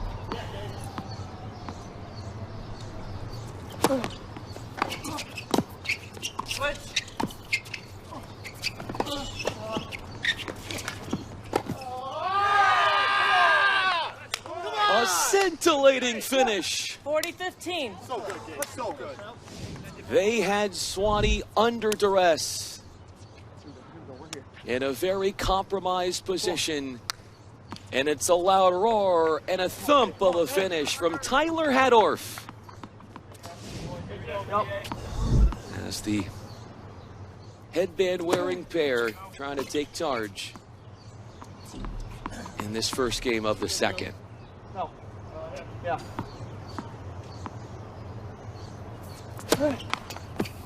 $40-30. The reoccurrence of service mistakes. There have been some serious inconsistencies there between both. That's their fifth double fault. They had 5 in 2 sets earlier today in the semifinals.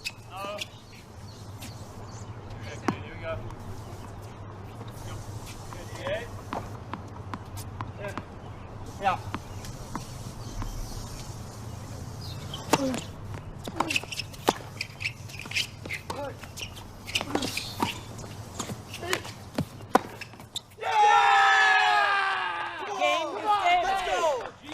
Got the hold. Not to be broken out of the gates in the second. Hadorf has a flair for the fancy and showing off that emotion as well. I love to see it. You love to see the emotion, how much this means to all of these guys out there. They put in so much time and work to be into this position. And to be honest, as good as all of these 4 on the court are, with the tournament, some stuff is out of your control, whether it's having to move indoors because of weather. So yes, you can control your play, but sometimes other things have to be at stake as well to benefit you. And these two teams are putting on a show.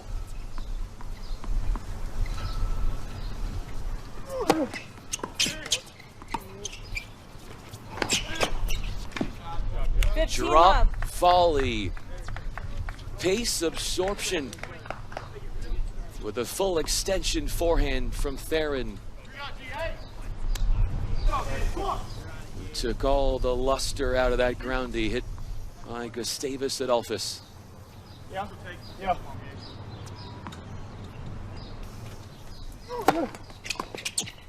That is something special. A block return for a winner off the return. Yeah, that's not something we see all too often. Doesn't always need to be a drive that gets you a return winner. You want that? Yeah. Do you want me there or there? There. Yeah. You got it. Good pick. Power can be ancillary if you've got the right placement.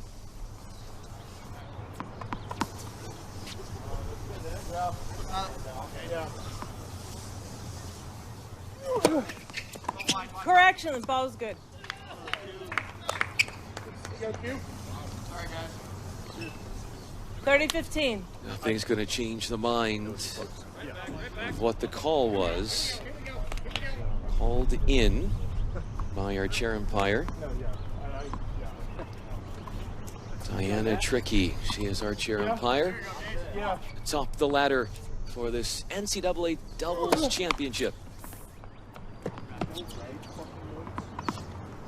All right. Yeah. Oh, sorry. Come on, Gabe. Right. Yeah. Yeah.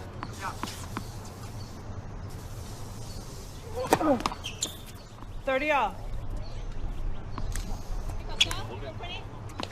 No doubles in the first set. Yeah.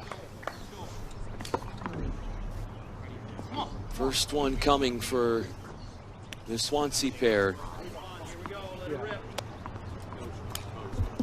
In a critical game here. Yep. Yep.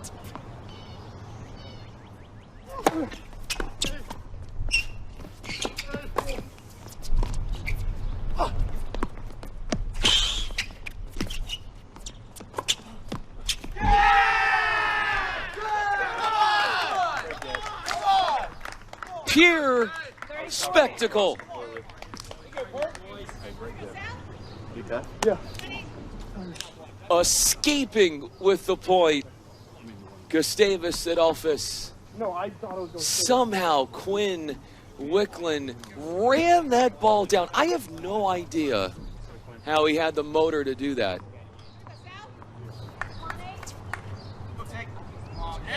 Yeah. Yeah. But the effort wasn't enough. Swanee hasn't been broken. That blemish-free stance is on shaky ground. Come on, come on. There's more, there's more. It's out. From here, I'm not 100%, guys. Questionable call. It will go Swanee's way. Deciding point, receiver's choice. No, yeah.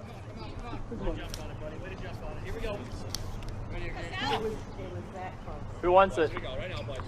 Such a close call. Clear to me.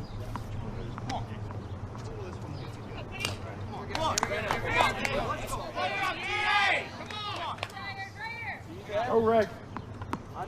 Yeah.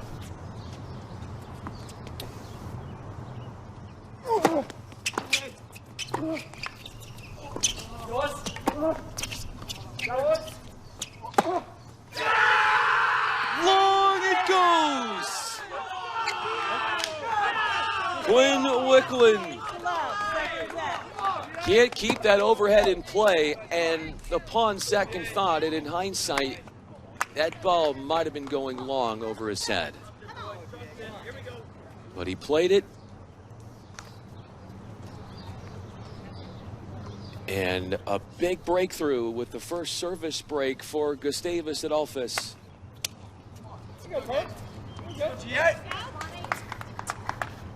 Here, let's go take. Oh. 15 left. Which was on a third break chance. They could not convert on the first two tries. But Gustavus Adolphus did get one on the third opportunity.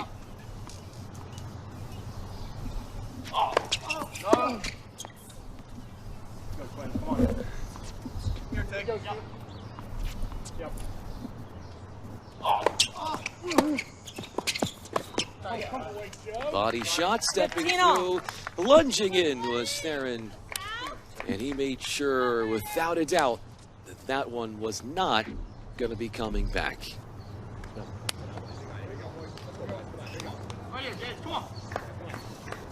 Theron was the 3 seed in the singles draw this week. Eliminated in the second round.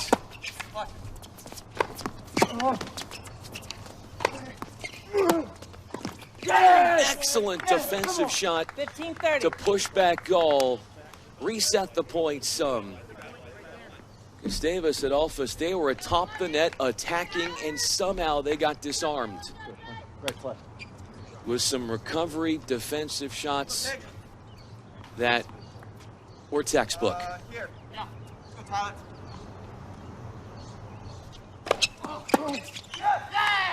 30 all.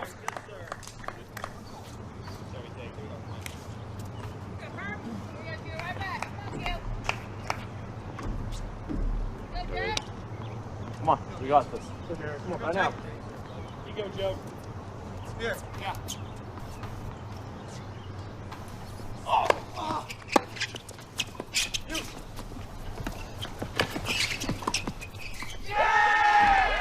Squeezes it on by with an eloquent little sweep. And a shot of pure elegance.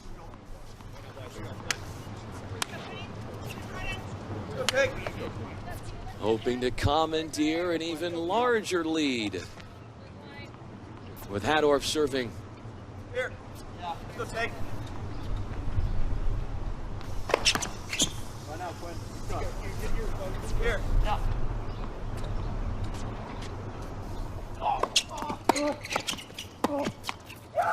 Game. A look back at the team. A fist pump. And good vibes.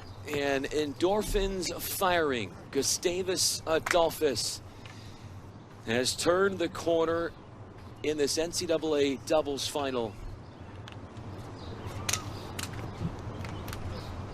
And they are just as close as they've ever been.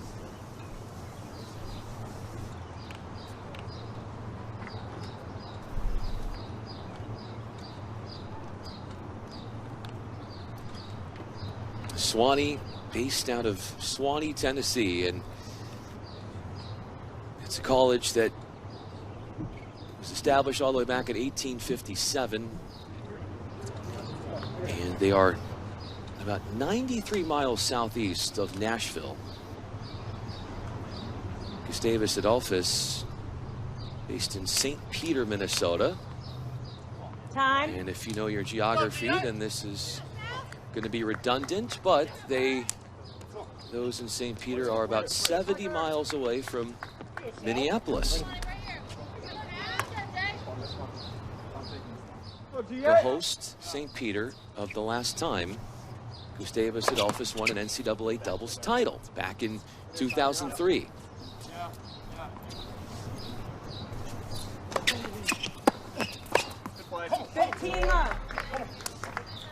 Left vulnerable. Not enough cross from Hadorf. And an easy finisher and put away for Quinn Wicklund. Come on, Gage. Come on, Gage. Here we go. Here we go. DA!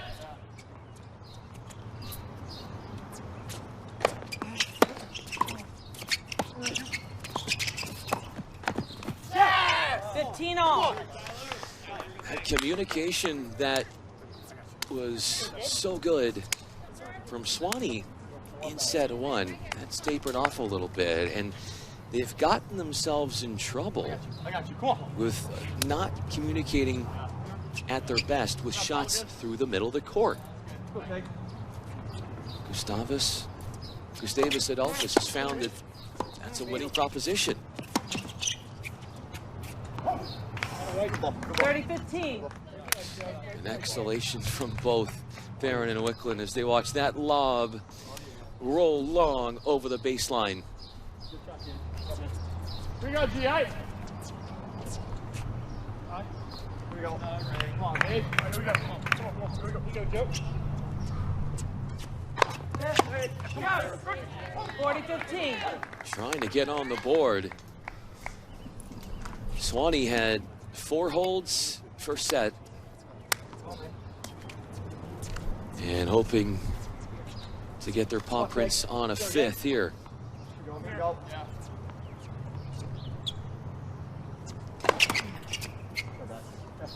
Here? Yeah. Here? Yeah. 40-30. One. All you, man. All you. Come on. Let's go. Come on, man. But truly, there hasn't been any one-sided games in set 2. Everything has been very competitive. 6 points or more every single one of the games so far in the second.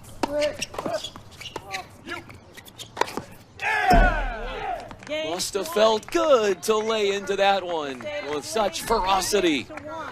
Jordan Theron. He and Quinn Wicklund have 25 wins on the season. More of those type of shots. And perhaps that 26th will come. A monumental 26th. Come on, man. Go, GA! But GA, they've got other ideas. Ball behind. Despite their run of game of 3 coming to a close, they still own a break lead. Here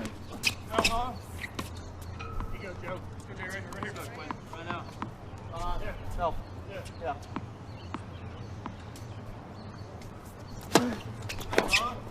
Love 15. Weighing heavily on this team has been their double faults.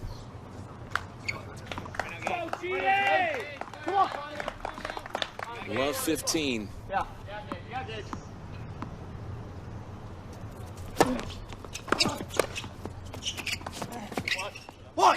15 on. Trying to make a shot happen from off the court. Options limited. Met up with it.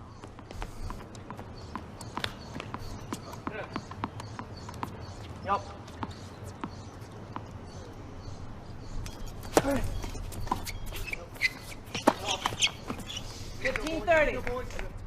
Head scratching decision to go with the forehand there. Obviously, that's the more comfortable play. But in hindsight, need be the first to tell you, probably should have gone backhand there. Come on! 30-0. Sinking his teeth into a smash that bounces over the back fence. Come on, Gage. Come on, Gage. 30-all. Gage goal. Yeah. Come on.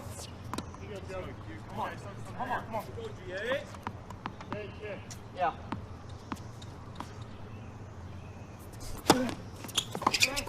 Come on! 40-30. Let's go. Nice. Come on. In front is Gustavus Adolphus. Right there, Tyler. Right there, buddy.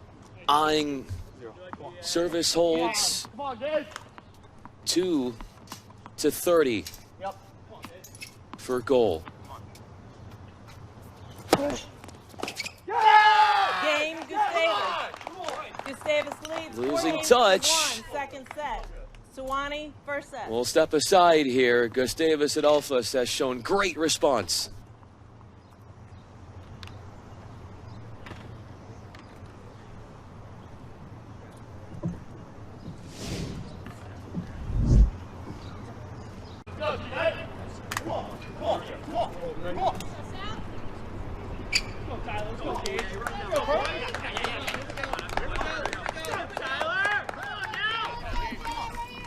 A 180 being displayed here for GA, Gustavus Adolphus. They have been playing at an extremely high level since the misfortune that found them in the opening set.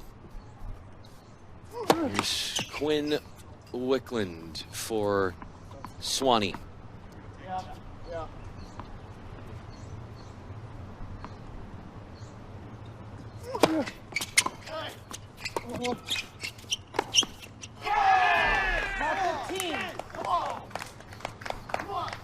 Just a sense of belief. Every point seems to be more and more morale boosting for those two.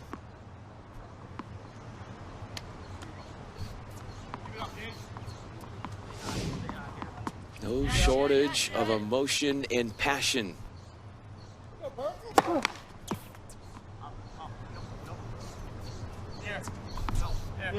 Yeah.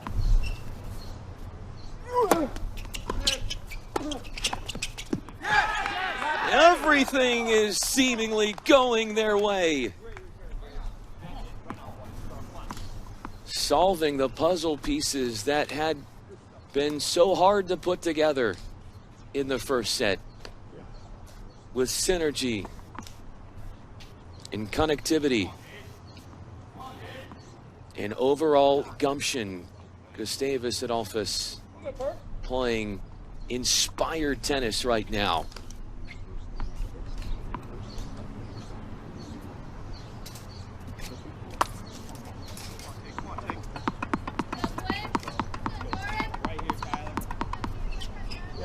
Yeah.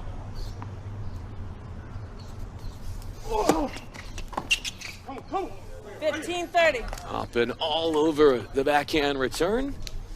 Skies it off the court, pulling it wide. Tyler Hadorf. They're playing with much more of an offensive frame of mind. Yeah. Yes. Returning with risk.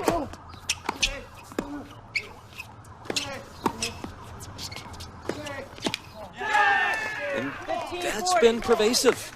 Sakin said that what we hadn't seen was the miscommunication between Wicklund and Theron with shots up the middle. They were communicating well in the first. Hey, I got this, you got that one. Here, they're either both going for it or neither one is making a move towards the ball.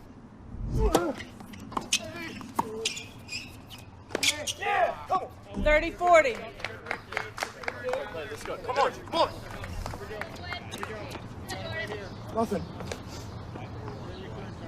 Hey, Quinn. Let's go. Let's go, Gage. Lock in. Line up, DA. Let's go, Gage. Come on, man. Help. I'm there. Having Deke passed one great chance. No. Yes. The reality of more on the mind of Theron. Drops his serve. Gustavus Adolphus will get a chance to force the third set at the line at 5-1.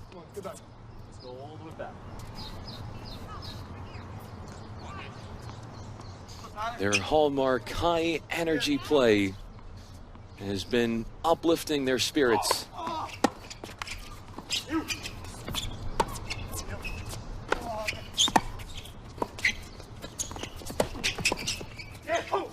Love 15.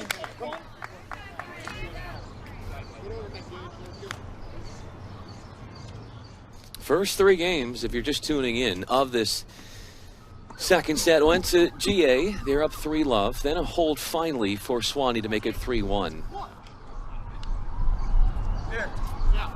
Since then, 2 straight games won by GA. A second run a game of 3 in the set. Would then activate a deciding set. Come on. Here you go, Joe.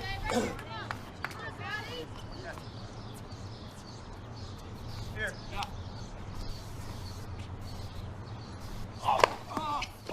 30-15. A rocket right up the middle. Tyler Hadorf brings us to 30-15. Yep. 40-15. High fives and good vibes. Try to get across. on a mission in the second set. And a third set right in the crosshairs of our server.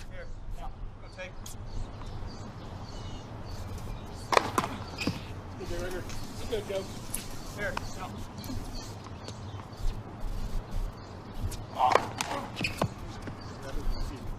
40-30. Muddied by mistakes with the serves. That's a 7th double fault as a team tonight. Actually do what you said. Here, yeah, love it.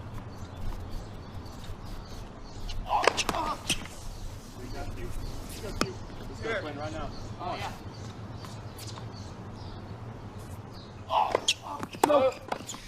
Deuce. Deciding point, Confounding. Stevens' choice. Leaves you speechless. You're up 40-15. You already have an ace down the tee. You've got 3 set points. And you can't close out yet. Not saying it's not going to happen.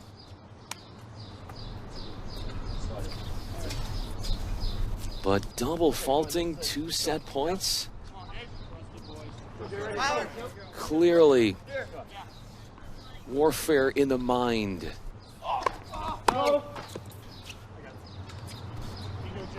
Trying to work through conflict and pressure. Game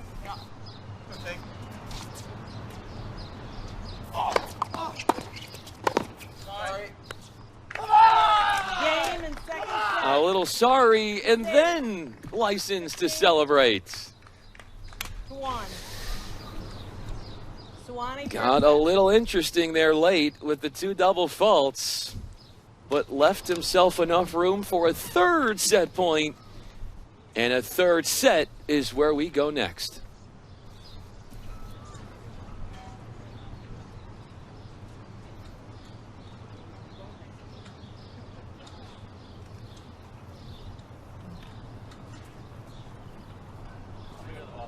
Yep. 6-2 for Swanee, followed by 6-1 for Gustavus Adolphus.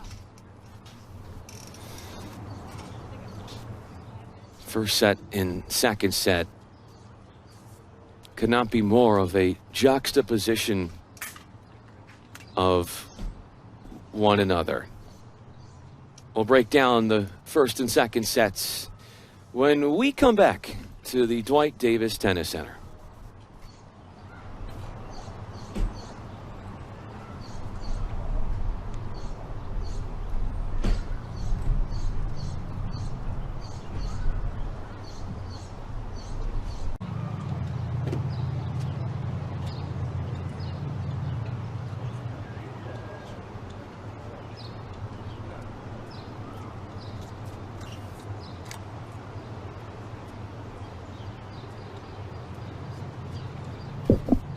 Just around 80 degrees here in St. Louis.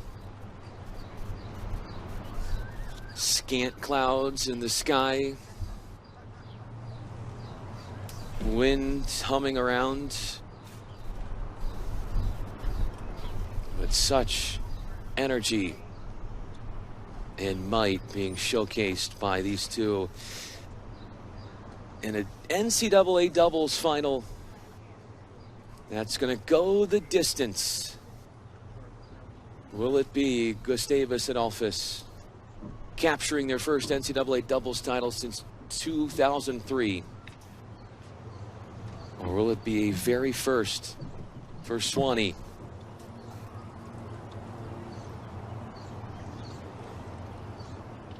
We started out today with the singles final. Then semifinals in doubles, and now to this climactic moment of a 3rd set to hand out the tournament's final trophy. Swanee fans repping their purple.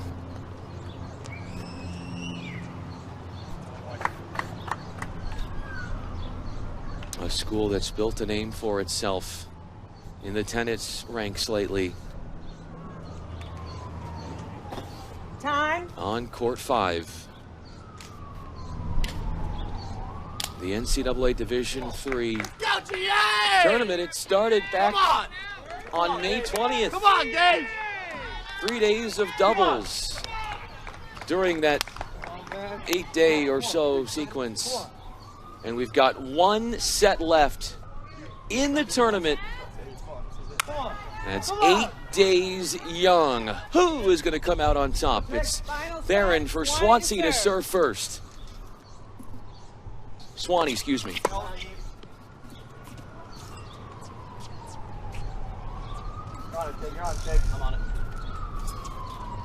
Go, G8. Come on, Dave.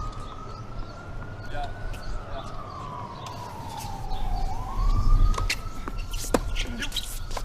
Come on. Love Come on. 15. Let's go. Let's go. It might be too early to make an impression, Ready, but ready. Come on. second serve coming in slow. Just Theron looked a little tentative and tight, second guessing himself with what he tried to do Go, Gage. when coming forward. Yeah, Gage.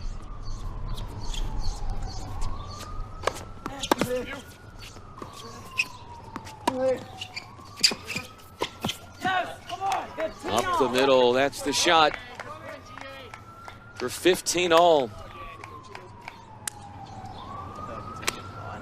That's a good goal, actually. Multiple NCAA doubles titles in the 1980s for Gustavus Adolphus, then one in 1991. It's been 21 years since their last. Hey, Tyler. Come on, Gage.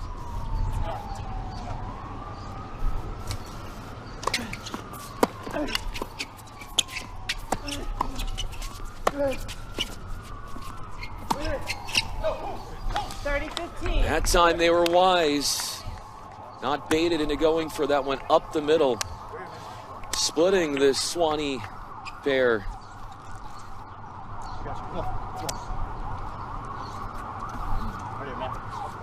Felix Mann, head coach, year number 6 for him. With them with every point, emotionally and mentally.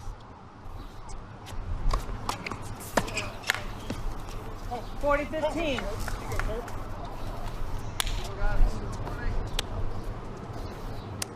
Having played 1 singles all season long for Swanee, Theron has been such a reliable scorer. Lots of weight on his shoulders in the form of pressure. But as a senior here, he's looking for the ultimate senior farewell.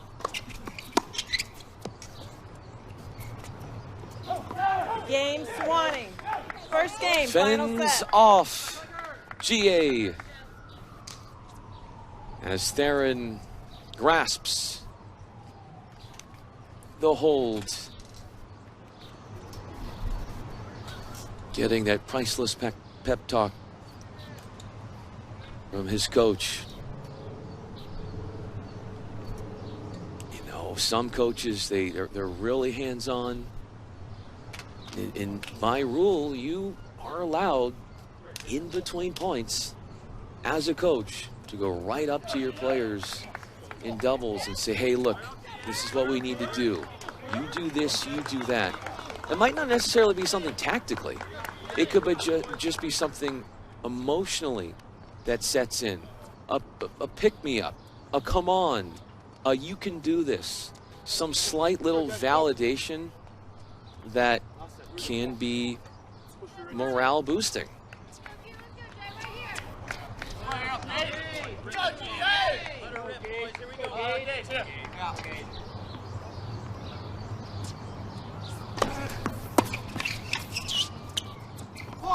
$15 love.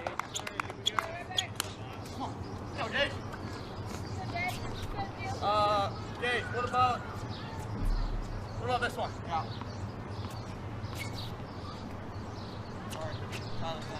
Here? Yeah.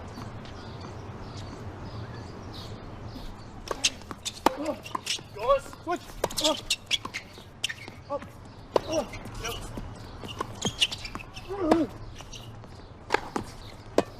Oh, yeah. It is! Half-speed lob, then a full cut with unbridled power of an overhead from Tyler Hadorf to settle the point and stop the defenses of Quinn Wicklund.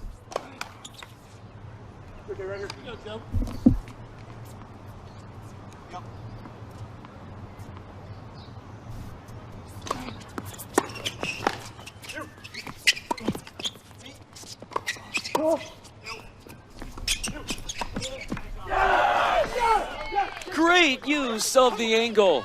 30-15. Played it off nonchalantly. This is how you disguise it. Well, I'm just going to come in. I'm going to carve it off.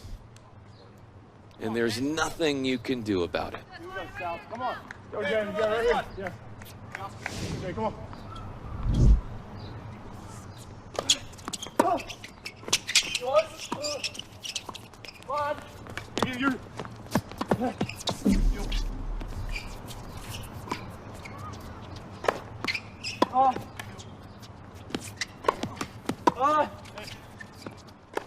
Yes! Just play the extra ball and you never know what can happen. Come. Stubborn defense stands the test, weathering an onslaught of overheads, and one of them went long. Okay, right here. Here. Here you go, Todd. Here. Yeah. Okay, come on.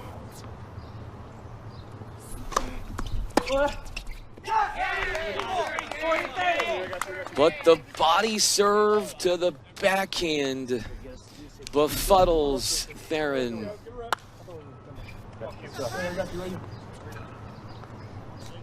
Once again, restoring order on the serve for Gage goal. Right here, I got you. Come on.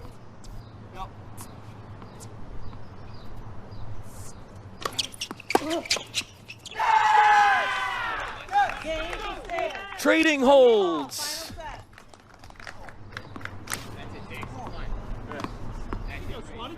But more effort seen from Swanee. They're playing with a higher energy. It seemed like as the second set went on, they were just waiting for the third set to start. I'm not saying that's what they did, but they knew that if they were going to go into a third set, they're going to have to conserve whatever energy they have left. 15 love. Off target. Hadorf with his return. Jordan Theron serving. Yeah. Oh, excuse me, this is Quinn Wicklund serving. Yes. 30 love.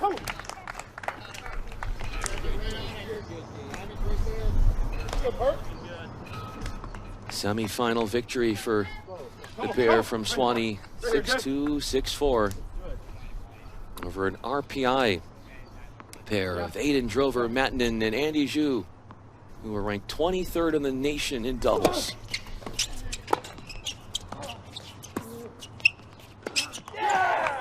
Love.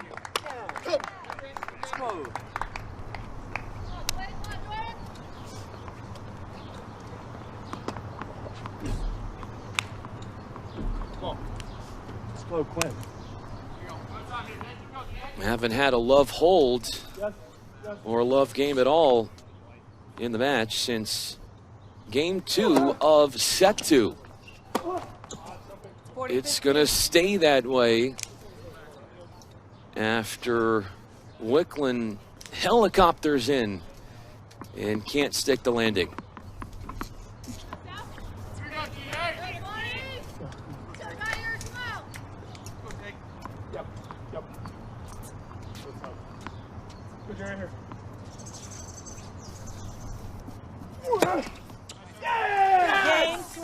Makes up for his forehand air with an out wide ace.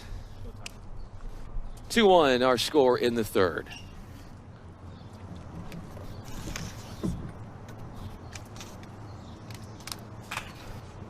Swanee and Gustavus Adolphus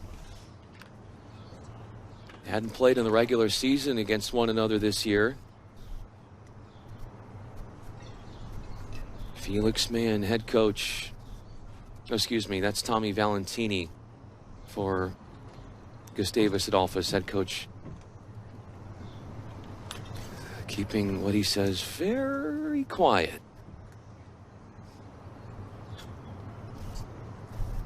You just wonder, some coaches, they might feel paranoid about what they say is going to get picked up from our mics and our speakers and our cameras. And yeah, not saying that anything would happen of it, of course, but just making sure that whatever is said stays in-house. Right here, Dave. Go, Dave. Go, Dave. Come on. Yeah. Adorf serving at 1-2. 15 love. Up to finish at the net easily. Gage goal. These two, Adorf and Goal, winners of their last 10 matches.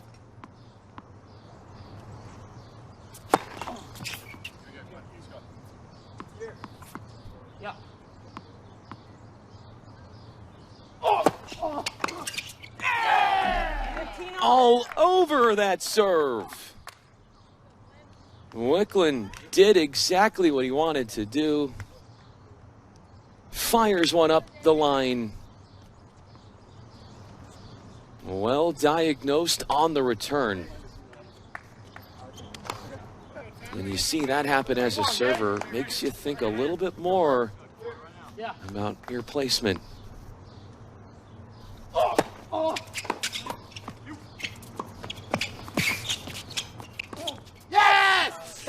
That's a hard one to play, because if you're Wicklund, you could have taken that out of the air, but then you let it bounce and you're not quite there in the right position. He was put in a very strenuous position. Let's go, Quinn. Right now. Yeah.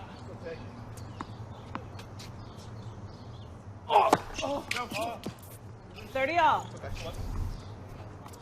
With a reappearance of double faults, they have routinely stained service games for Gustavus Adolphus, albeit many times they've been able to overcome it. Yes! Come on! 40-30. Which they're on the verge of doing.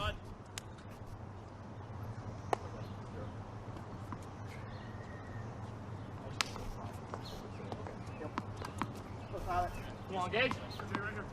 Here. Yeah.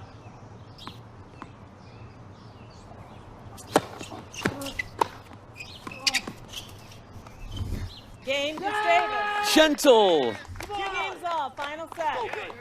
and highly effective. Just a little pancake touch with the racket to saw off the finish. 2 all. We've had a pair of one-sided sets. First 2 sets were split. Now much more evenly contested in the third. 15 love.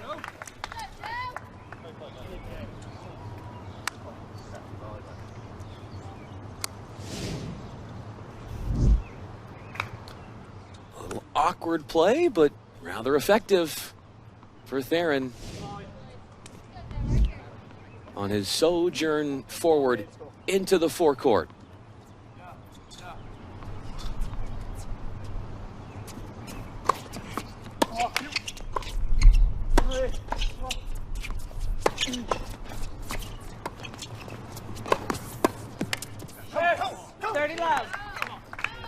Powerful hitting. Pace wins and overrules in that point. Yeah. Here. Sorry.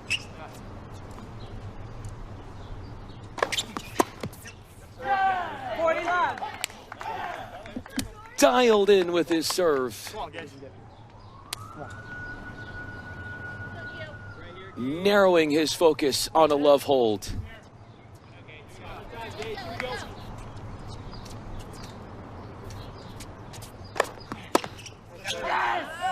Swanee. Swanee leads 3-2. Final set. Checks off a love hold for 3-2. It's been a turnstile of holds. Five in a row. Swanee puts themselves back on the front side of this current quote-unquote holding pattern. And they have played a lot of tennis in the last couple of days. From wins in the round of 16, quarters, and semifinals up to the finals. 16 doubles teams, 4 ranked teams. There we go, finally. Go, let's go.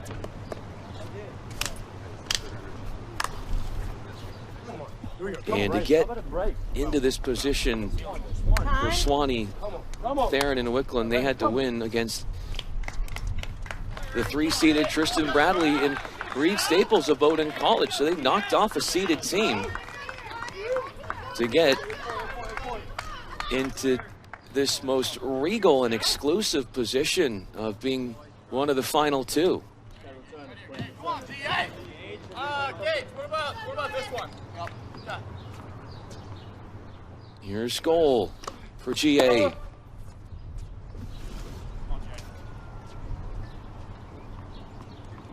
Here. Yeah.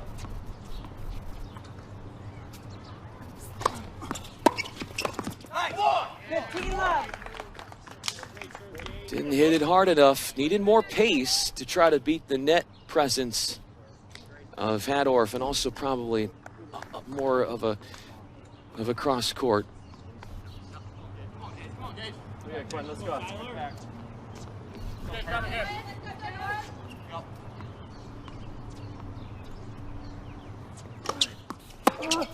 Yes! Oh, yeah! Absolute rocket. Adding one to the show reel. Here we go, Gage, come on. Everything opened up Gage, let's switch that. Let's do this one. with that easily accessible winner in hand.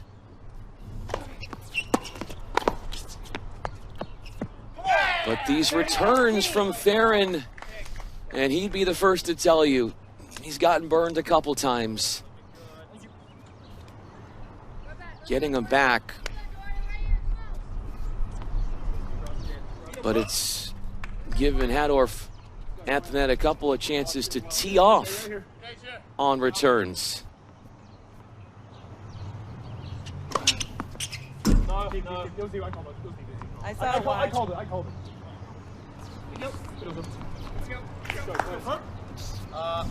Here. Yeah.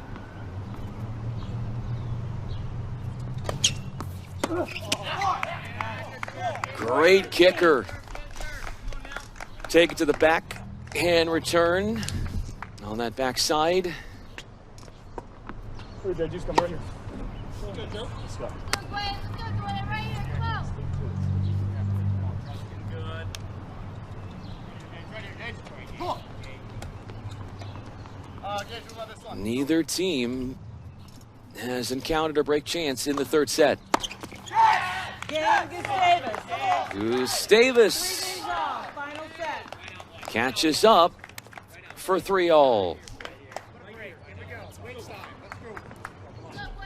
Sturdy with the serve in the end, a hold for goal. Come on. Quinn Wicklund gets his chance. Yeah. Hold on. Right here, Gage. Right here, Gage.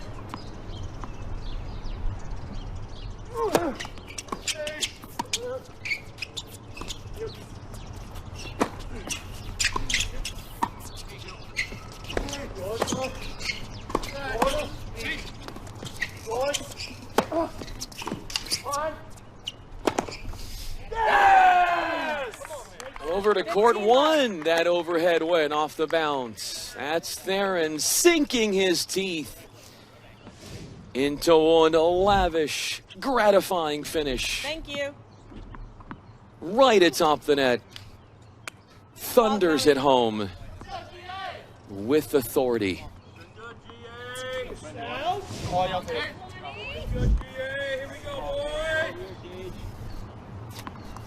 Yeah. Yeah. Oh, fine. Fine.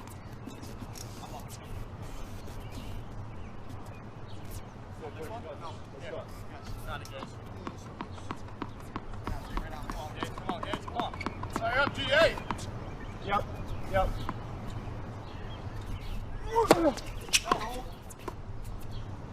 15 off.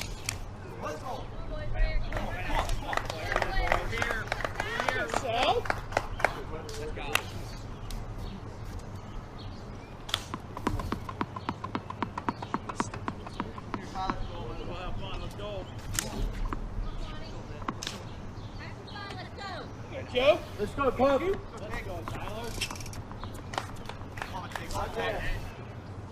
Yeah.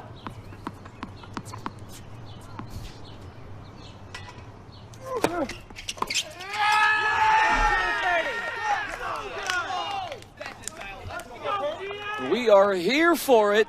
The emotion backed up by an exhilarating finish. Let's go. We get right back.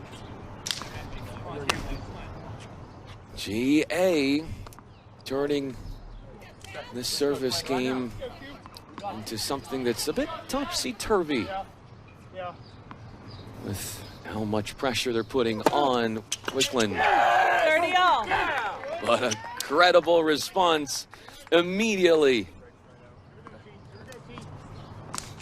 to quiet the opposition for 30 all.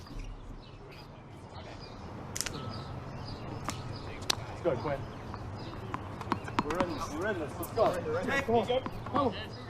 Adorf, he's ready to receive.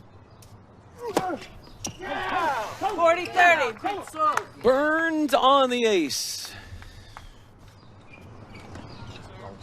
A slider out wide eludes his forehand as he stands motionless and frozen.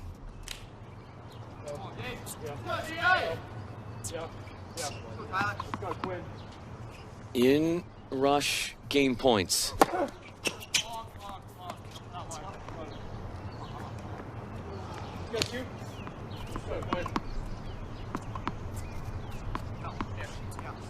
Yeah. Yeah. Go, Gage.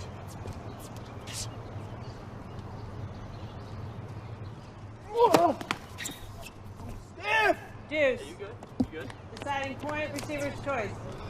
Serve. An expensive mistake. A double fault on a game point. He still can get the hold.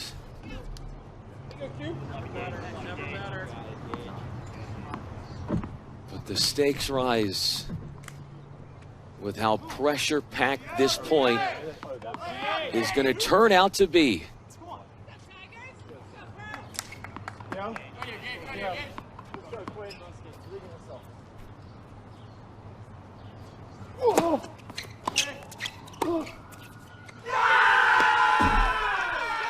The one and only service break of this third set off the first break chance of the third set. GA pushes themselves onto the front side of this score for the first time in the third.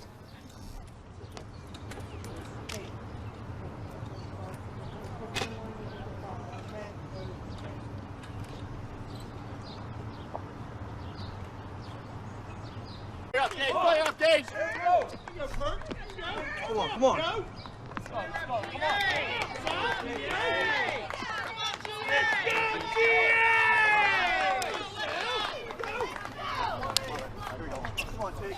It's coming down to these last couple of games. Who is going to finish strong as these two vie for the Division III NCAA doubles title? Yes! 15 love. Let's go, let's go. Lead it. Come on. GA at 3-all. Picked up a service break. Tyler Hadorf serving at 4-3. 30 love. With short points working in his favor to get himself settled into this game. Yeah.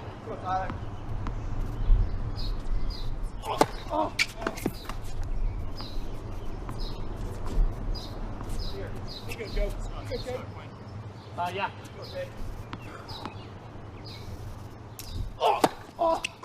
Yes! Come on! 40 love. On a second serve, Here we go. still gets a service winner off of it. Let's go. Come on, Gage. Come on, Gage. Hurdle free in his pursuit of a hold so far.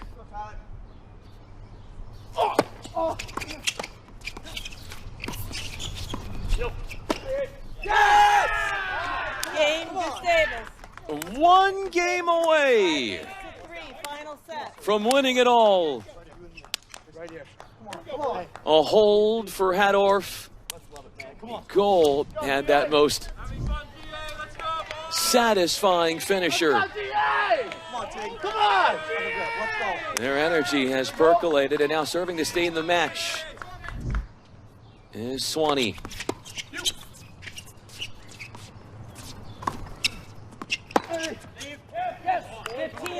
That was a good return off the serve. Went for too much with his second forehand.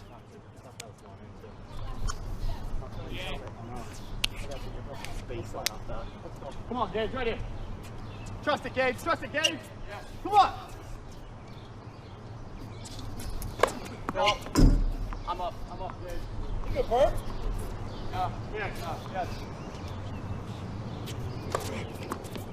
Yes. Yeah. 30 love.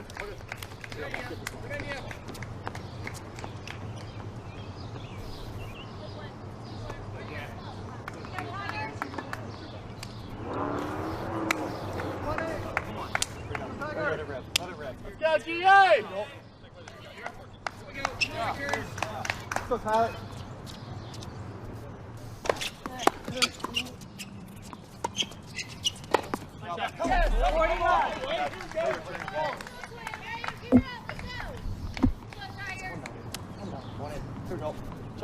A love hold looming for Swanee.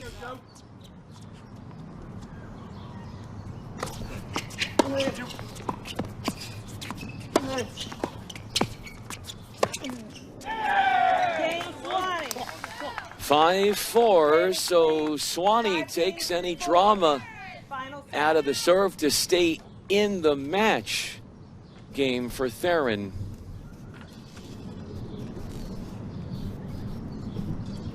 But the plot thickens as the stakes only intensify, and we'll stay here as we close in on a trophy.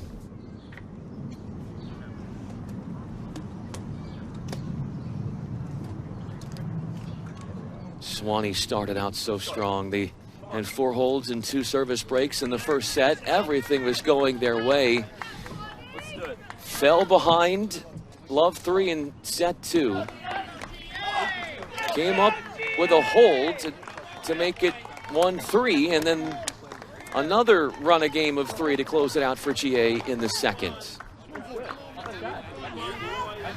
The one difference maker here was the break at 3-all for GA. That's why they're in a position to serve it out for the title.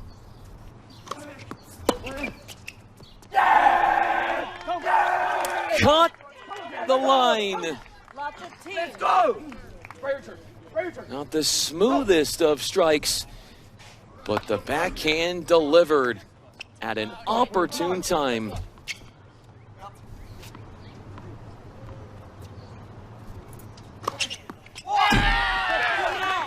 Responding with an ace.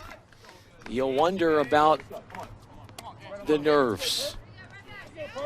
for Gage Goal right now. Everything that he's shouldering.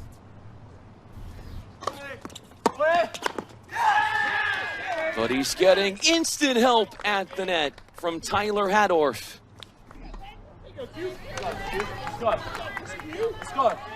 They came into this tournament as the 7th best doubles team in the nation.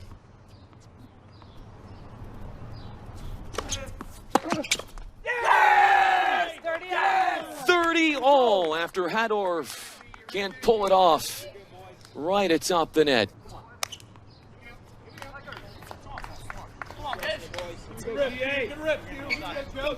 Let's go, Sal.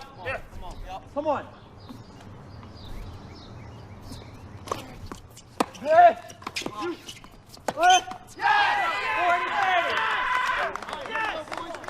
Enter in our first championship point.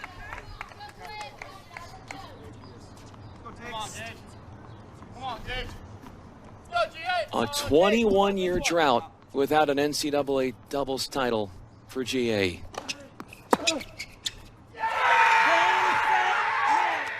Back to a place that they haven't been to since 2003. Gustavus Adolphus wins a thriller in 3 sets. And in an hour and 34 minutes, they are your champs. Taking out Sewannee's talented duo of Jordan Theron and Quinn Wicklund for the ultimate prize of a doubles title. That key break, that was solidified at 3-all for GA. That was the only break in the 3rd set. And they rode it, the rest of the way.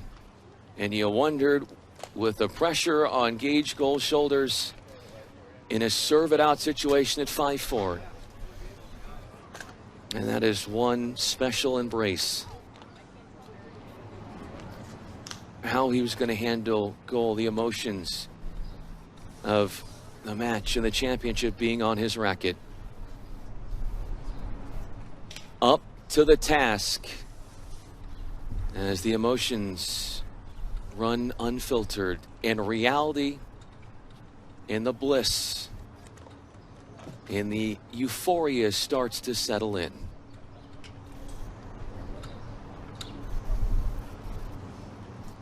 An iconic moment.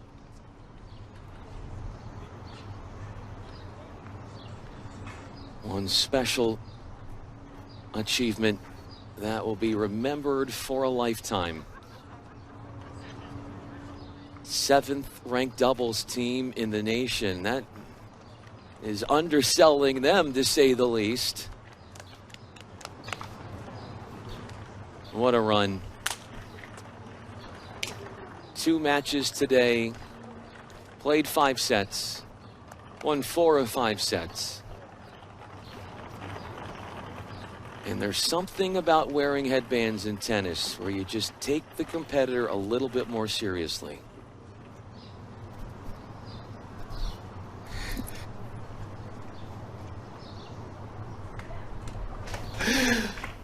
Our trophy presentation is about to take place in a tournament that started back on May 20th. The final match has finished at the Dwight Davis Tennis Center. There is the hardware.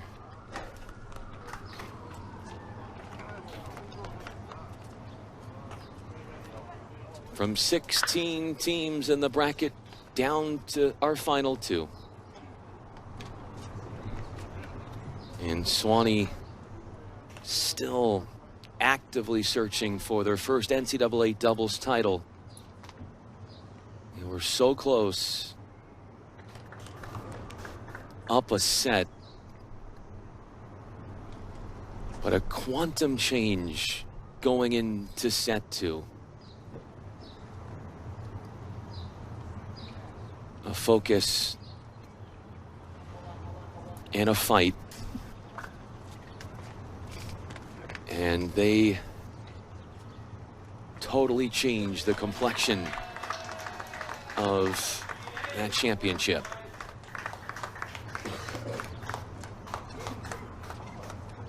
Just about to start our ceremony here. Our winners. At this time, please turn your attention to Court 5. Presenting the awards are members of the NCAA Division III Men's National Committee. Please join us in congratulating Jordan Theron and Quinn Wickland from Sewanee as the second place award winners.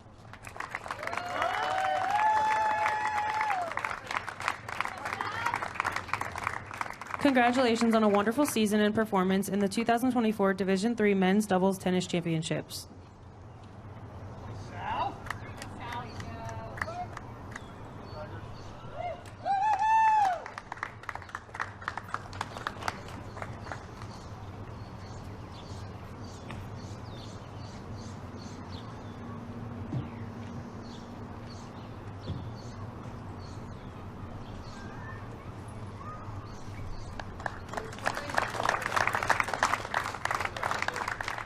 And now, the 2024 NCAA Division III Men's Tennis National Champions.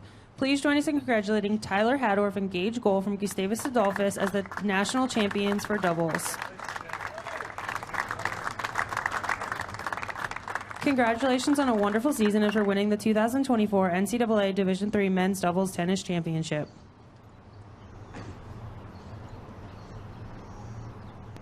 And to all those who have been with us this week, thank you for your support of NCAA Division III Men's Tennis.